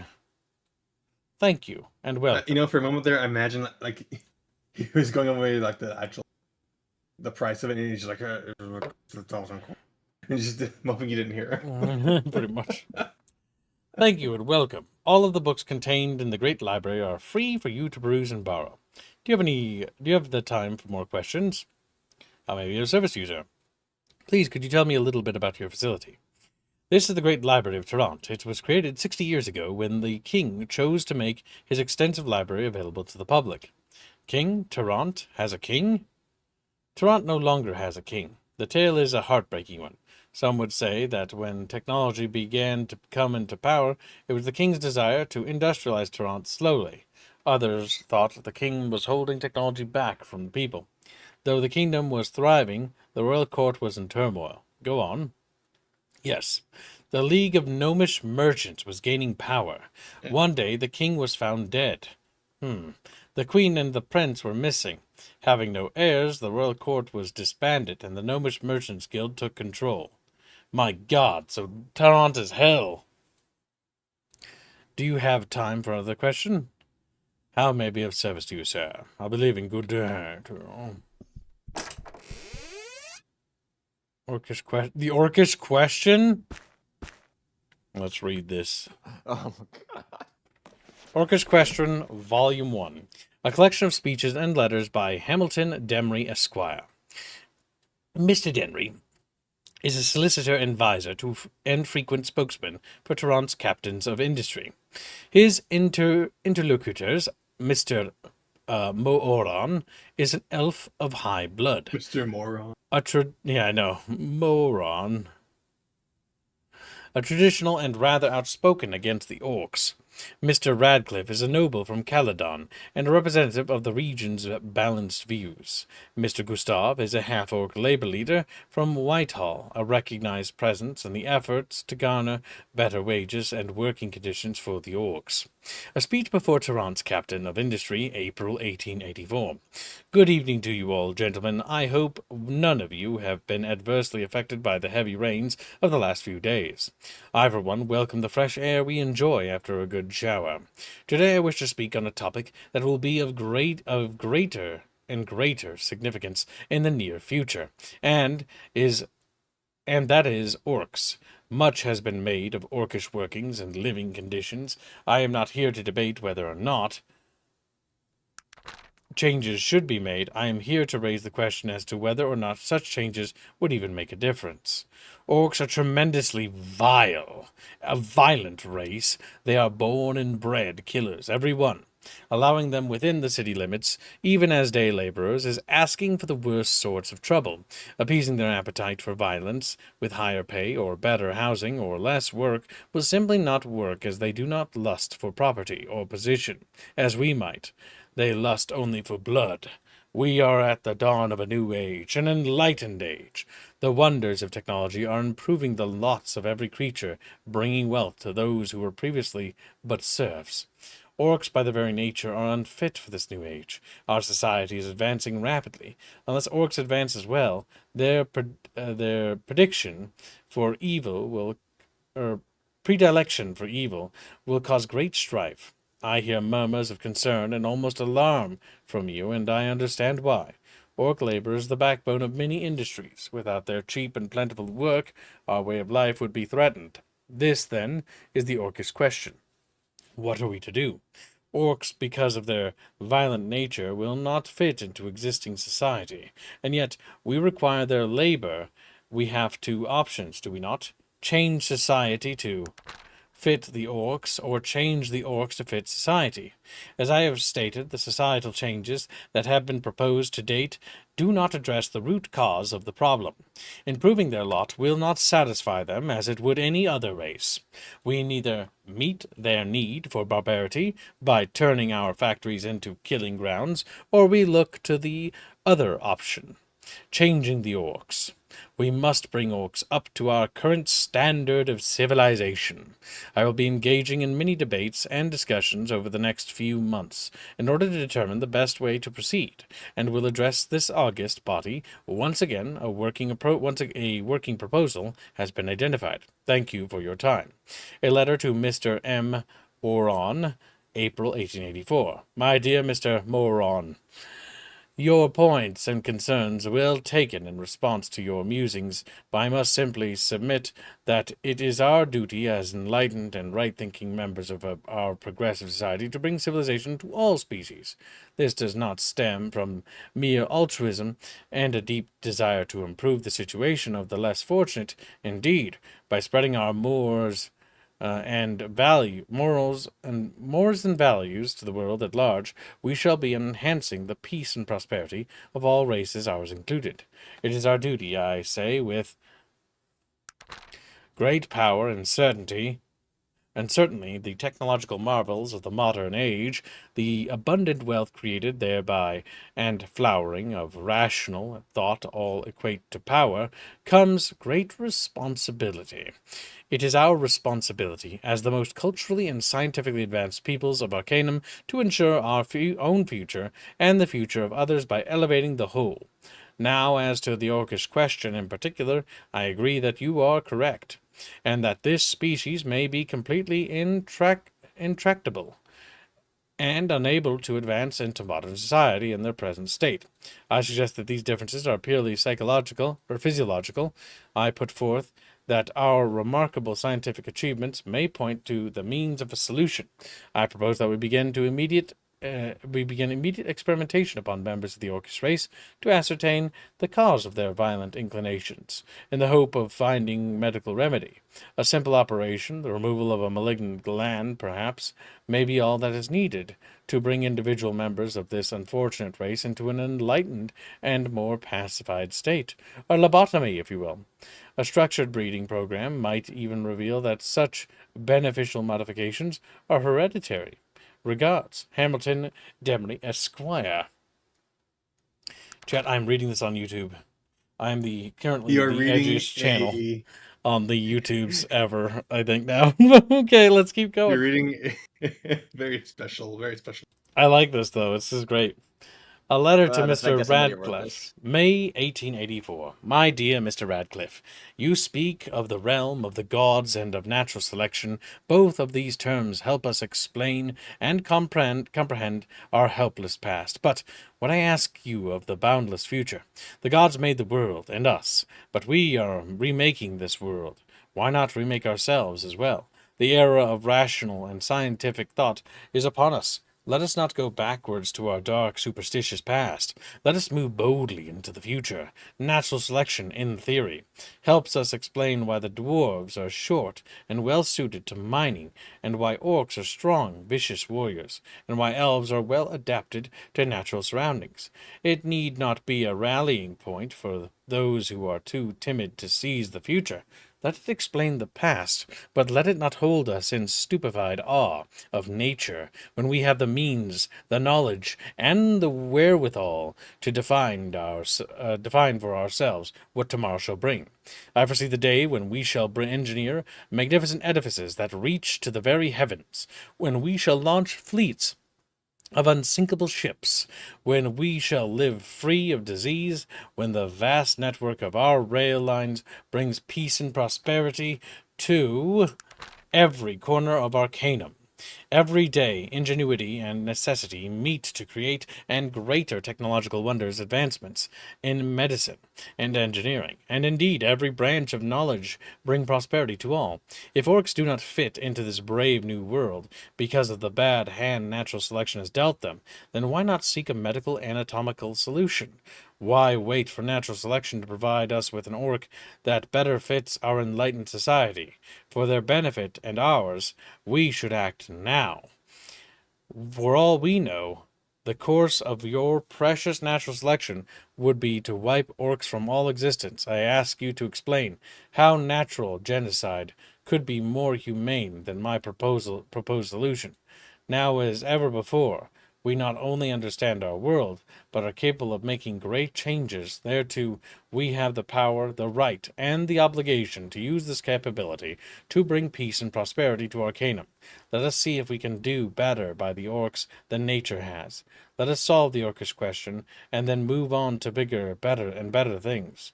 A new era dawns. We are no longer the subjects to the whims of nature and of the gods. Let us take our future into our own hands and see what we can make of it. Let us step boldly into this brave new world. Regards, Hamilton Demery, Esquire. A letter to Mr. Moran, July 1884. My dear Mr. Moran, I am not ignorant of the marvels of magecraft. I have even been witness to the miracle of resurrection. I do not doubt the utility of powerful magics. I do, however, doubt the ability of magic to survive against the rising tide of technology. The common man can easily use and benefit from technology, but this is not true of magic. That is, magic is restriction, and will be its downfall. I would not wish all magic removed from existence. Perhaps Tula and Quintara will remain in more or less their current state, but such is hard to predict. As to the orcish question, I shall gladly lock sabers with you in a friendly debate. You mention physiological and social and cultural influences, and accuse me of only considering the physiological in my proposed solution. Perhaps this is true, but if so, it is because the social and cultural influences impel us to the solution. I say so because the orc's social and cultural history are at odds with the direction of Terran's culture and society are headed. Such is exactly the cause of this ongoing debate. Perhaps there are social and cultural changes that can take place on both sides to ease the pressure, but I do not foresee these to be easy changes either. You question the ethics of a physiological solution. Your arguments of the potential abuse of these techniques is specious. The same can be said for of any form of power from magic to mere brute force. The responsibility lies with those wielding the power to use it for the common good, and always will. To ensure that we are speaking in the same terms, let me here attempt to define the orcish question. We need to agree upon the following statements before we can proceed. Orcs are on the whole foul-tempered and of a violent nature. The rapid technological advancement that Terrant is experiencing has created a new social order. Within this new social order, the races of Arcanum have aligned more or less to the best of their ability. Orcs are at the bottom of this new social order, are unhappy with their lot, and in accordance with their very nature, may resort to violence, if not forestalled. The orcish question then is, how do we resolve this potentially violent situation? Some have suggested packing them all off. This does not strike me as the best solution simply because it would deprive the orcs of the opportunity which we all enjoy. In this new enlightened society of advancing to the best of our abilities, if this is debatable, so be it. I do think the orcs would voluntarily stay in Tarant if such advancement were possible. Furthermore, the labor provided by the orcs is essential to Tarant's economy. This is truly a short-sighted solution. Some suggest working with the captains of industry to bring about better working conditions and better opportunities for advancement. This is well and good. However, I am extremely skeptical that the true orcish nature will be so easily mollified.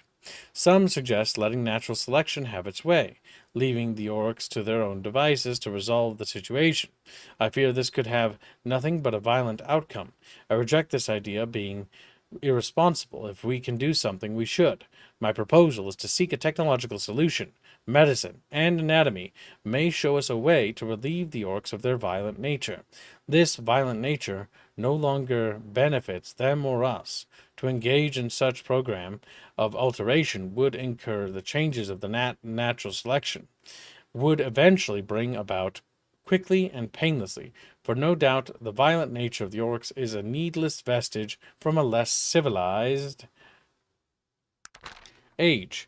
Bear in mind that I am not recommending this course of action in order that a race be molded into some image that I whimsically desire.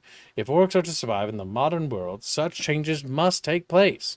If technology can bring them about more rapidly, I say let us not delay. As for the practical implementation of such a program, I would suggest if experimentation shows it's possible, that we begin with volunteers. Surely the most intelligent orcs can be persuaded with logic and reason that they and their descendants will only benefit from pacification. If the alterations are hereditary, then within a few generations the fierce, violent orc may well be a thing only found in histories and storybooks, and the world a better and less volatile place. In regards, Hamilton Demery, Esquire. Holy shit. That was an interesting, very dark read. But at the same time, very interesting because it was very thoughtful. A book like that exists, Gibbs. I know. Life. The Orcish Question, Volume 2. It's like, whoa! Oh my god. A collection of speeches and letters by Hamilton Demery, Esquire. Mr. Demery is a solicitor and advisor to a frequent spokesman for Terrance Captains of Industry. A speech before Terrance Captains of Industry on the July 1884. I shall come straight to the point. My debates have clarified certain issues, and there is also some recent news that has significant impact on my proposals. Mr. John Beddoes' treatise on orcs has recently come to my attention. If orcs are, as he postulates, the result of sorcerous meddlings with humans, then this casts new light on things. Let us proceed under the assumption that the framed naturalist is correct. Many have been recently arguing that the concept of nature versus nurture, whether traits and behaviors are learned or inbred, since orcs were humans who've been modified, then I would point out that this argues strongly in favor of their behaviors being inextricably part of their being. Who or whatever did so for a reason. That reason was to create, we may assume from the evidence, a race of strong, virulent, violent, vicious warriors that have succeeded admirably. We can have no doubt if any significant number of orcs could defeat this violent nature and join our enlightened society as reasonable beings, then their creator would have failed. I say again, orcs have been created to be mean and violent. One or two here or there may well be capable of advancing, but as a race, such a thing is to be regarded in the highest suspicion. Now to the crux of my argument. What magic has done, that is, turned humans into base creatures of violence, let technology undo. Why let these poor folk continue to be out of place in modern society because of the whim of some ancient sorcerer? We can rebuild them. We have the technology. We have the ability to create the world's first pacified orc. We can bring these poor lost souls back into society's bosom. Let us do so. I propose immediately beginning experimentation upon dead orcs. Plenty can be had at the morgue. Furthermore, I urge experimentation upon live orcs as well. These subjects can come as volunteers from those currently sitting condemned in the dungeons of the court of the executioners. Thank you for your time. A letter to Mr. Moran. August 1884. My dear Moran, to respond to your earlier points, you claim that technologically altering the orcs to a better disposition would be unjust. In the light of Badeau's treatise, I disagree. It would be the very just to undo what has been done to them. You also propose the possibility of altering those who hate orcs so that they no longer do so. If orcs were not hated and feared for good reason, I would have no problem with this. I think the problem of hatred and even prejudice will go away over time. Once technology has presented us with an orc that is no longer predisposed to the behaviors that induced them, you claim that I would take away that which makes them unique and leave them defenseless. If that uniqueness is an unnatural predilection for violence, then yes, but I only seek to remove that which impels them to unnatural levels of violence, not to destroy their sense of self-preservation. Regards, Hamilton Demery, Esquire. A letter to Mr. Gustave, August 1884. Dear Mr. Gustave, I fear you are in the minority in representing your race. I wish it were not so. Folk of your temperament can be reasoned with. You speak of violence, and clearly not without cause. As any rational being, you understand that violence may be necessary, but only as a last resort. I beg you to consider my plea and report to the eugenics laboratories as a test subject for the medical experimentation that could loosen the chains that have held your people since they were created by foul magics so long ago. Sincerely, Hamilton Demery, Esquire.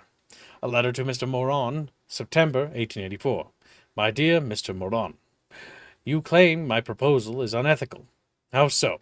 These poor orcs have a magical poison coursing through their veins that makes them a threat to everyone, including themselves. As civilization expands and advances, the orc threat grows also.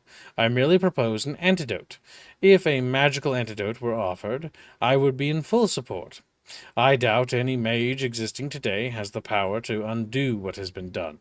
Technology, however, may hold the answer. I believe we are obligated as right-thinking persons to discover whether or not it does. How, pray tell, is that unethical? Regards, Hamilton Demery, Esquire. A letter to Mr. Gustave, September 1884. Dear Mr. Gustave, yes, I wish to use our marvelous technological know-how to change the orcs. Let us make that abundantly clear. Let us also make it clear that I am not, most certainly not, proposing that we make orcs our willing slaves. I do wish people would stop making assumptions. Orcs, by design, are inordinately predisposed to violence. This predisposition makes their presence in modern civilized society a problematic one. I propose a technological solution to the problem. Remove the inordinate predisposition to violence. Now, you claim that your hatred was learned. No doubt you have been treated poorly. But as a race, sir, the orcs deserve no less. As harsh a statement as that is, I simply point to Mr. Badeau's treatise as justification. For it, any race that practices whole-scale cannibalism deserves little in the way of compassion. My solution is exceedingly generous. If we remove the barbaric tendencies which so separate orcs from the rest of civilized society, then we may be able to effect peaceful end to that separation. Pray let us speak no more of bloodshed and wrath. It is unlike gentlemen to do so, and in so doing, you only make yourself seem more brutish and in need of alterations you would resist. Sincerely, Hamilton Demry, Esquire. My God. They're basically trying to coerce the orc guy and who's being, like, debating them. And it's like, just let us experiment on you. Like, let us start fucking meddling with you. Like, let's meddle with your fucking genetics a little bit. And he's like, what the fuck? Like, if there's a magic antidote that, like, suppresses it, like, I'll take it, dude. But, like, please don't fucking... And, like, no, let me touch you. It's like, please, submit yourself to the eugenics program. Well, I want to dig into your fucking DNA. Come on, man, let me do it. Let me fucking lobotomize you. Like, that was an interesting thing. Good lord. That was probably the darkest, like, thing I've ever read. Like, where there's an open debate about the orc question. And it's handled in such a way that's really funny. I'm not gonna read all these, holy crap. Yeah, but that was a long read, but still, credits for actually having the guts to write that.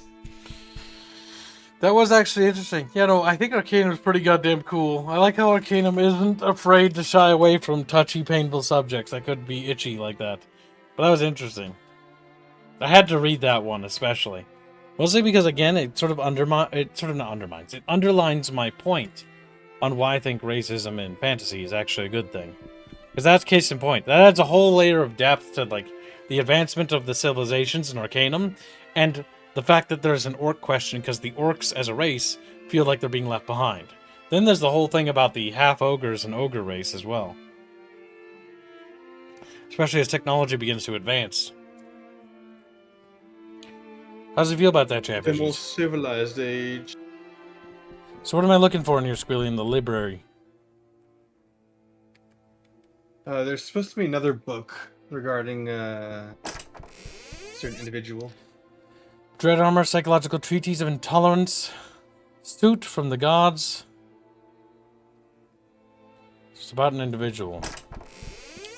Treatise on the Causes of Diseases, the Journal of Henry Dovrin. History of the Isle of Despair. Hunters Hunted. The Life of Ashton Frentwilter. The Nature of Archaeological Practice. Fern.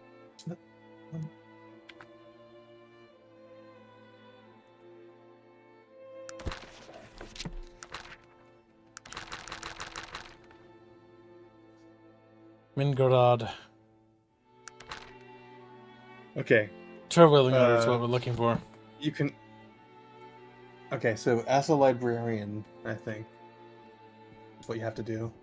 I've come here to peruse the books. Good day. Anything else? Nope. I guess that's too early. Hall of Records, East End Avenue in Toronto. So we gotta go to the Hall of Records. Yeah. Where's that? Let me find it. East End Avenue. 28. It's right next to it. This is the zoo. Yeah, it's over to your right, Kivs. That one. This one? It should be it.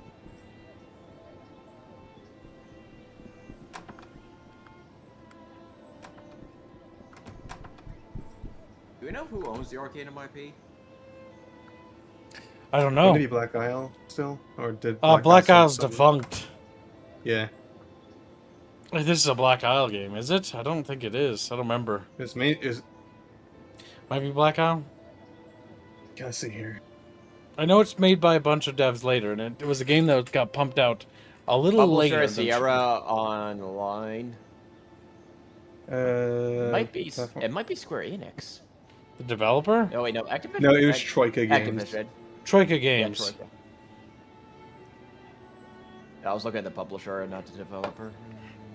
Yeah, I was just looking for it.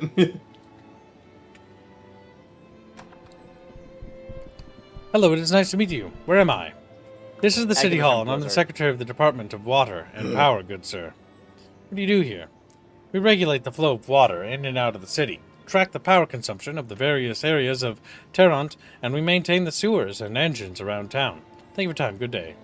I think this is not the building we're looking for, Spilly. like open up your map. That's all records. This building? More tab. More tab. No, it's not. Visit the clerk or check the file cabinet to find something. Yeah. So visit the clerk. Who's the clerk? There he is. Where am I? Nothing. I don't think Squilly knows exactly where we are in the story. No, I'm not trying to spoil things. Problem.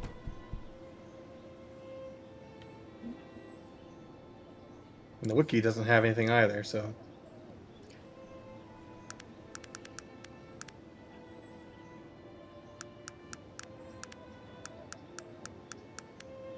Okay, so I'll just read out what the steps are. In the Hall of Records, located on East End Avenue in Toronto, visit the clerk or check the file cabinet to find his obituary and learn about his book. Sang Ang. What's before Horror that? Among the Dark Elves. I feel like we skip steps, like we're far ahead of where we should be. Yeah, but I'm trying to actually like put it all together. What's before this? What led me here? Nothing, kids. I'm not reading. There's nothing listed. Because there's no way I could have come to this conclusion.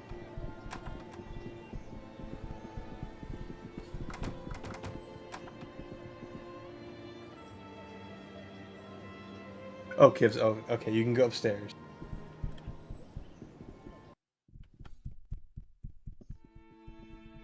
And there's a person in blue on top. Greetings, good sir. May I be of service to you? What manner of place is this, pray tell? This great place is known as the Hall of Records. All manner of knowledge is kept upon these premises. It is here that all our census records are kept, as well as tome upon tome of archives. What type of information do the archives contain? The archives contain profuse amounts of information.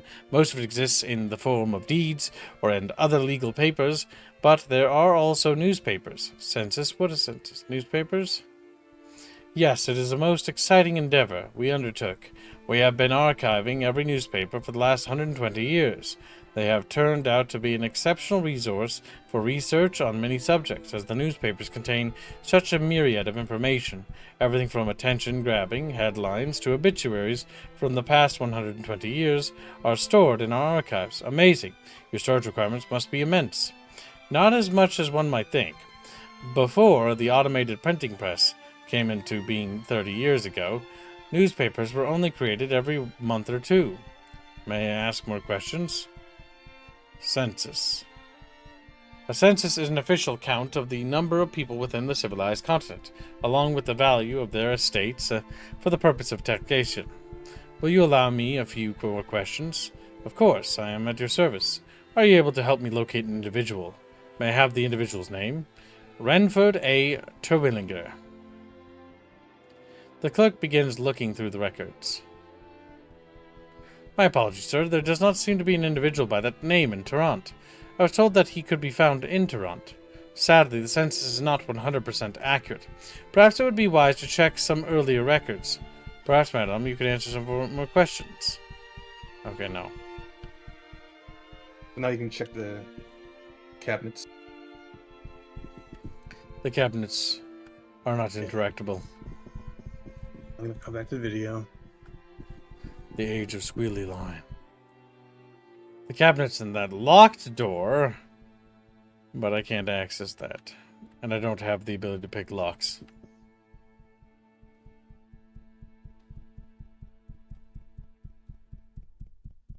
I'm sorry, sir. What were the names? No in particular. A few more questions.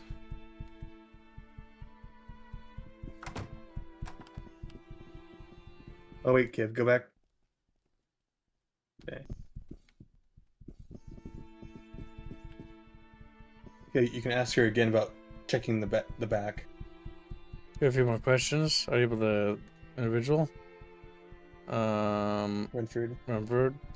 Wait. Wait. That's why we found in Toronto. Hmm.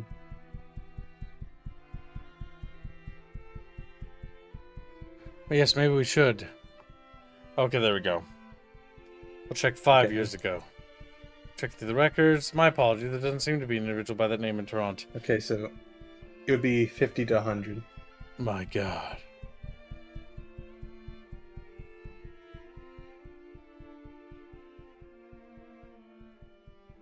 What quest are you doing right now? So you did the wrong one again? I did. 50 to 100. A clerk begins looking through the records. Wait. Oh, good news, sir. Renford A. Terwingler. Yeah, oh, that's right. Of course. She told me the age when Raven had met her. Like 100 years ago. Born unknown. Died 1804. Here in Toronto. Well, this would explain why we were unable to locate him living in Toronto. Do you wish me to retrieve his obituary? Yes, please. The clerk begins looking through the archives. Ah, yes, here we are. Ahem. 5/11/1804, Renford A. Terwingler, author of T. Sen Ang Horror, Among the Dark Elves, was found dead in his home today. His death appears to have occurred amongst mysterious circumstances. The authorities are calling for further investigation. Oh my, what a dreadful incident. 3 more questions. Okay. What is it that you want of me? What can I answer for you? Let's go to the library in Tourette. We need to get ourselves a copy of Horror Among the Dark Elves. And that's the book we're looking for now. Yep. And we couldn't probably find it before because it's like a secret book that we have to ask about because it's not on the shelves. Yep. On the bright side, you read the Orcish question. So. Like, good lord. Sen Ang, Horror Among the Dark Elves. Do you have it? Sen Ang, Horror Among the Dark Elves. Sounds spooky. Does the library have it? Do you know who the author would be? Renford A. Terwingler. Wait here a moment and I'll go look. I'm sorry, sir, but I was not able to find Sen Ang, Horror Among the Dark Elves. However, I did find another book that may be of interest to you. What book would that be? The book is titled Curse of Senang. It appears to be a book about the one you are searching for. No, that's not the one I need. Thank you for looking. Sounds interesting. May I check it out? Of course, sir. She hands you the book. Thank you. We should still look. Is there anything else I can assist you with? Farewell. Okay. The Curse of Senang by Kendrick Wales. The following pages I, Kendrick Wales, will attempt to explain in the plainest words possible the mysteries surrounding Renford A. Terwingler's and his controversial work known as Horror Among the Dark Elves. Many of the stories I will present to you are both strange and frightening, but I give you my word as an author and a scholar that they are the truth. Decide for yourself, after the facts are presented, whether or not you dare to believe them. Renford A. Terwingler was born in 1750. His fabled trip to the Glimmering Forest was made in 1768. His 18th year, he was indeed, as per his book, accompanied by an elven tracker named Jaren Benal. Records housed within Torontian Zoological Society validate this fact. Mr. Benal was never heard from nor seen again after the expedition. So Mr. Terwillinger's account of his adventures in the elven city of Quintara, or his supposed discovery of the mythical Senang, no one can be sure. Most scholars and collectors of literature assume that Mr. Terwillinger's book is a work of fiction, and as such fantastical literature was all the rage at the time, I might be inclined to agree. Yet, one must look upon the events following the publication of Horror Among the Dark Elves to see that he very well may have found something deep within the glimmering that was never, ever meant to be found. There were very few copies of the book ever published. Records concerning the initial print run are scarce, but it is believed that no more than 100 were ever released to the public. 4 days after the book was shipped to the Torontian bookstores, The factory that printed that was burned to the ground. The owner, a Mr. Jeremiah Gomes, was found in his home brutally murdered by an unknown assailant. The 4 bookstores that had purchased the volume for sale in Toronto suffered the same fate. Only 15 copies of the books were sold before the final store was destroyed. Those 15 copies became an immediate collector's item. Enormous sums of money were paid for the remaining volumes. After a few months, the books had fallen into various respected collections across Arcanum. Each and every one of the owners of the books began to complain of strange happenings once the book was in their possession. All of them told of frightening noises and visions, shadowy figures following them wherever they went, unexplained illnesses, and untimely deaths. Many attributed this to paranoia, a trite brand of sensationalism to create an even greater demand for the book. Unfortunately, their fears were all too justified. All of them were dead within 5 years of the initial publication, their volumes either stolen, burned, or disfigured beyond recognition. Indeed, they had suffered what came to be known as the Curse of Senang. Mr. Terwingler, strangely enough, lived a relatively long life. Cursed in his own way, to witness the evil fruits of his labor, he saw himself as the cause of these horrors, and wrote extensively of it within his memoirs. The following is an excerpt from them, only days before he died in his sleep. I will never forgive myself for what I have unleashed upon the world. Had I the courage, I would travel again to the Glimmering and unleash holy vengeance upon those evil creatures that have plagued our fair land and its peoples. Alas, I no longer have the strength nor the power, and now there is only my own end that I pray for every day. Until just a few short months ago, it was thought that there were no remaining copies of the horror among dark elves. After the exhaustive investigation, I have found that this is not all the case. The last known copy of the book, owned by the famed book collector Mr. Philip Misk, was thought to have perished with its owner in a fire almost 50 years ago. Now, with new evidence presented by a reliable source, I have discovered Mr. Misk's son, Victor Misk Caledon, still has the copy in his possession, and is hiding it for fear the curse will again visit his family. I pray that the evil let loose in the Glimmering has finally been put to rest, and I pray for Mr. Misk and his family. Avoid the fate that has befallen every other soul who has challenged the curse of Senang. My God. Chatfish.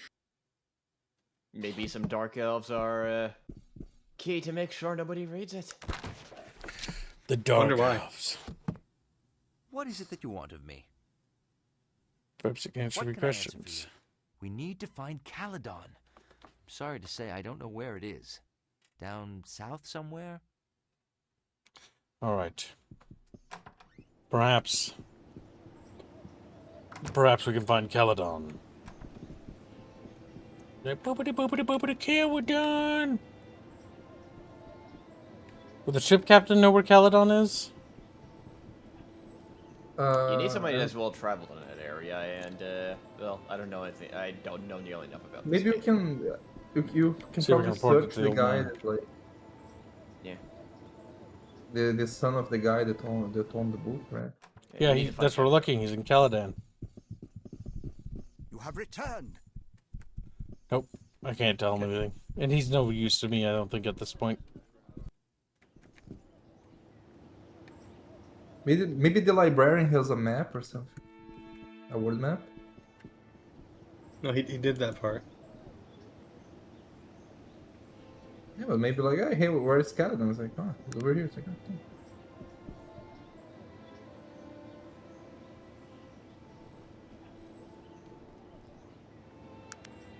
We must go down this street of bucket fishies.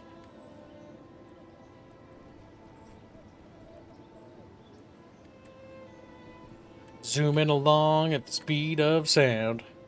Looking for Caledon. Reading this book unlocks Caledon on your map and allows boat travel. Okay, there you go. I Okay, guess so you just need to go to it. Gotta talk to the boat guy.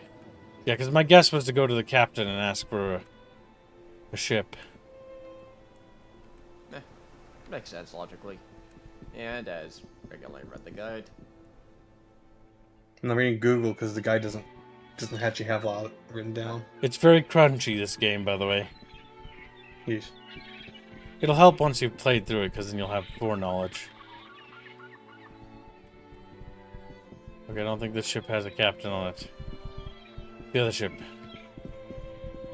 Yeah, I can tell there'll be a lot of figuring out with how old this game is, and clearly there's not a lot written about it. I wish to book passage aboard your ship. I need someone to take me to Caledon. The passage will cost you 100 coins. Passage for 6. If ye can figure, then ye know it'll be 600 coins. I'm ready to go to Caledon. We've now arrived in Caledon. We can also do that quest for the Siamese skulls as well. Oh, finally. Because we're now in Caledon itself. Where are you on the world map? Can you see that? Not at the moment. Or actually, I can if I do. Yeah, okay, That's we're over the here. love- So that's the basically, love from- we took a ship from Tarrant, and we sailed all the way down here. We couldn't have gone down here ourselves, because the mountain range blocks, and I've tried to go left, because Chatfish told me that I was on this. I was over here. This is the land of Arcanum.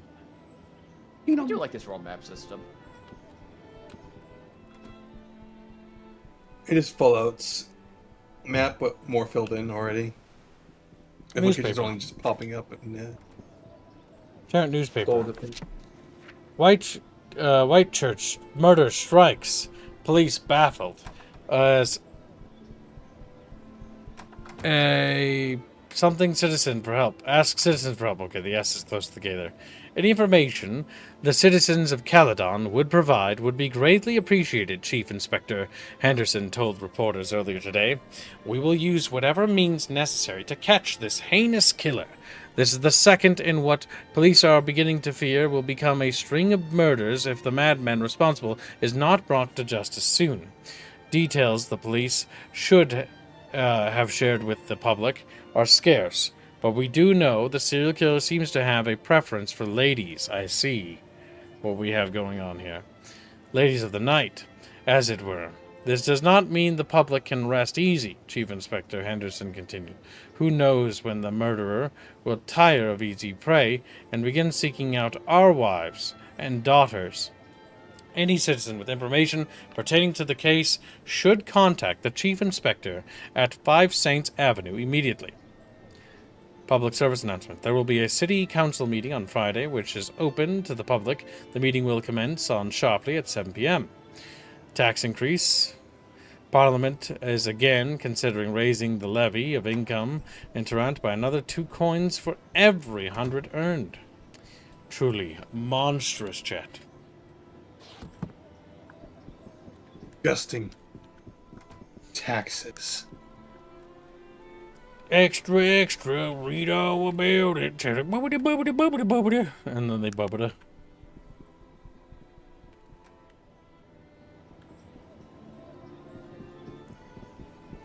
Speak up, dwarf. Do not mumble.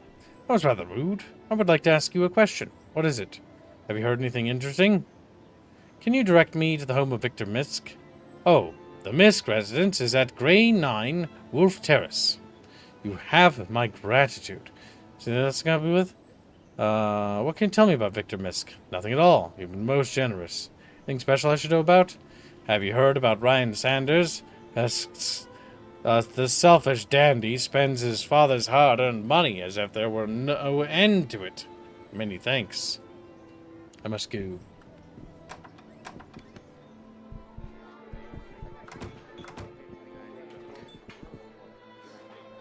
What goes on around here? I've heard there's a pass through Stonewall Mountains somewhere north of here that connects the southern halves of the continent. The old adventurer who told me that said he saw strange stone altars there as well. Thank you, good sir. Have you heard about Victor Misk, the book collector? He's mentioned that the new book, The Curse of Senang, I guess is quite its controversy. You heard what happened to Maxim's factory? Thrashed about by some fools or other? No one knows why. I heard Thieves Underground has quite an operation here in Caledon. Have you heard of the Whitechurch murders the guards are looking for?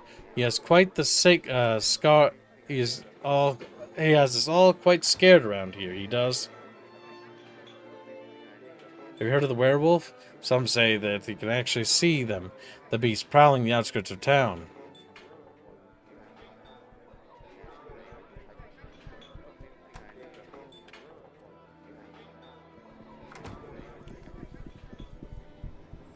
Hello, Keitzel. Oh, I did not recognize you at first glance, Edward. Tell me, have you any news of Dudley? I'm sorry that I did not run across him in my travels. He appears saddened by your words. I give you my utmost thanks for keeping an eye out for the chap. I can only hope he decided to go home and did not feel it necessary to inform me. Thank you, Edward. You are welcome. Goodbye. I'm glad to meet you. Good day to you, sir. Jeff's just waddling around the town like whoop-a-doo-whoop-a-doo-whoop-a-doo. And as a note, I am intending to only give Kivs the stuff he needs to know for like guidance, because I actually want Kiv to explore on his own. You little bigot. What? I want you to experience the game, Kiv. So you laughing? I don't know why you're bringing that up. Nobody said anything about that, did they? No. I just thought about it. It's like, maybe Chatfish would think that. Or maybe Chatfish or Pat. Think about that? What I thought.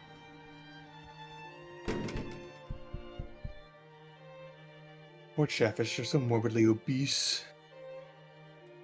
Can't help themselves.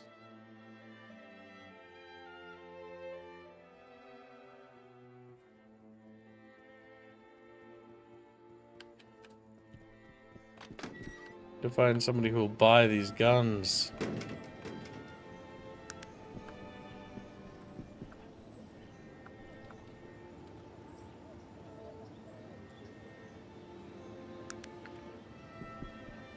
You ever think about how people don't really sell stuff to stores a whole lot? Stores? In real life, that rarely happens. Yeah. That's because if you do, they'll buy it sometimes, and they'll buy it for nothing. Yeah. But in like video games, they will always buy anything, like any trash you bring them. Not in this video game, and it's kind of an awful, to be honest with you. It's kind of... Just might ask who you are. Of course, I am Wesley Carrington, the butler here at Miss Council. I see. Might I ask you a few questions, Wesley? Where can I find Mr. Victor Misk? His face goes pale. You haven't heard? Oh, I see. Perhaps you ought to speak with Miss Misk. She's in the parlor, sir. I'll do that. Thank you, Wesley. Yes, what is it? A pleasure, madame. And might I ask who you are?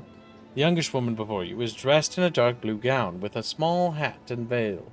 She is strikingly beautiful. Her hair is a deep shade of amber, her eyes ice blue, but a little swollen and red. You surmise she's been crying. I am Lillian Misk, wife of the late Victor Misk. The late Mr. Misk? He's dead? Yes, he recently passed. We put him in the ground not 4 days ago. I'm very sorry for your loss, madame. Have you a moment? Certainly. Could I ask you a few questions about Victor? What would you like to know about him? What happened to him? He drowned. Tears well up in her eyes. They found him drowned by the docks, washed up onto the shore. We hadn't seen him for days, but he had been that way for the past few months. What do you mean, that way? Victor became unbalanced in the last few months of his life. He began having delusions, frequent anxiety attacks, ever since they released that cursed book. You mean the Curse Seneng by Kendrick Wales? Yes. Once the book was released here in Caledon, he became convinced he was going to be the next victim of that so-called curse. I tried to comfort him, to tell him it was all an author's conjecture, but he just wouldn't listen. He would say, they got my old dad, and now they're coming for me. We buried him a month later. Where was the funeral? At the Caledon Cemetery. It's northwest of here, near Panari Temple. Was there anyone strange at the funeral? Not that I remember. There were a few of our friends and the servants and some family. A few more questions about Victor. What happened to his father? Victor's father, Philip Misk, was an avid collector of books. At one time he had the largest collection in all of Caledon. He died in a fire. It was deduced that he had fallen asleep in his study while smoking a cigar. Something had caught fire, and he was killed in the blaze. Most of his collection was lost in the fire. But not horror among the dark elves. No. But Victor didn't find it. For many years it had been hidden in an old chest in the attic of our summer home. It seemed Victor's paranoia may have been an inherited trait. Doesn't it seem strange that both died somewhat mysteriously? I don't share that view, sir. Tears again. I'm not a superstitious woman. I miss my Victor more than anything, but I put no stock in such tripe.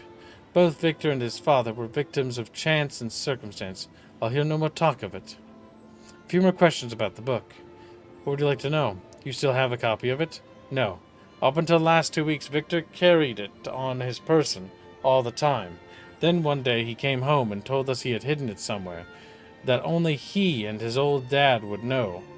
We all thought it very strange, but by then there wasn't much about Victor that wasn't.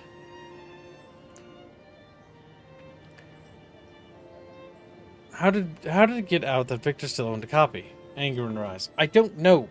We had kept it a secret for so long, only Victor and I knew, as well as some of our servants, but none of them would ever have said anything. They're like family to us, and we've always treated them so well. Perhaps Mr. Wales paid one of them a hefty sum for the information. Yes, I know. And we did ask all of them, but all of them denied any complicity in the matter.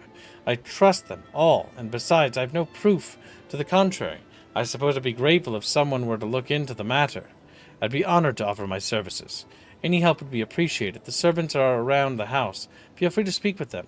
Perhaps I'll do that. Good day. You know what's funny? I wonder if you are a necromancer, right? If you are playing with necromancy, can you Yes, you can. break rock? You can rewrite their spirits and they can talk to you. Yeah, and be like, hey, what is the book? It's like, damn. It's a mechanic once you find their bodies to raise them, actually. Yeah, but I wonder if most of them don't like it. Yeah. No, yeah. You only get to ask them a few questions too before they fizzle out. Because typically people who are dead kind of like the afterlife. It's such pretty nice back over there. It's because they are in pain when you bring them back in this game.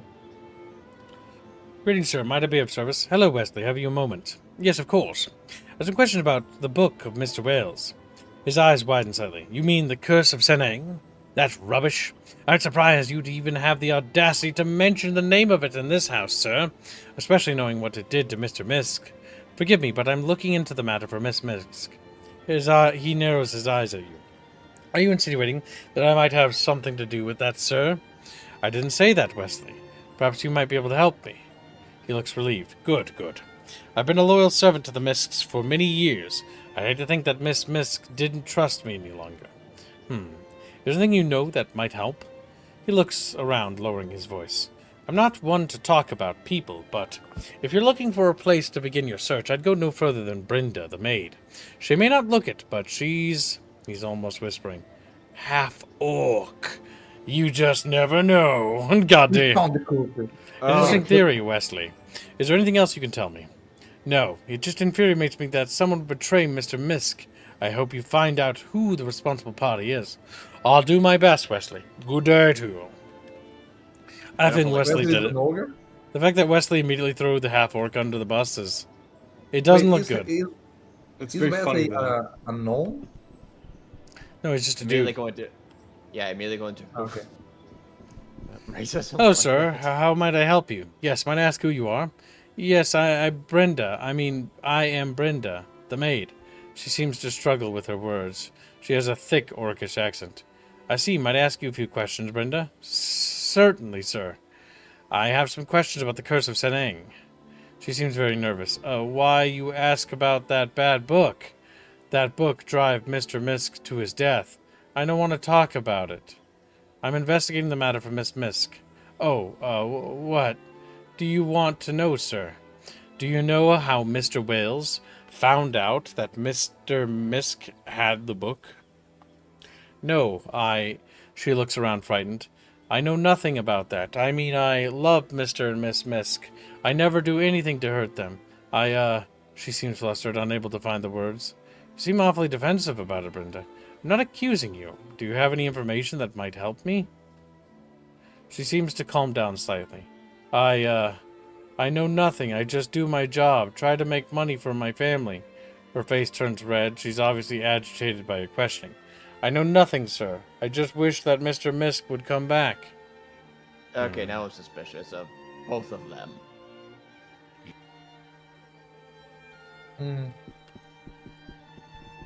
She's locking up. Oh, damn. Oh, Wait. sir, every moment. Ask you for questions about the Dark Elves. Here's a copy of it. They did say they recently buried him. You can go check the cemetery. Well, do you have a necromancer that you can go like, hey, I mean, how are you doing? you don't need a necromancer to check out grave. No, yeah, but you can have a squacomancer to like rob his grave.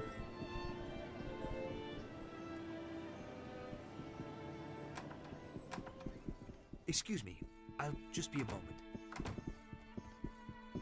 What? Huh? Oh, I'm sorry. I had something to do here. I'm ready to go when you are. Virgil, what are you doing here? Whose grave is this? Nothing. This is someone I used to know. Many years ago, Nothing. I just thought I should stop by and He lowers his head. He's just someone I used to know. Lawrence many years ago. Brumund. Was he a friend of yours? What? Lawrence was my His voice, it's Viade. We grew up together in Tyrande, actually. Our families moved to Caledon when we were older. He died in an accident. Terrible accident. What happened? I don't want to talk about it. Please, let's just be on our way. Fine, let's go. I'm sorry, well, forget it. Why don't you just tell me, Virgil? Perhaps another time. 1816 to 1884. He died 2 years ago.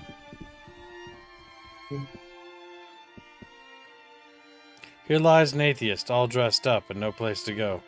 Damn. Here's the casket that keeps the sunbeams long to linger, where our stained, sainted baby sleeps. Damn. Beloved mother, learn the living from the dead, how easy breaks life tender thread. Rest in peace. This one says Lawrence Brumund. I read that one.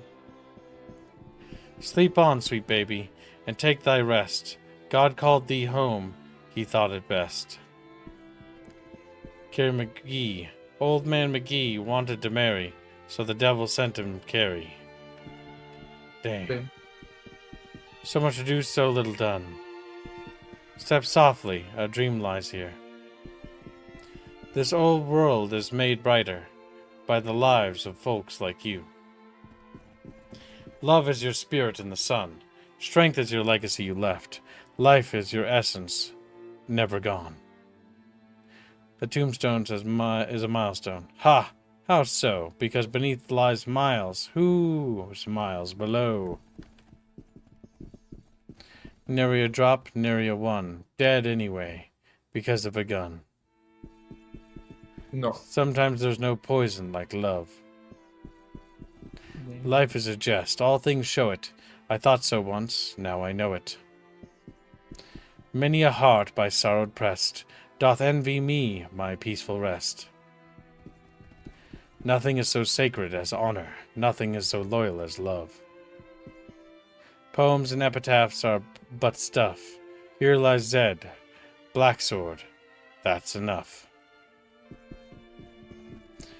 A precious one for me has gone. I am left alone. Carry on.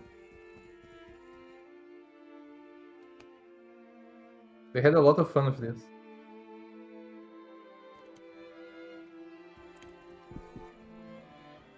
We must all die, there's no doubt. Your glass is running, mine is out. The gravestone reads Victor Misk. Okay, keep your apps off of those. You have no respect for the dead?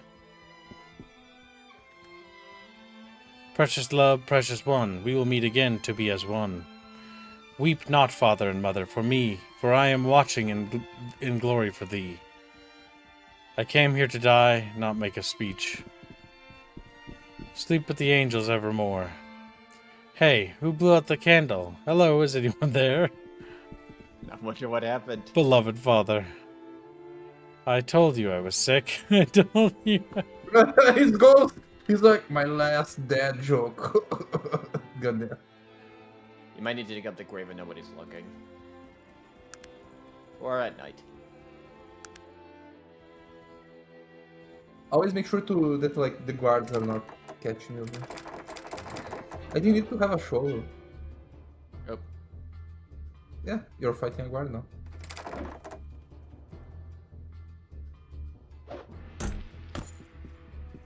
I doubt there's any stealth kills in this. There is. Yeah, you just decided to do it. See what happens.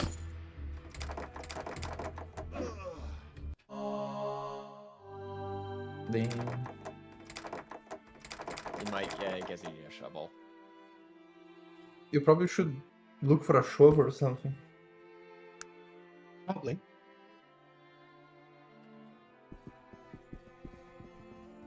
You also committed murder. Oh, yeah. See? Greetings, dwarf brother. May I ask who you are? I am Birmingham Schulflest, the gravekeeper for the cemetery. How can I help you? It's not you see I grew up in Caledon, and though I do have true dwarven name, my family doesn't care at all for ancient dwarven history. We're city dwarves and proud of it. It's a new world, and most dwarves around here like it that way. And of course, there is my neighbor's boy. Oh, what was his name? Malcolm Schulfest, I think? It was always making up things about his ancient clan and whatnot.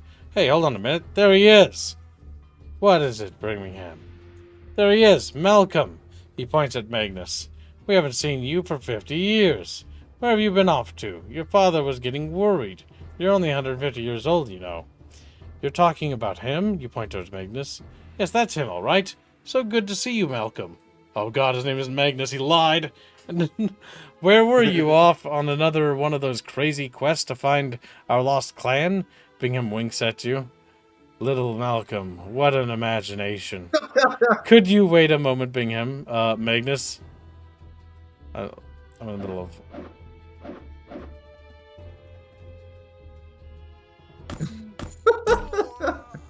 And he just disappears. Please don't kill me. You have to reload, I think. We'll advance to morning. He'll forgive us. The step says, go to the Calvin cemetery, speak with the caretaker, Bingham Schulfist, that guy. Damn, I'm all the way back here. Victor Misk game. Great. All you had to do was talk to the gravekeeper. Well done, Gibbs. You booked yourself. Fuck. Chat bitches. Like bitches. What is it that you want? Turns out It's just why committing... you don't always remember the save. Turns out committing murder wasn't necessary. I'd like to ask you a few things from me, Virgil. A few questions. What should we do now? We need to find out who this Renford A. Terwilliger is. His name sounds familiar, but I can't seem to place it. He did something that... Okay, we gotta go to the records now. God damn it. All that all over again. Well, it'll be fast, because we know what we need to do. We didn't actually get that far. We actually took a long time to do that. There's a lot of reading. And you only need to speed up, you don't need to read everything now. Yup. Which is gonna take us like a second to get back.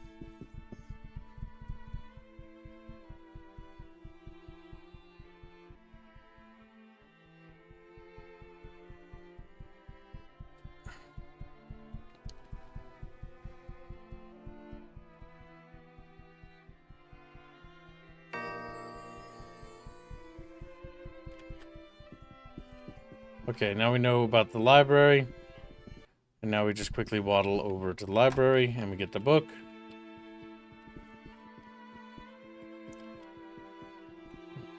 Gang bitch. He's like, gang bitch doesn't have feelings.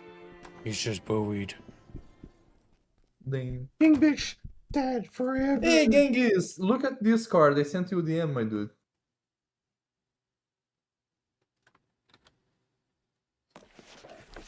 My dude. The Beano said. Yes, sir. What would you have me? And that book tells us about Caledon. Now we go to the shipping boy.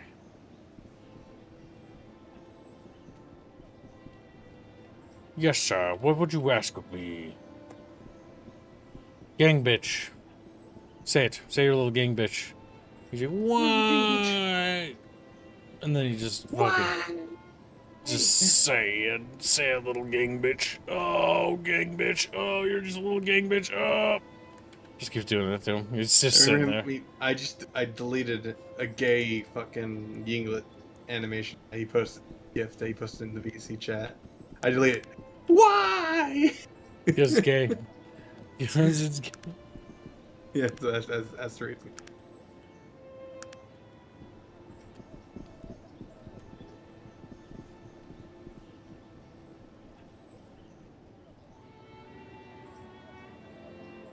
We're almost there. You missed it if you're just joining the stream. We read the Orc Questions, Volume 1 and 2. They were a very, very interesting dark. read. Yes. It's like, why don't we just perform eugenics and genetic experiments on the orcs unrestrained? Listening to reading the debate of that was interesting. Yeah, it was well written. Credits to the devs for writing dark stuff like that. I mean, it was good written, except for the fact that they called one of the guys Mr. Moron, which is like, come on, alright. Mr. Moron. Like, you gotta be a little bit more clever about that than Moran. Like, derpy. But it was good otherwise. I want to go to Caledon.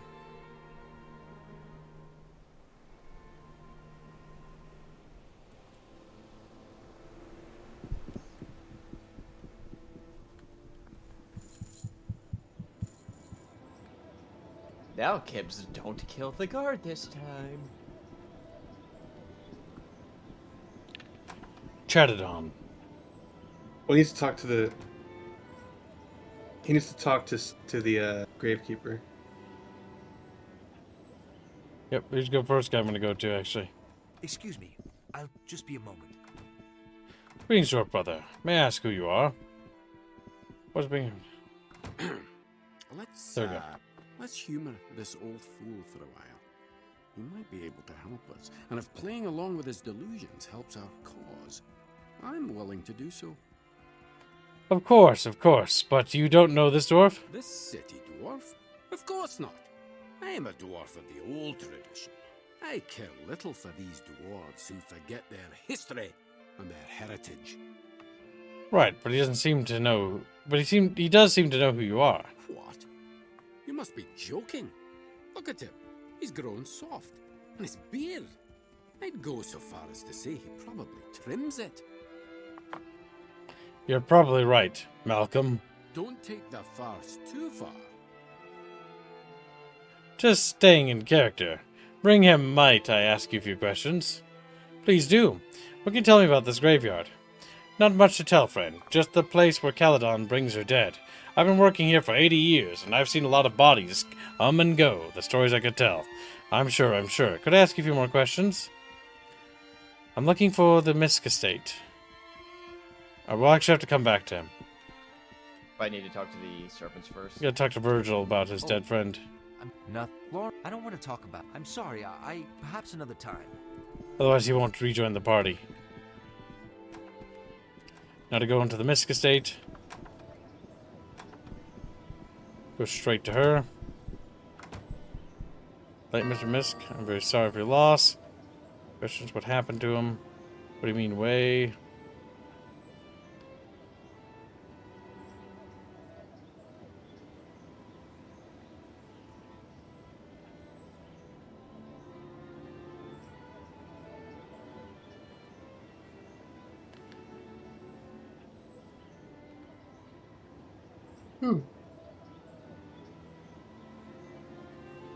Yes, may I ask? Let's see, a few questions, Wesley? Of course, sir. I have some questions about that book, Mr. Wells. His eyes widened. Forgive me, looking for that. You seem awfully nervous about the situation, Wesley. Are you insinuating that I might have something to do with that, sir? You seem... I don't know if it saves. You seem awfully nervous about the situation. How dare you, sir? I've been a loyal servant to Misk's family for many years. I would never betray them. Not ever. Forgive me, Wesley. I didn't mean to accuse you. Money can help a man forget many things, Wesley. You see hatred in his eyes. Sir, I recommend you leave now, and otherwise I won't be held responsible for what I might do. I will not tolerate such treacherous words from anyone. I am and always have been loyal to the Misks. Now, please leave. I certainly hope that Victor's soul was worth the betrayal of your betrayal. I'm beginning to dislike you, great. Oh no, Gibbs! Yeah, why you keep antagonizing people? God damn it! He can't resist it. I had to probe him to see if he was guilty. It turns out no, he's not guilty. You're just an asshole. It's like the hard you part. did it. It's always the arts, my dude, or the gnomes, or the ogres, you know.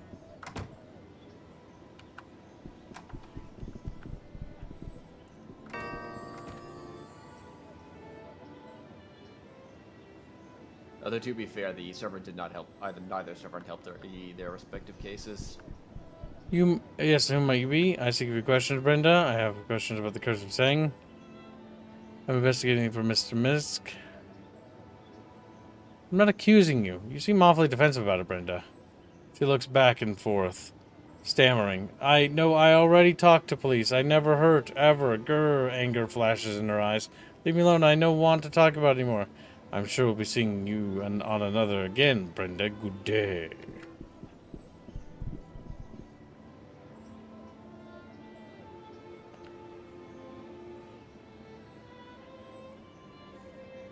Do you want me to check this?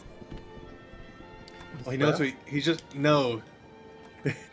Kib is just fucking around. I'll just be a moment. This don't. Yes, and such a sad story. One is, we buried him not 4 days ago. Yes, truly. Did you know Victor at all? I know old Victor, crazier than a three-legged chicken. In those last few months, he'd come around here and all the time checking on his grave site and all. Most people will buy the plot for their graves in advance, but I've never met anyone who wanted to visit all the time. Why do you think he wanted to do that? Who knows? Sometimes he'd just sit there for hours and talk to himself, and he was always real nervous, looking around at every little noise. Poor man should have been institutionalized. Can you show me where he's buried? Surely, it's the last grave on the third row up from here. I'll take a look. Thanks, Brigham. Oh, I'm perhaps another time. There we go.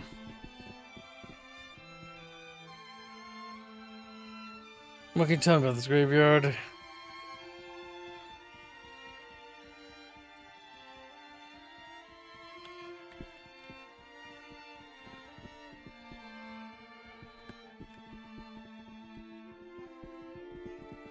Okay, we found the grave.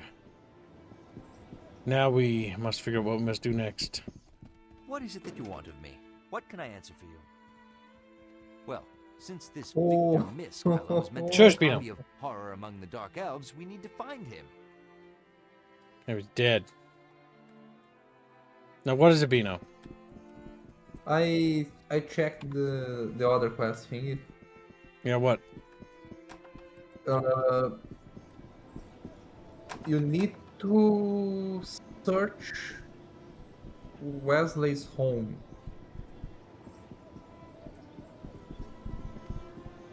Those with a keen eye will notice Wesley's passport under the couch. This leads you to his home, where you can search it. Under the couch. Casper gets membership. Also, Very generous. you have a lot of charisma, right? Holy shit, that was hidden. Pixel perfect. The Bestport Westland Carrington, 25 Dragons Turnabout Caledon. So if you break into his house, you can find stuff there. Where's his house? Seems Kesvik is fishing. Kesvik is giving him the membership. Very generous. Hey, Cassie, how are you doing? Dragon Turnabout. This is the right road. Over down here. Kesvik gets a membership. Very generous. Good cassette tape. Good.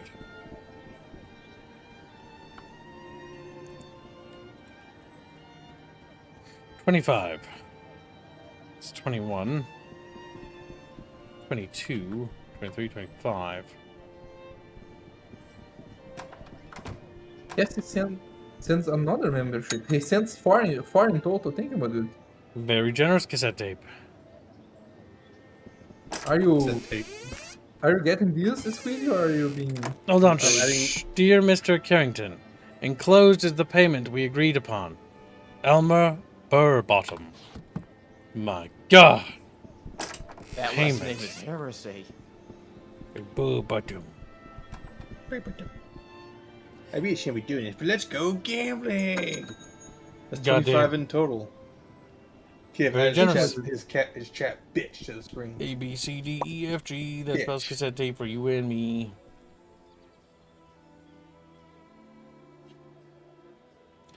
Good, good. It's beautiful. Chatfish, I have to hype you for Dune Awakening. As it's time to get hyped. Like dunk.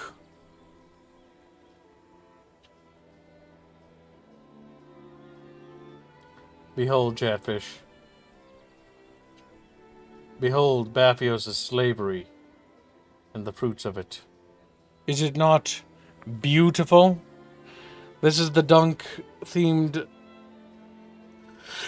statue. It's really goddamn good. Look at it. How do you feel about it, Chatfish? Tell me how you feel. Like, Hey, kibworm.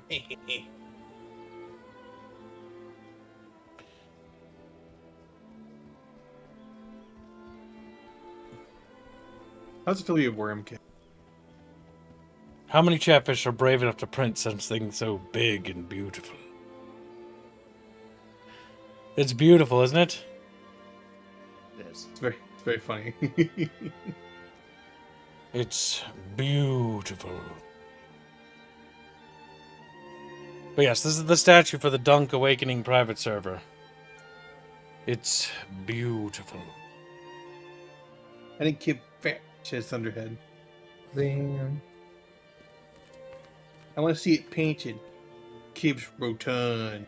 Well, it'll be up on the website in the near future. Then you can print it and paint it and send pictures. Fatty. Former Gus gives another 5 memberships. Very generous, Gus. What the hell? Hey, think about it. Your thing is up to date faster than mine, because I looked, I'm like, there's no memberships. And then it did it like a second after. Very generous, Ghost. Or should I say Gussie? It's like, fuck. Damn. Oh no, it broke. No, it didn't. Only 4 went out. Uh-oh. Somebody's got to test it to make sure it's not broken. So, oh, I get you, wink. And then they just fall into the fryer. This is gonna It burns forever. By the way, Yep. you need to go to the records thing again to try to find the guy. What? What are you talking about? Let's see. To find the Burr Bottom guy, you need to go back to Tarrant and look him up in the Hall of Records. Oh my god. Well, that's good that you told me, because I would never have thought to... That's 600 Okay. golds to go back there, though. Wait. You find his address as 14 Trellis Way, Ashbury. Is that in Tarrant or Caledon? Let's find out right now.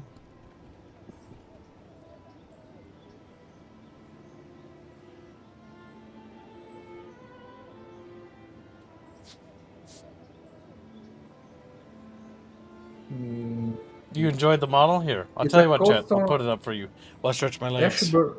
Ashbury is a coastal town. Ashbury is a coastal. That's far We're away, Beto. But Kip still needs to dig up the fucking grave. How do I do that? Be big, you line. Like, you found the grave, just go and do it. But I'll fight the guards if I do it. Ask the So guy. what? Ask the gardener to do it. Ask the thing guy. He's not gonna do it. Why would he do it? Pay him like I'm not you're a paying dwarf. him. Like, We're talking about the You're like graveyard. Gorko. I've spoken with Victor Misk. Can you show me where he's buried? He's not gonna do it. He doesn't have a dialogue for it. well, if you were a mage, you could just mind control him to do it. But... What can you tell me about Elmer Burbottom, Wesley? He looks immediately worried. What? How do you? His face then goes hard. Have you been going through my personal belongings, sir? Will I be forced to call the authorities on... Authorities, sir? Just answer the question, Wesley. Who is he? I'm asking around. Do you have something to worry about? Perhaps I was about. Second. Probably the second one. Nothing at all. I just don't appreciate accusations, sir.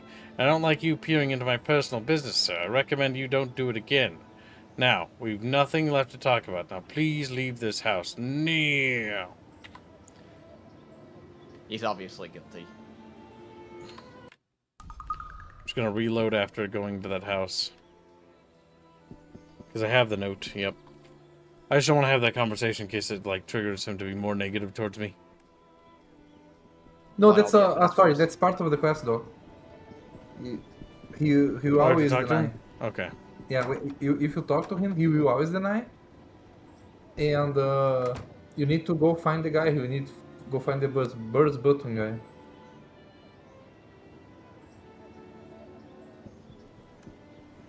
So he's in Ashbury, you said? Yeah.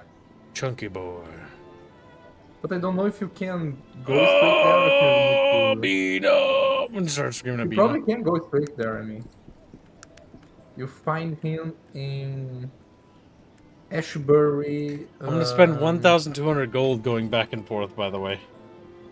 No, Save that's before why I'm you- telling Bino to stop. That we need to do this, not go back and forth, you know? Ding. Okay, where's the shovel at? Squealy. Or how do I get in the mines, or whatever? Try to buy No, him you're one doing of the this now. What? Completely unrelated. We gotta get into the thing. We gotta get the grave. How? Really, I how? can go eat dinner, so I'll be back.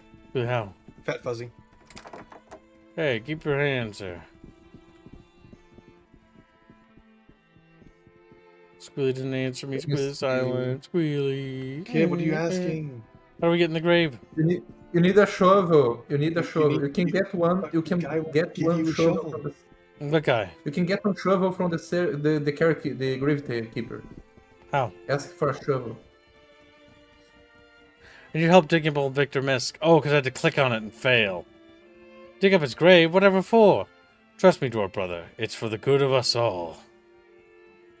I see. All right. You are a dwarf, and it seems you're a trustworthy one at that. There you go. Here's what you'll need to do. Take this shovel. Okay, take the shovel from Brigham. Now, Victor's grave, as you've seen, is still very fresh. You should have no trouble digging it back up, but you must wait until nightfall. There are guards at the gate, but they fall asleep when the sun goes down. As long as you're quiet, you should be able to dig up old Victor without a problem. I'll do that. Thank you for your help, Brigham. My pleasure. I'll be here if you have any other questions. Alright, so nightfall. Don't do what the Beano asks. Never do what the Beano asks. Meanwhile, Squealy was just whining. Stupid instead fucking Beano. Squealy was just whining instead of like. Stop directing him elsewhere, Beano. We're trying to finish this quest. Squealy's like.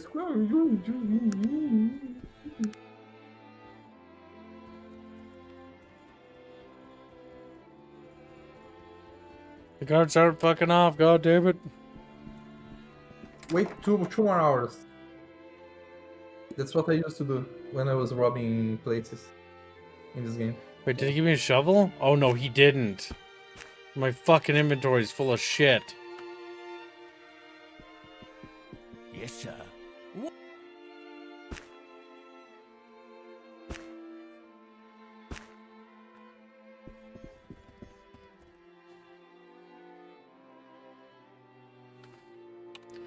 I have to reload. Because it bugged out because I didn't have the fucking space on me. How can I help you? You're gonna hold on this, and this. Hold on that. And then I'm like, oh, you know, just craps all over Chatfish. Like, Damn. The Chatfish is super sad. Like, whoa, Chatfish mage.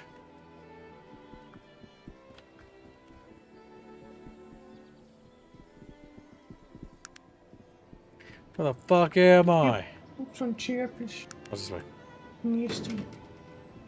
Somebody had to. Somebody else would have gotten it wrong.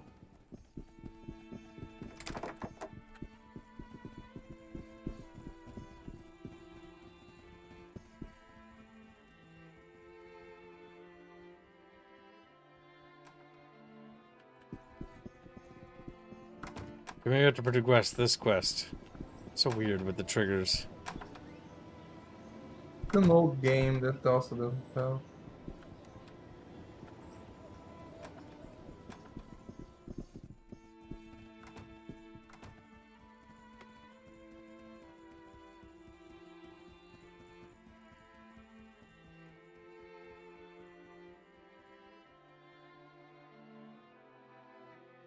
So goddamn See if you weird. have the shovel. See if you got the shovel this I time. don't. What? Why can I not dig up the grave now? I'm so goddamn confused. Oh, there. Can you show me where he's buried? I did What? that. What? Did it bug?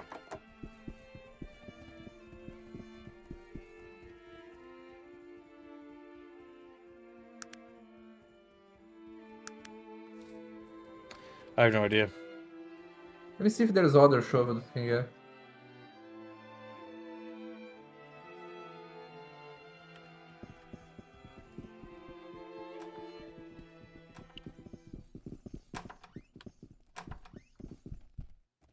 You can buy a shovel from general store merchants. Well, it's just weird because the whole game is weird. Gar had the shovel? No, Gar might have a shovel. Yes, sir. He does not have a shovel. You can buy from the merchants, it says general stores.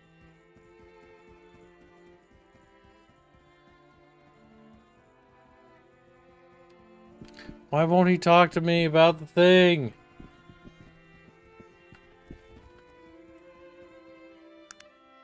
He became racist suddenly. He's like, wait a second, I hate dwarves.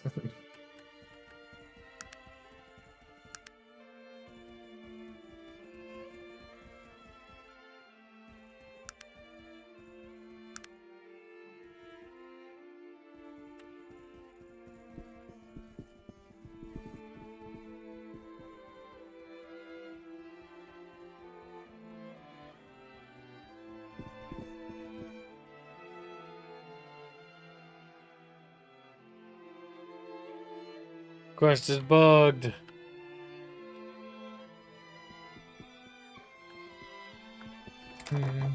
But now that I'm able to do it.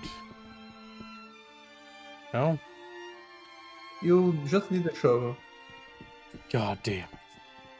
You can, it might not need to be a huge shovel, maybe like, if you buy one.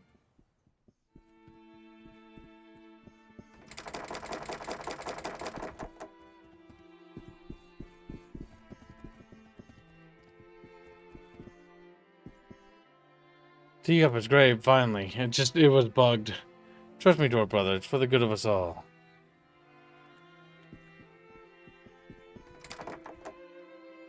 Wait, equip the shovel. Equip it in the hand thing. No, That no, was no, wrong in the type of hand mess. slot. In the hand on the right, keeps. The gauntlet? Is that what you're referring to? Oh, Yeah. There you There. go. You find a skull There's a booger. and a book. I love how he didn't need to take the body, but he was like, Wait, we met before. I remember you. Oh, Jim.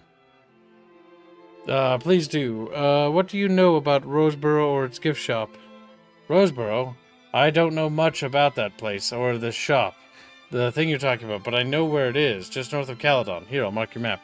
Thank you, Bainham. Could I ask a few more questions? Okay. Okay, so read the book as well. Purchased at the Roseboro gift shop. That fucking goddamn font. Defeated I don't think you need to read that something. part. Gather around, dear children, and hear the tale of Nasruddin, defeated the nefarious Aronox, child of darkness. Many years ago, before even the oldest of the elven folk arrived today, was born to this world Nasruddin, the good ruled of our fair Arcanum with kindness and firm hand of justice. But Aronox was of the darkness, and resented the rule of the light. Within his black heart he conspired to wrest control away from the virtuous Nasruddin and his holy elven council. Nasruddin in his goodness, and not knowing of Aronox's evilness, had bestowed a seat on the elven council to Aronox, and to repay this kindness Aronox destroyed the entire city. Nasruddin's heart was crushed. He condemned Aronox to the void, but Aronox had twisted several of the council to his nefarious ways, and there was war. And this was a bitter war, my children, and if not for Nasruddin, Aronox would have destroyed us all. But as it always does, goodness won the day, though a sad day it was, as the great Nasruddin lost his own life as he banished Aronox to the dark eternal void. So without the blessed Nasruddin guiding our way, we would all be enslaved by evil. Remember this when you go to sleep, and know that Nasruddin watches over us all. But beware, Aronox may still be lying in wait for those who do not mind their elders and keep to their studies.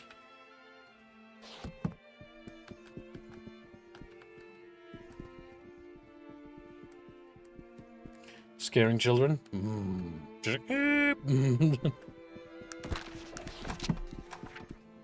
The horror.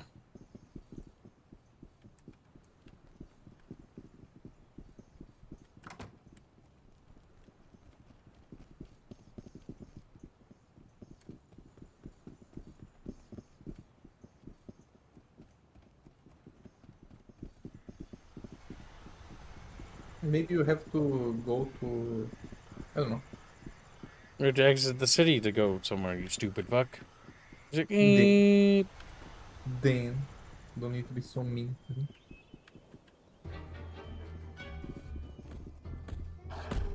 Oh, there's a rabbit there. It's a werewolf. Take it down. Dane. Oh my god, the bunny's killing the werewolf. What the fuck? Oh, he's dead. What? What the fuck? Cynthia Witt is the lycanthrope.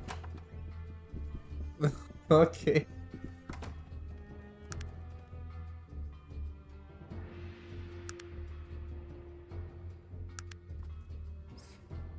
Okay, that was kind of anticlimactic.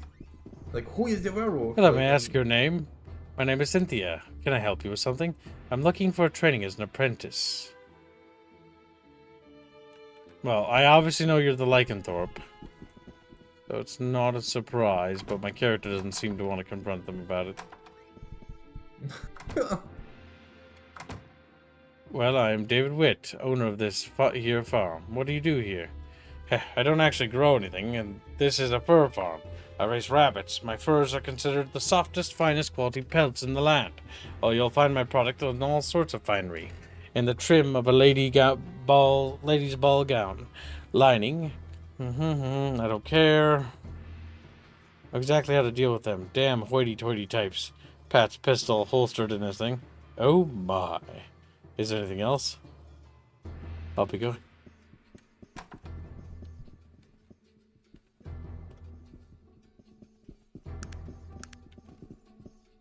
We're going to Rosenboro, goddamn little boy. I was like, whoa. Looks like this is the end for you. No escapes. The monkey in hand. Sorry, but you're kind of retarded.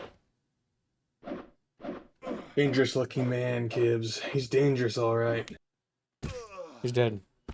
No, he's dead. He was dangerous. Does he have a good dagger on him?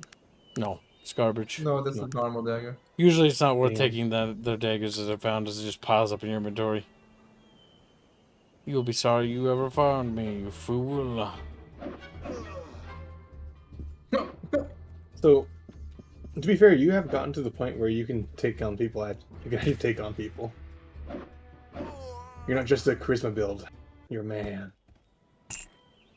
You're an angry short king.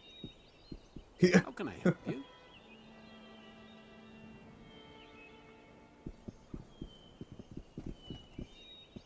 How can I help you?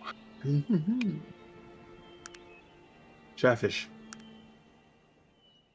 We're currently $241.08 from Tuesday's goal, and making me shows kitten and Indio into Master Bindio. That's true. Offer ends today. Maybe if Indio became Skib's kitten instead. No, you are Kibbs' kitten, Vino.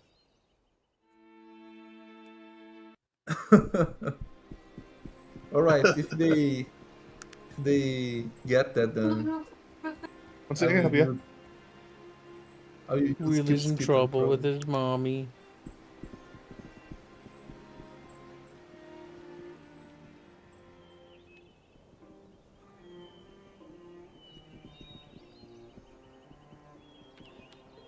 Bucket fishies are chubby.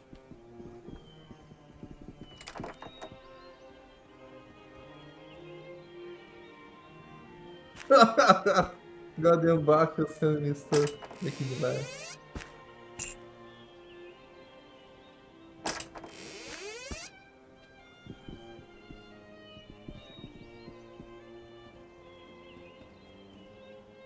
Biffios. Paydocky. Zip. Well, should have thought about that.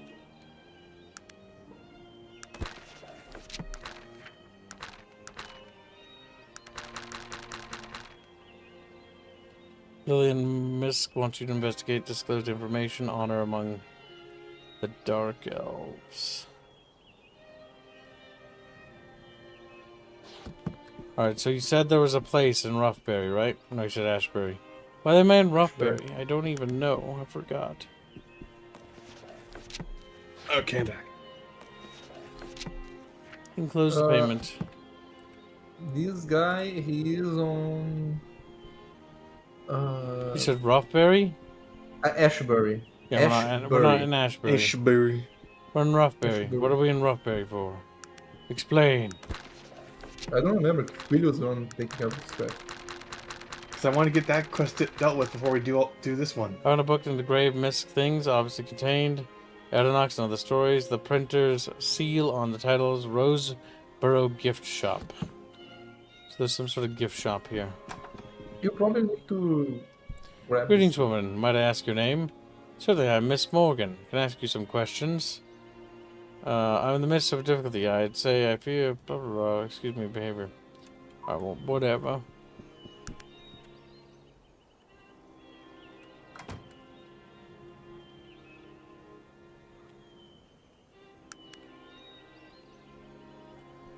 What the hell's the gift shop in this hellhole? God damn it.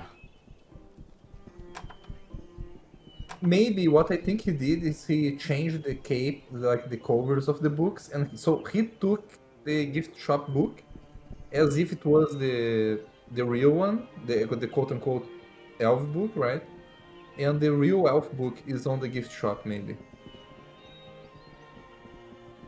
Found it. I see component string. Shall we barter? We need a shovel.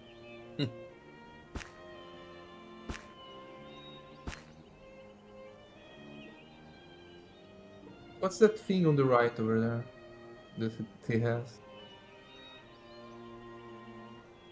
Oh, this guy might actually buy guns. Looking at his stock. Yes, sir.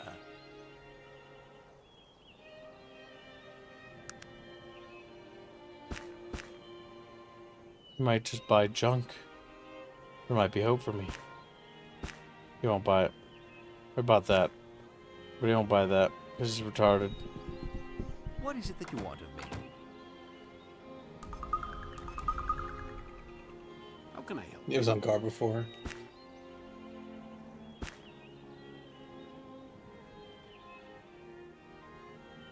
Oh my god.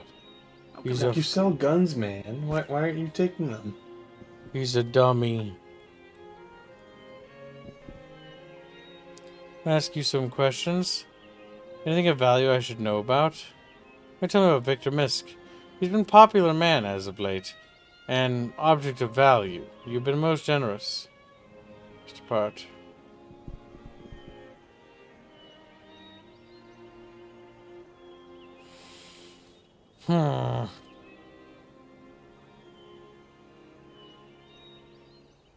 Doesn't sell any books? Tincture of Arnica. Arnica. None that I can see of. Let me check.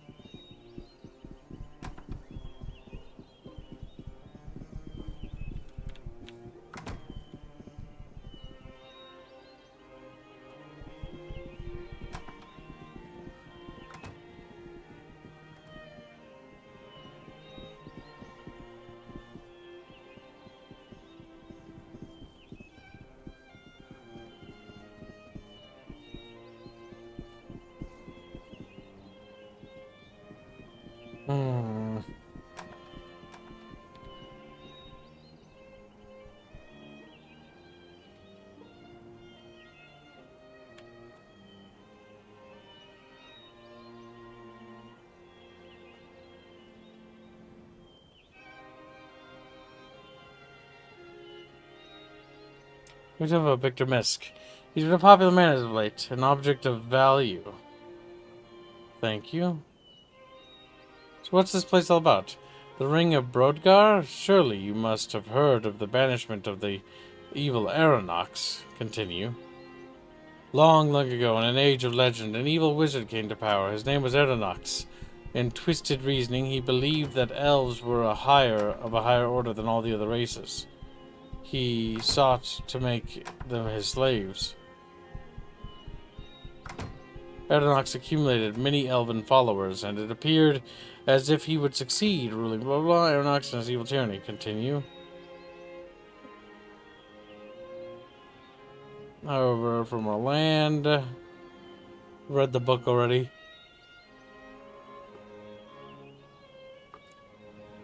That's quite the tale. Is there anything else I can do for you? Are you in Rosenborough? I'm in Roughberry or whatever it's called. Okay, never mind then. Why? Roseboro is where you want to go for the What is it that you want of me? I'm the here. Curse of the Sing-Ang quest. Yeah, I'm in Roseboro right now. Okay, so you want to go to another graveyard. I've already looted it. It had a gold thing in it. Yeah. Pocket watch, right? No, you need to dig up Philip Misk's grave using a shovel to uncover the real book. Was You it did it? another book? Did I get another book? Curse of Senang. Oh, I did get it. Derp. Okay, there you go. Oh my god, I had it all along. Chia beaches. Do you have not looked in his inventory again? Curious. Chia beaches.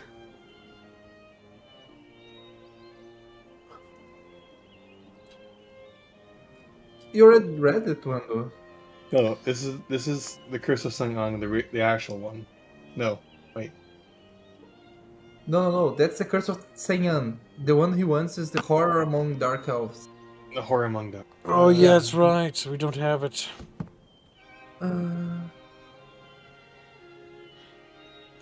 I forgive Squealy for his sins are many. He's like, meep.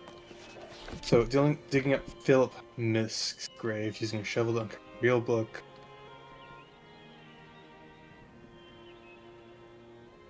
Chat bitches attack. The chat bitches attack. And then they just fall over dead. Make sure you save, Kibbs. Nope. Well, grave robbing is profitable, but unfortunately it wasn't the right grave. But here lies there it is. Shovel hand. Right. There it is. Now he's gonna interrupt. You know he is, because every time I ever open books, fucking Chucklefuck Pants interrupts me all the time. Or maybe not. I dedicate this to my dearest Raven. I would gladly face again these horrors and 1,000 others for only another moment with you. Yeah, he plowed Raven's puss. Check, fuck, Elvin push. Dearest reader, it is only with the greatest fear and trepidation that I share this harrowing tale with you. Today, even here, safe within the confines of my own home, I am still overcome with dread at the thought of what I am about to tell you, and what it might mean for me or those close to me, and yet I feel compelled to do so, and the great muse guides my pen to this paper, and the words flow forth from the darkest regions of my heart and mind, where they have stayed well hidden until this very evening. I beg of you, give ear to my confession, and if it please you, take this tale from me, and return only your belief and trust that what you are about to hear is only and nothing but the truth. My name is Renford A. Terwillinger, born of the outlying regions of Ashbury, not far from the lair of Bellorgrim, where they found the bones of the great dragon. My childhood was a bright one, full of happiness and light, and my parents gave me all that a child might need. I was schooled both practically and excellently, and when my 18th year came around, I was accepted into Tarrant University and ultimately found my way into the Tarantian Zoological Society. Archaeology was first love, but my first assignment with the society was the Cultural Anthropology Department. It was somewhat of a farce, actually, but the society had been given an enormous grant by one of Tarrant's leading philanthropists for a very specific purpose. That purpose was to confine the existence of the Dark Elves. Every man, woman, and child in Arcanum has been raised on ghost stories and bedtime tales of these strange people known as the Dark Elves. To the anthropologists, they are the proverbial oasis in the desert. Proof of their existence has always literally disappeared into the air. No man had ever set eyes upon them, and not one shred of physical evidence had ever been found to establish that they were real. Myths and legends were plentiful, but for the itinerant scientists, these mean less than nothing. That what was needed was undeniable evidence, and I set out on this adventure with determination and confidence in my ability to bring forth just that. Had I known what lay ahead, I would have forsworn both anthropology and philanthropy, and returned to work as a day laborer in the Ashbury shipyards. Better the back-breaking work than the nightmares I face every night. Before leaving Tarrant, I employed the services of a certain Jar-en Banal, an elven tracker who was recommended to me by a noble Mr. Quentin Payne, famed explorer and gentleman in every sense of the word. Jar-en Banal had been born in the Glimmering Forests, and it was said that there wasn't a more knowledgeable man about the deep elven groves this side of the Stonewall Mountains. His fees were a little less than reasonable, but I had been given enormous liberty in spending the allotted funds, and it was my honest opinion that Mr. Banal was crucial to the success of the mission. I couldn't have been more correct within weeks. We were all well within the deepest and yet uncharted regions of the western Glimmerings, and never once did the unflappable Mr. Banal look to his compass or consult a map. Occasionally he would stand for a moment within a clearing or beneath a great tree, head cocked, eyes closed, but aside from these infrequent moments of meditation, it was all we could do to keep up with him. Upon the 42nd day of our journey, we came to a great meadow seemingly alive with the multitude of birds and butterflies that flew above it. Crossing this fragrant and lively field was the one of the most vivid moments I had experienced on this journey so far, and I was so enthralled by the scene around me that I almost missed the most spectacular vision given to the eyes of the mortal man. Quintara, the great elven tree city, lay within the towering trees at the end of the clearing, hanging like a cut jewel in the crown of a king. The mother tree, almost 400 feet tall, housed the intricately carved Hall of Truth, which shone white and smooth in the noonday sun. Impossibly thin walkways wove in and out of the boughs of the great tree, not taking away from its natural beauty, but adding to it, as if the city were merely a convenient and beautiful tangle of leaves and branches, tattooed with the flowing runes and symbols in the ancient elven tongue. And among these, the graceful and lithe forms of the elves singing their beautiful songs, and looking down upon the ragtag group of men with curiosity and amusement. Of Quintara, I can say only this. The month I spent there was the best of my entire life. I learned much less about dark elves than I would have liked, almost nothing at all, really. But the moments I spent there were strange and wonderful and breathtaking, and I will not do them a disservice by attempting to put them into words. Suffice it to say that I learned there, as a young man, what often takes others a lifetime, and to my teacher I give a heartfelt thanks and the warmest greetings. There's not a day that goes by that I don't think of you. We left the trees of Quintara with little more than faint whispers about the dark elves and where they might be found. The elves of Quintara were very reluctant to speak of them, and they begged us to forget such foolishness and to go home to Terrant. I, of course, would hear no such talk, and we traveled on north. This time Mr. Banal believed he had uncovered a clue as to their whereabouts during his investigation while in Quintara, and he had discovered a name, Sen Ang, the home of the dark elves. We traveled for 17 more days, exhausting our supplies and sending most of the party back to Tarrant. The forest had become thicker and more brambly, and it seemed that many of the trees were adorned with thorns, some more than a foot long. Another week, and it was only Mr. Banal and myself, and we had agreed to return before the first of the month. If we failed to find any further evidence of the Dark Elves' existence, that gave us 6 days to find Sanang, and we pressed on despite our anxiety and fatigue. On the day before we had planned to return, the weather took a vicious turn. From out of the north came dark thunderheads, and lightning flew down from the sky like barbed lances of white fire. It began to rain, and we found an uneasy shelter beneath the massive roots of one of the great trees, which seemed poised over us like a giant and grotesquely gnarled hand. I was shivering, and not altogether from the cold and rain.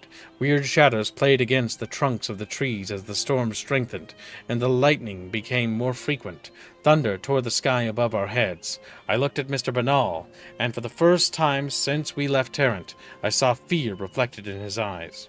I can't say when I first became aware of them, but one moment while looking out through the rain, I began to notice shadows that stayed even after the lightning had subsided. Those shadows became phantoms. The phantoms, something worse. They were stock, still, tall and weary, ghostly faces, the color of ivory with eyes of the blackest night. Their hair hung in limp strands against their foreheads and cheeks, and they stood unblinkingly, oblivious to the storm and its ragings. Banal screamed something to my right, and then was pulled bodily from our shelter to the roots above. He screamed once more, and then was silent. I never heard from nor saw him again. I ran headlong past the elves in front of me, swinging blindly to clear a path. I was mad with fear, and my feet carried me deeper into the forest. I thought I heard a dark and twisted laughter above and behind me, and shadowy figures darted among the trees to my left and right. Thorns tore my arms, and I stumbled among stones and the underbrush, screaming incoherently. More than once great elven arrows sunk into the trees around me, grazing my skin as they flew by. They were playing with me, enjoying the hunt, waiting for just the right moment of exhaustion. Right moment. My head was light from exhaustion and blood loss, and I fell to my knees, gasping for air. When I looked up, I saw it. There in the trees above me was Senang, the home of the Dark Elves.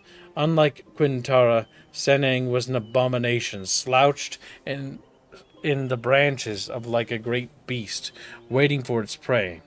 There were sputtering fires all along its battlements, and great spikes protruding from every surface like dragon spines, and I saw robed figures gaunt and terrible lined along its walkways and looking down upon me, beckoning it seemed for me to join them. I screamed again, and the figures seemed to raise their voices in unison, a terrible call without sound or meaning, but I heard them nonetheless. They were cursing me. They were welcoming me. In moments I was surrounded again by my pursuers. Through the downpour I saw them unsheathe daggers, their ghostish smiles floating towards me as the thunder roared above. I closed my eyes, praying to whatever God would hear me. There was nothing else I could do. And then, from nowhere, arrows were flying from behind me and above me. In moments I was encircled completely with the half-buried shafts of the thickest hunting arrows, and the dark elves around me whirled to and fro in confusion. One pulled his bow from his back and notched an arrow in one flowing movement, but was shot through the heart before he'd raised it past his shoulder. He fell silently, unbelieving. The others looked at me for a moment, the purest hatred harbored in their eyes, and then disappeared into the knight's hands, conspicuously at their sides. Amazed and spent, I fainted. I awoke some days later, many miles from the northern reaches of the Glimmering. I was alone, but my wounds had been treated and my supplies had been replenished. I was back in Tarrant not 2 weeks later. I never met my rescuers, but I can guess who they were, where they were from, and I thank them if they are reading this. Without their aid, I surely would have died there in the shadow of Senyang. And so, dear friend, again I beg of you to believe these words and the man who has told them to you. I do so only to share this burden with others, to gain comfort among those of my kind. At the very least, let these words stand as a warning to you. Often evil is a tangible thing, and sometimes it is a people and a place, such as the Dark Elves, and such is the hell that is called their home. I have never returned to the Glimmering Forest, and I pray that I never do. Some things are better left alone. We did it. We read this silly little book. Check Bubba book. I'm back. Welcome back, little kitten. There's a whoa, meow. No, that's Regoline, and he's eating spaghetti right now.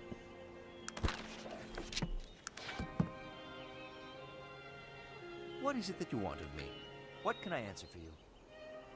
Like normal things about you. What do you think we should do now? As ill-advised as it may be, it seems we need to go and speak with the Dark Elves in Senang. Alright, to the Dark Elves we go, brother. I'm broke now. Wait, do I have to become a Master Bindio or not? No, Chad hasn't made the daily, or made tomorrow's daily. $153 towards it, but they're struggling. They can't make the extra mile. They've worked hard. Maybe we should just do it out of sympathy. After all, you did betray him. It's not like Squealy will become Discord kitten. No. No. I didn't betray anyone. I did a mistake. I made the mistake, and I'm purple. And being purple was no excuse, Indio. You know this. Being purple was nice. Being purple. You just don't know better.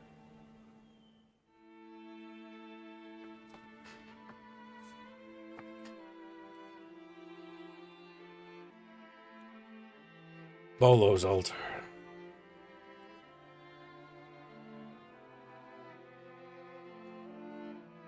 Now, Caladan, there's the Siamese skulls.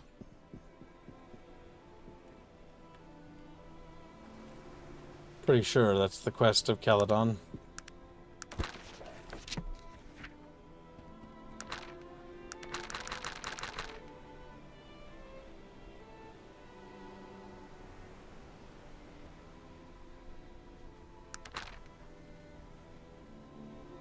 Accepted secure German's release by finding Wrath's killer. The Black Mountain Clan. Accepted load 5 large boulders. That ain't happening. Like you deliver payment note to Miss Helver, who lives in Devonshire of a million. I didn't do that apparently. You need to find Arthur Tyron and bring him the Siamese skulls as proof of the larger conspiracy. His last known address was in Blackroot. Must look that up. What the fuck? Is my back end glitching out? It says Ghost gave like a dozen 5 gifted memberships, but that's literally retarded. Like that would be ridiculous. The YouTube's is being broken, I think, chat. Google. Praise him. I think so. Vishnu, I mean. Now what's the name of this thing? Praise Vishnu, no? It's called shut the fuck up, Bino. Arthur Tyron Arcanum. Where is he? What's the name? Arthur Tyron. We need to find him.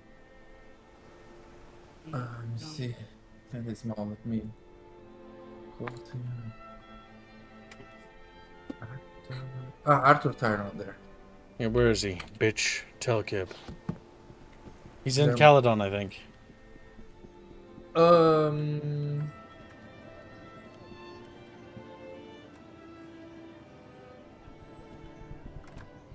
Tyron's next to the Tyron's residence is next to the shop in the quest started by Matt de Cesare in Taron. Yeah.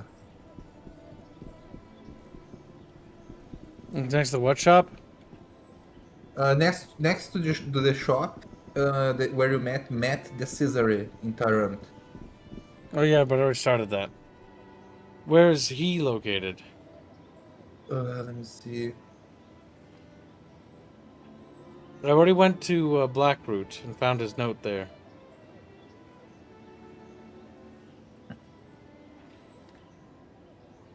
Goddamn chat bitches.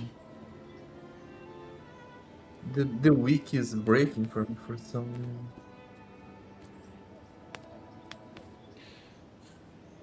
No matter how many chat bitches I beat up, there's always a few more chat bitches that crunch. Like, bonk, bonk, bonk, bonk. Catfishes are made to be beaten. They respawn anyway.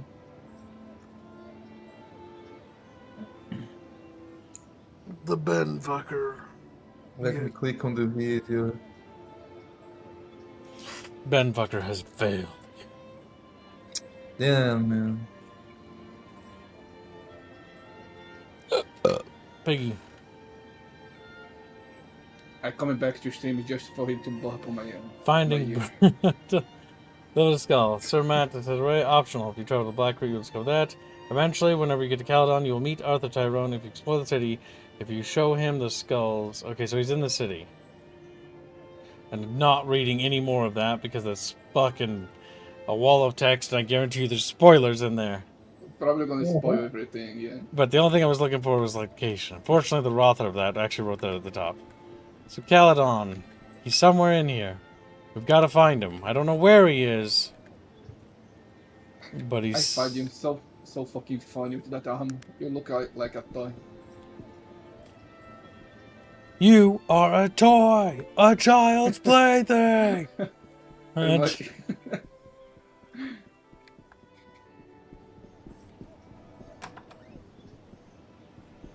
It's gonna be really funny when you play the modded version and Chatfish make you play the same race again. No. Even dumber. What do you want? What are you doing in here? You're working for them, aren't you? Working for who?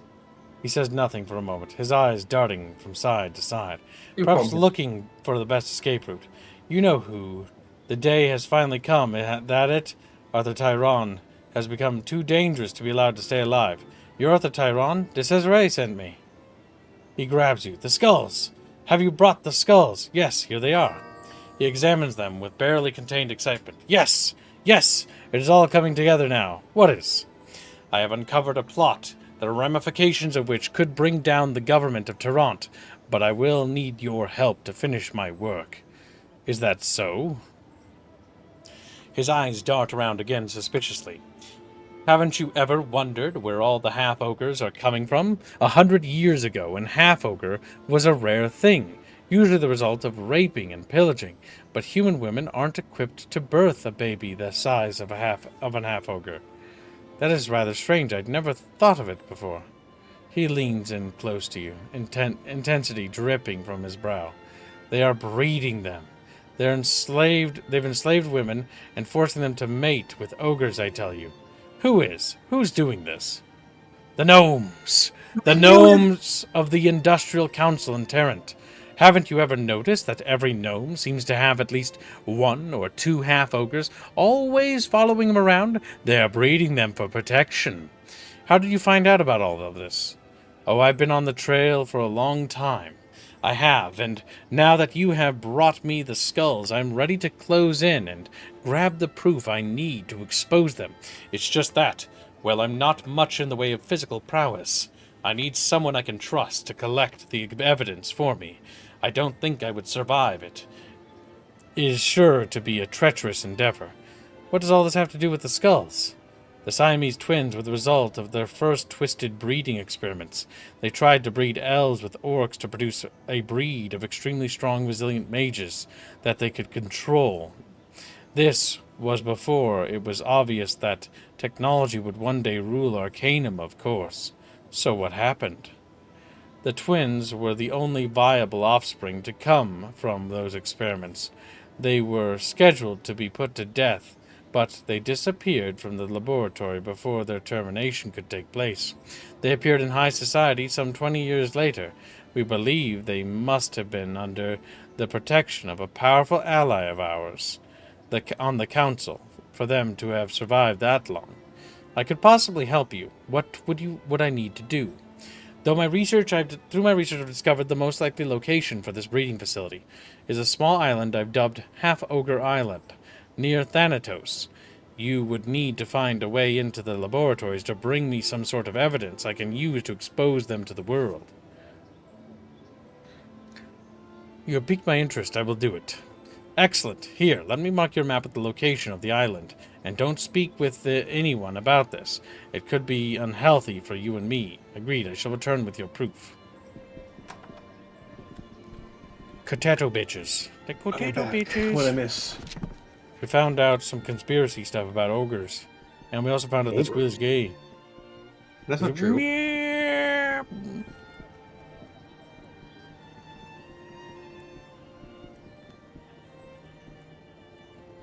Chatfish, we're gonna go find out what's happened on the breeding islands.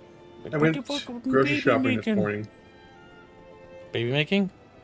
No, grocery shopping. Yeah? And I went to HEB and bought a very nice clove of bread, pre-sliced, and garlic butter. So we had a very good garlic bread for dinner. It's great. With the spaghetti. I'm looking for passage to Half Ogre Island. Passage will cost 100 coin a head. I'm glad you know where that is. Goddamn, this boat thing is like killing Gibbs's wallet. I have to go exploit the economy. And I don't believe you, Reguline. I tried the garlic bread and I was disappointed. We're on Half Ogre Island now.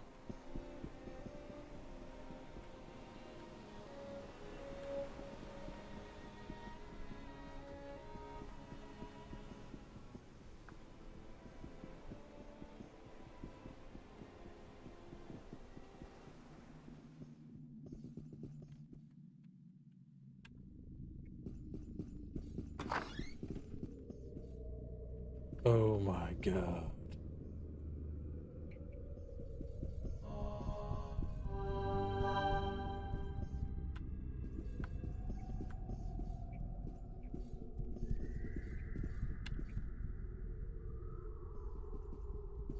There's an unlocked save over here.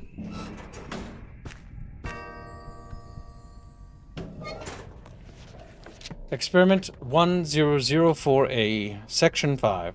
The male human-female half-ogre coupling producing offspring seems to be an extremely rare occurrence, and cannot be depended on for significant numbers.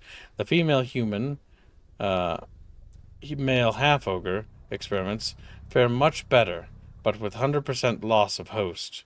Experiment 1008, 5CE, Section 2. Our rate of experimentation has increased with the new influx of female subjects from the lower part of society. These new hosts cannot be even relied upon to go to term, being in such poor health.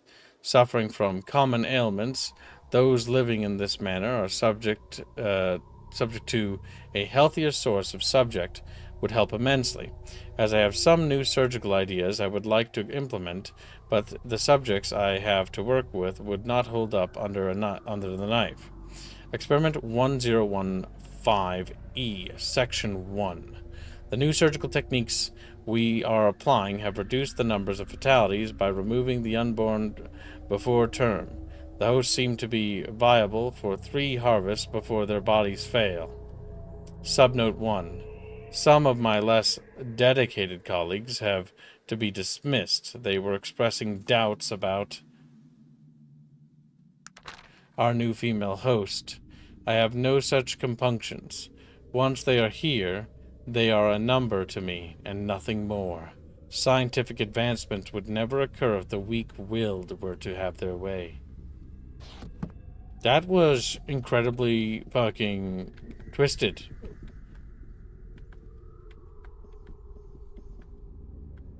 Well, this game is continuing to take another dark turn.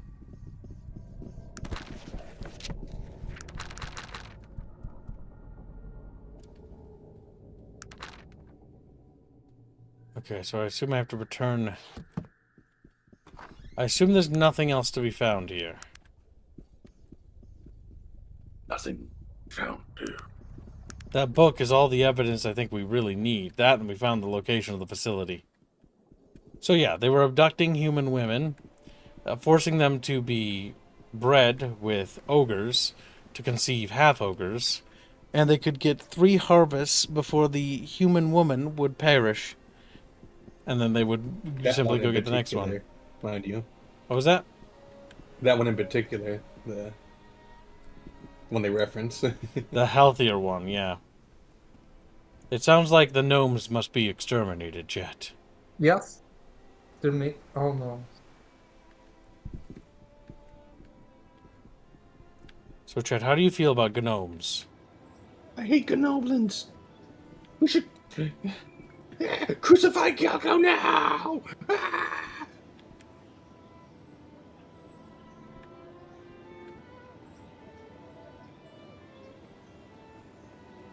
My God. The Chatfishes are not gnome friends. Chatfish have always hated gnomes. Chatfish are gnomes. Wow. So they made gnomes genuinely like a monstrous race in the setting. That's incredible. That's incredible. You must have played a gnome, kid. Think about it.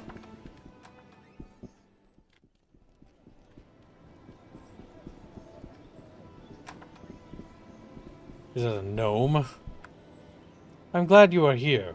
You were working with Tyron, were you not? Who are you? Where is Tyron? I do not know. I was meant to meet him here. We were to exchange information. I don't believe you. What have you done with him? I could be asking you the same thing, barging into his house uninvited. I have been a colleague of his for quite some time, and he never mentioned you. But I do know who you are and what you have recently acquired, something that could be damning to certain parties, yes? No, what makes you think that I have? Ah, I see that you are wary. That is smart, as the trail we are following is a dangerous one. He thinks for a moment. Very well, I will share you the information I have gathered, and you can decide yourself whether to believe me or not. I'm not certain how much of it I believe myself, but this is what I have found. I'm listening. About 55 years ago, a group of gnomes from various parts of Arcanum began to acquire large amounts of money from investments in the new technology as their wealth and perceived influence began to grow. Age-old prejudices began to surface. Gnomes were thought to be miserly thieves. The other races did not trust them to gain power. Go on. There were thefts, beatings, and threats, mysterious letters in the night, warning the little gnomes to keep to their place. The gnomes tried human bodyguards to no avail. Any human that would be a bodyguard to a gnome at that time was by definition an untrustworthy, shiftless sort. At first they tried unsuccessfully to breed elves and orcs into some bestial magic hybrid to do their bidding. The Siamese twins. Exactly. But you know all about what happened with them, now, don't you? It was a foolhardy idea to begin with. Any rate, the orcs have a natural dislike for gnomes, and gnomes needed something much more docile. I'm listening. The next obvious choice seemed to be half-ogres. Tired of being hunted and the promise of large amounts of food gained the gnomes extremely loyal bodyguards, but there was a problem. And half-ogre was a very rare thing in those days, and with good scientific reason. For being so, and the gnomes without bodyguards were used as leverage against those protected. Please continue. The greatest concentration of these gnomes were in Tarant, which was still a monarchy at the time. They pleaded with the king for his help, but the last thing the king wanted was a group of rich banker gnomes with power in his kingdom.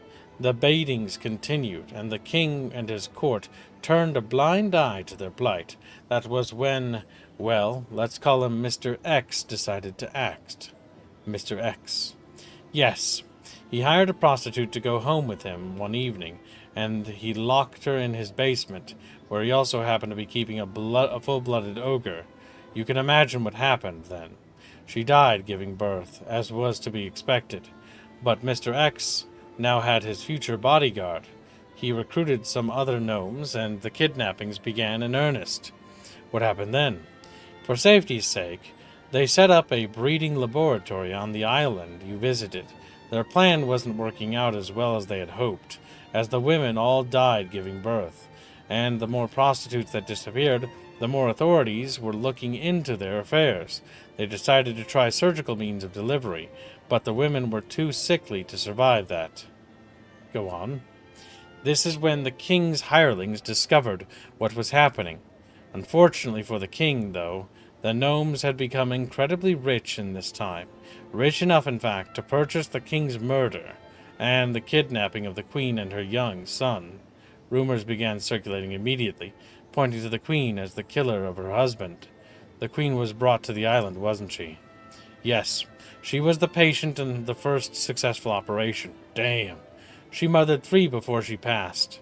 I believe soon after the Industrial Council gained power in Tarant, the disappearance of prostitutes began to slow down, but a mysterious rash of disappearances of the wives and daughters of the political enemies of the council began. That is horrible. They only lasted for a short time. That's fucked up, ain't it? They only lasted for a short time.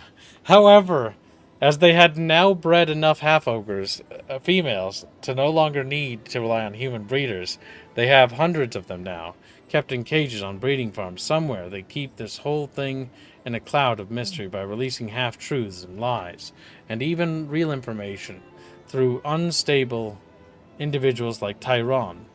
So no one believes any of it. Exactly. Everyone believes it to be the imaginings of madmen and paranoids. Is this all true? That's a good question. We must not be too anxious to believe it, because we want it to be true, or too anxious to disbelieve it, because we want it to be false. We must remain neutral in our decision as to whether it is true or not. What? That's absurd. It is either true or it isn't. Then none of it is true. Well, maybe some of it. I'll bring proof to the press. I'll expose this whole thing. What do you have? Nothing. You have a journal that was left for you to find, on purpose, which could have been written last week. What have you seen? Why, I believe you saw an abandoned warehouse with nothing more, save for your twisted imagination made it out to be. Why are you doing this? I've had enough. I will now vent my frustration killing you. Why are you doing this? We always need more converts to spread the word. You might have had real information, but now you don't know anything. What have I told you that is real? Feel free to tell anyone everything I have told you. I'm sure the press would love to hear your story, perhaps. Good day to you, sir. It's been a pleasure. My pleasure has not yet begun. It involves your excruciating pain. I'm beginning to dislike. Get away from me or I'll cut your stinking beard! No, you won't. I don't believe that he's level 45, because he's just He's a very fucking, strong gnome. like, Very gnomes experienced okay, gnome. gnomes level up by being evil in this setting, so that's why I said, like, hate gnomes, hate gnomes. That's He's like, unconscious soon. every gnome you, yeah. They're basically little communists that go like, oh, we are oppressed, time to commit, like, horrible stuff, you know. We killed that sick son No of one a will bitch. believe you. My god. And so that's the end of that quest line. I assume you just can't really continue it. Despite the fact that the implications are fucking colossal. But yeah. If you go back to the island, it's wiped off. Yeah, I imagine, because Nothing they there. cleaned it up. That's why he talked to me and mentioned that no one will believe you. So, How can I help you? this massive fucking conspiracy, that's the end of it. There's nothing else to have. Nothing else to do about it. That's probably seeded for a future game, by the way. Yep, but Never happened. never happened. That is insane, the implications. That's actually horrific, what the gnomes did. And that would be one of those cases of, like, why gnomes need to be genocided. They do. Now, while they aren't abducting women anymore for those experiments, that's inexcusable. The fact that they did it is already, like, too much. They are still abducting women, though. Based on those number accounts in that log, thousands of women died. Yes. Now they have female half of them. So they don't need human women anymore. Yes. The reason why the gnomes don't want it to be revealed anymore, because they never wanted it to be permanent. But that still doesn't excuse their actions. It means the gnome elite needs to pay. They need to be wiped the fuck off the face of the earth. Now, what it does mean is it doesn't necessarily insinuate that all gnomes are complicit in this. But at this point, after seeing all the gnomes to commit all the crimes they've done, it's kind of one of those cases of, like, screw the orcish question. The orcs, I feel bad for those poor guys. The gnomes. Yes, the guys you murdered. Do you understand now why I hate gnomes? Gnomes need to be exterminated.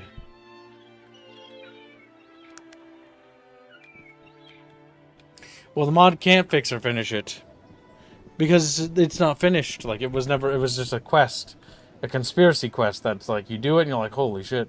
It's also That's not pretty the dark. main quest of the game. Now, the only nice thing about the quest is it kind of explains why gnomes and all the elite have half-ogres. But that's about it. It's not really tied in a lot, so it's not necessarily the best quest ever, but it's a really good quest. Especially because it's not really tied into the main plot anyway, because it should be. The ramifications of that whole quest is insane. But yeah, gnomes are vile. Vile, vile, vile, vile. Maybe orcs are naturally aggressive to gnomes because they recognize they're evil. After all, They're like dogs. orcs, while they are aggressive, are usually not aggressive unless provoked, based on our encounters with a lot of orcs. Except for orcs in the wild, right? Savage orcs. But orcs in the city usually don't attack you unless you provoke them. No, orcs being aggressive towards gnomes or having a predisposition to disliking gnomes, perhaps there's a reason for that.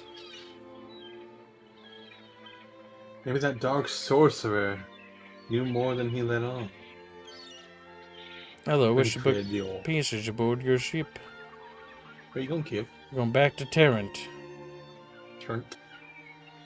Actually, before we do that, let's double check with What is it Virgil. that you want of me? What can I answer for you? Like how none of the characters had anything to say. That's also one thing that bothers me. A quest like that, and the whole party should be involved. That's the why. party shouldn't. Yeah, they're just be talking silent. about it. Like fucking the fucking bar guy that you became friends Like, with well, should be like, oh. Like, this should open up an entire path for basically starting a revolution in Tarrant and like overthrowing the Gnome Council.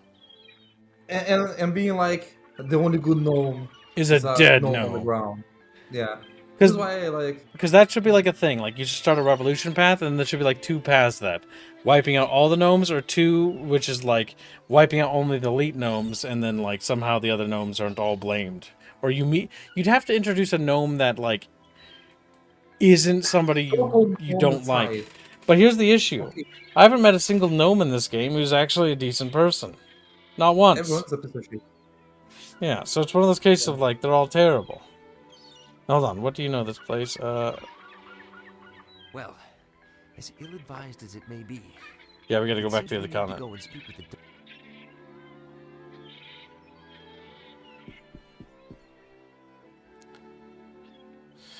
I'd like to go to Tarrant. Passage for 6, and it'll cost me an arm and a goddamn leg.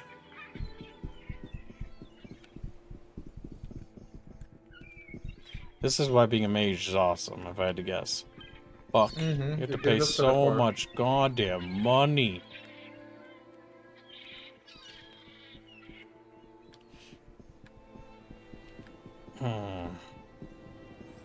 However, I also feel like this is a pretty good spot to wrap it up, because that was quite the shocking reveal. So we'll wrap the stream here, I think. And then we'll be popping in the Discord server and after stream hangout. But yeah, we made some serious progress. We found out about the Dark Elves. We also found out that the gnomes are just evil. Like, honestly, they're just, like, it's like, oh, the Dark Elves, they do like creepy. And it's like, oh, they're creepy and maybe evil. And then, like, then you hear about the gnomes from that quest, and you're like, you know, really, I think of all the evil things, like, no, Dark Elves aren't even remotely evil. I think the gnomes are by far the most vile creatures. But yes. Dark Elves so far seem like the CIA and levels of evil. Yeah, it's like they're just disappearing people. They're not abducting women and young women and having them be bred to death by ogres. Literally breeding them to death. Because none of them lived. Like, all the women that were abducted were forced to conceive until death. Or disposed of. Or killed later. So, because they had to cover it up. So, yeah, no, like, they're fucking vile. Gnomes are vile. We should wipe them off the face of the earth. I am for gnomicide. Alright, either way, chat. We will see you in tomorrow's stream. Thank you for your generous donations, and thank you for making today's goal and getting a good chunk of the way to tomorrow's. See you later, chatfishes. Goodbye. See ya. Have a good one.